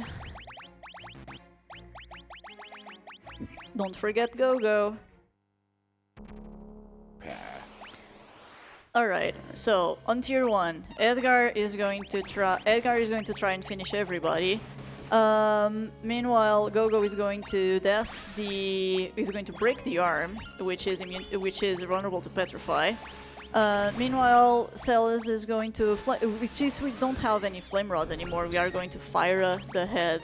Vanish is important on tier 1 because this is the tier that most heavily focuses on physical damage, but we don't want to use Phantom yet because it's very important for tier 3. Reverse polarity is the one thing we don't want to see here, because even though we already have 2 characters vanish, so it's not too bad.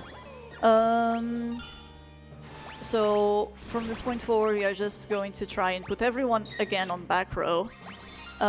Revive, go, heal him, while Celis continues throwing the fires. Vanish, go, and we should be good. We do want to kill the head very, very quickly because it's the one that uses reverse polarity and it deals a lot of damage the more the fight goes on. So that first reverse polarity we managed to get around it. Hopefully we should be good to go from now on. On the way to tier 2. Alright, one more. One more Blizzaga should do the trick.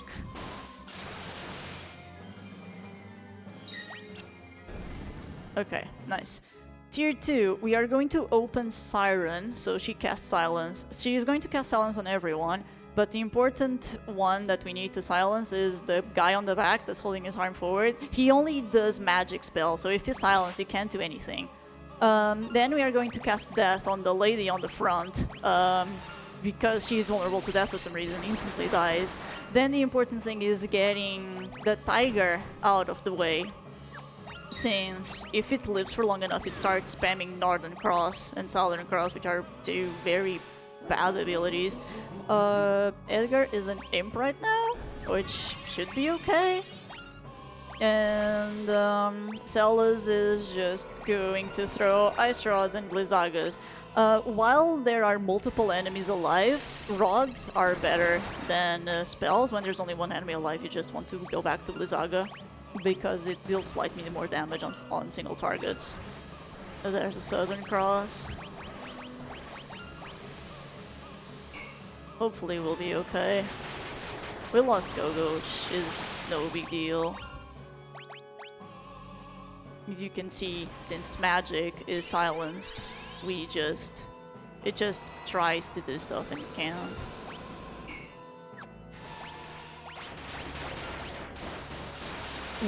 Even if we have some characters dead and low, as long as we can kill the tiger and then power, we can take our sweet time to set up for the next tier on magic because he can't do anything.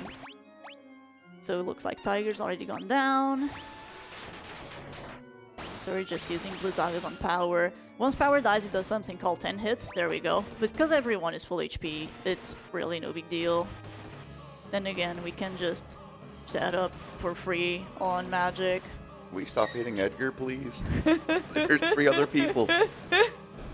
Alright. Okay, there we go.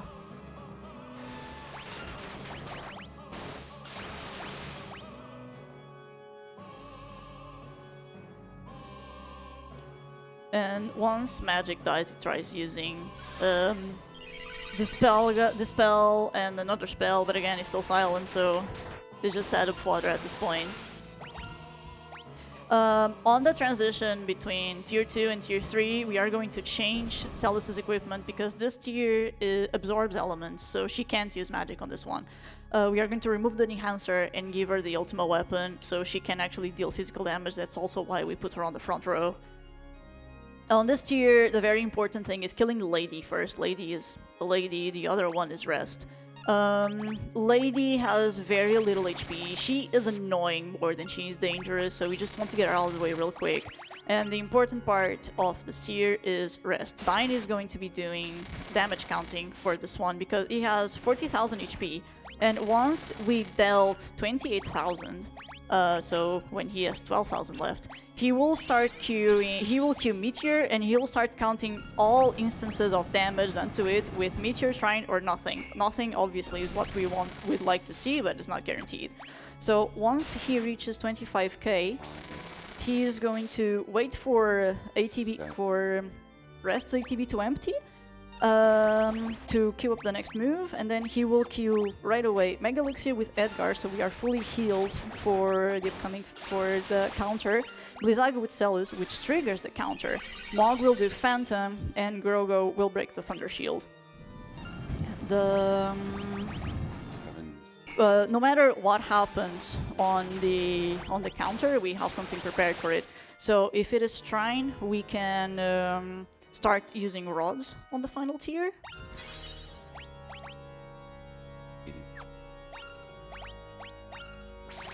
If it is Meteor, Edgar will die, but we can replace him with Setzer.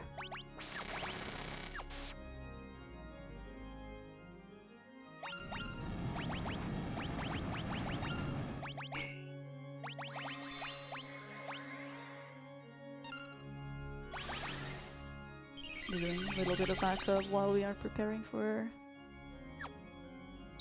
the trigger.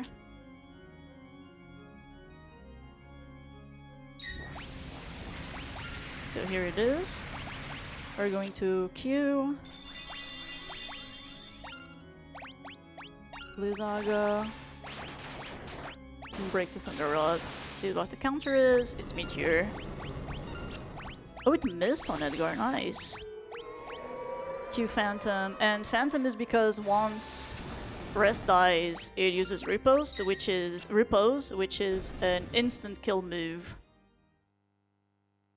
That is physical, and that's why you want Phantom. Alright, tier 4. This is also a damage counting situation, so Kefka will always open Fallen Angel and instantly kill someone. We want to Elixir Celis while throwing 3 Blizzagas. Celis will never die because Mog has a relic that will defend low HP characters, and everyone is low HP, so no matter who he attacks, Mog is going to defend and is going to die. We want to throw 3 Blizzagas at Kefka, which should push him over half damage. At half damage, he will summon a head, which replaces an offensive move. I really don't want to see. We keep attacking. After he summons a head, we're going to break on the Holy Rod and mimic that rod. Everyone is going to die to Meltdown. But if we trigger the HP, we should be enough to trigger the HP threshold for Meteor, which isn't nearly as scary because it's very low magic power. And Shella should be the only one standing afterwards, and we can kill with Holy Rod.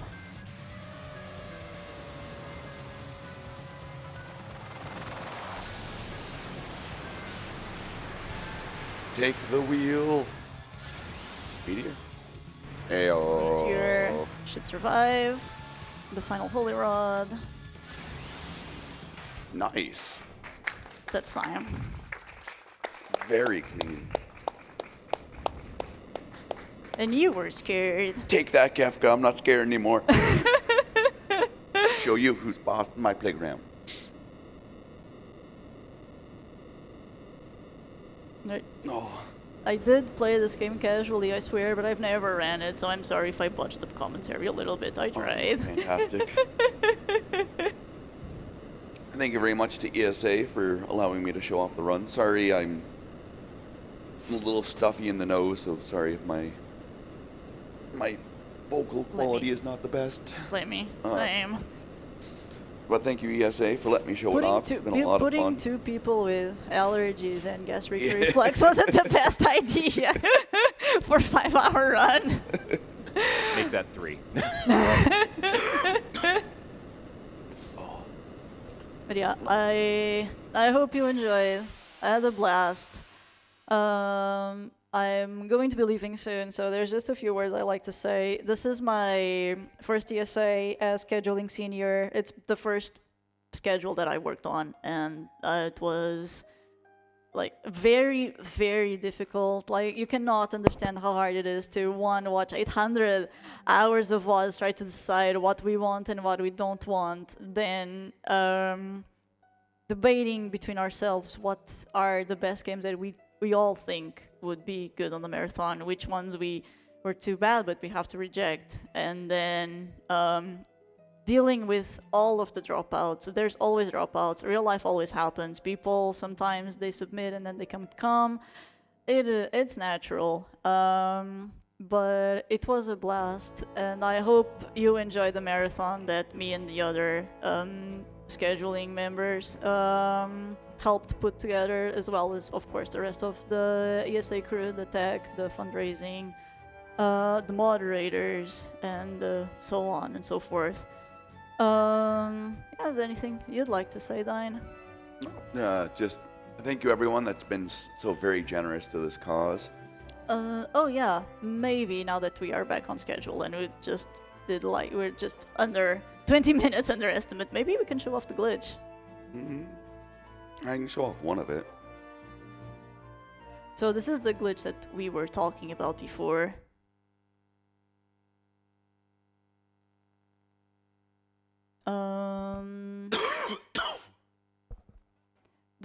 It was discovered like 3 days ago.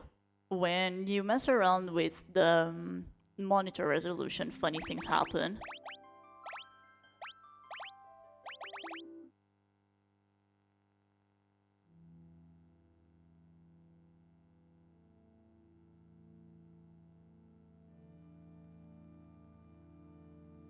This is very, very easy to set up. You just play on window, so you can actually move the game window.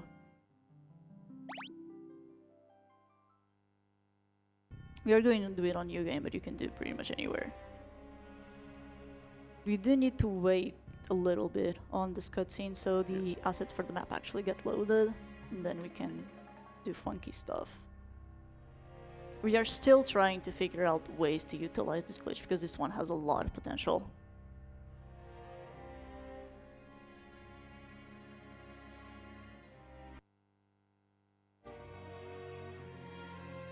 Alright. So now we revert the change, and now we can actively walk around in the cutscene map. So they haven't completely loaded the assets yet. So if you open up a door, like here we soft lock, what we do is we have to close the game, and then once you close the game and you reopen the game, that's where it kind of sets everything back into motion. Now you can do this at various points in the game. I don't know the correct word. I've been calling it like a map displacement because it kind of just throws you onto whatever map tile is done during like the quick save, quick load. Oh yeah, we're back with question mark girl. Yep. So here we're in Vector with a level 1 question mark and level 3 Vixen Wedge. Still in their Meiji Tech, even though it doesn't look like it. You can initiate the banquet. You can go through, you can talk to all the soldiers, you can go through the questions, and the game soft locks right after you're done the whole banquet sequence, because you haven't named Locke, so his character data isn't technically available. You can also go through to the Meiji Tech research facility. You can make it pretty much all the way to the minecart, and then you're pretty much at a soft lock because once again you don't have the appropriate characters at the viewpoint. But realistically, anywhere in a cutscene that has a transition without text boxes, you can instantly just warp your character there. Yeah. I think that's it. Funny enough, in Final Fantasy II Pixel Remaster, doing this warp leads you to the end credits. Oh yeah. So FF2 Pixel Remaster is like a 6-second run, or 8-second run. It's just something dumb.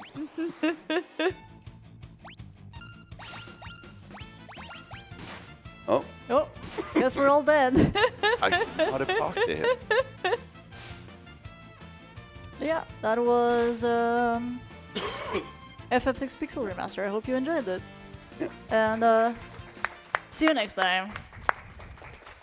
Well, thank you both for this amazing showcase this morning. What an awesome run. I mean, I love Final Fantasy VI. That takes me right back to my childhood. Oh, yeah.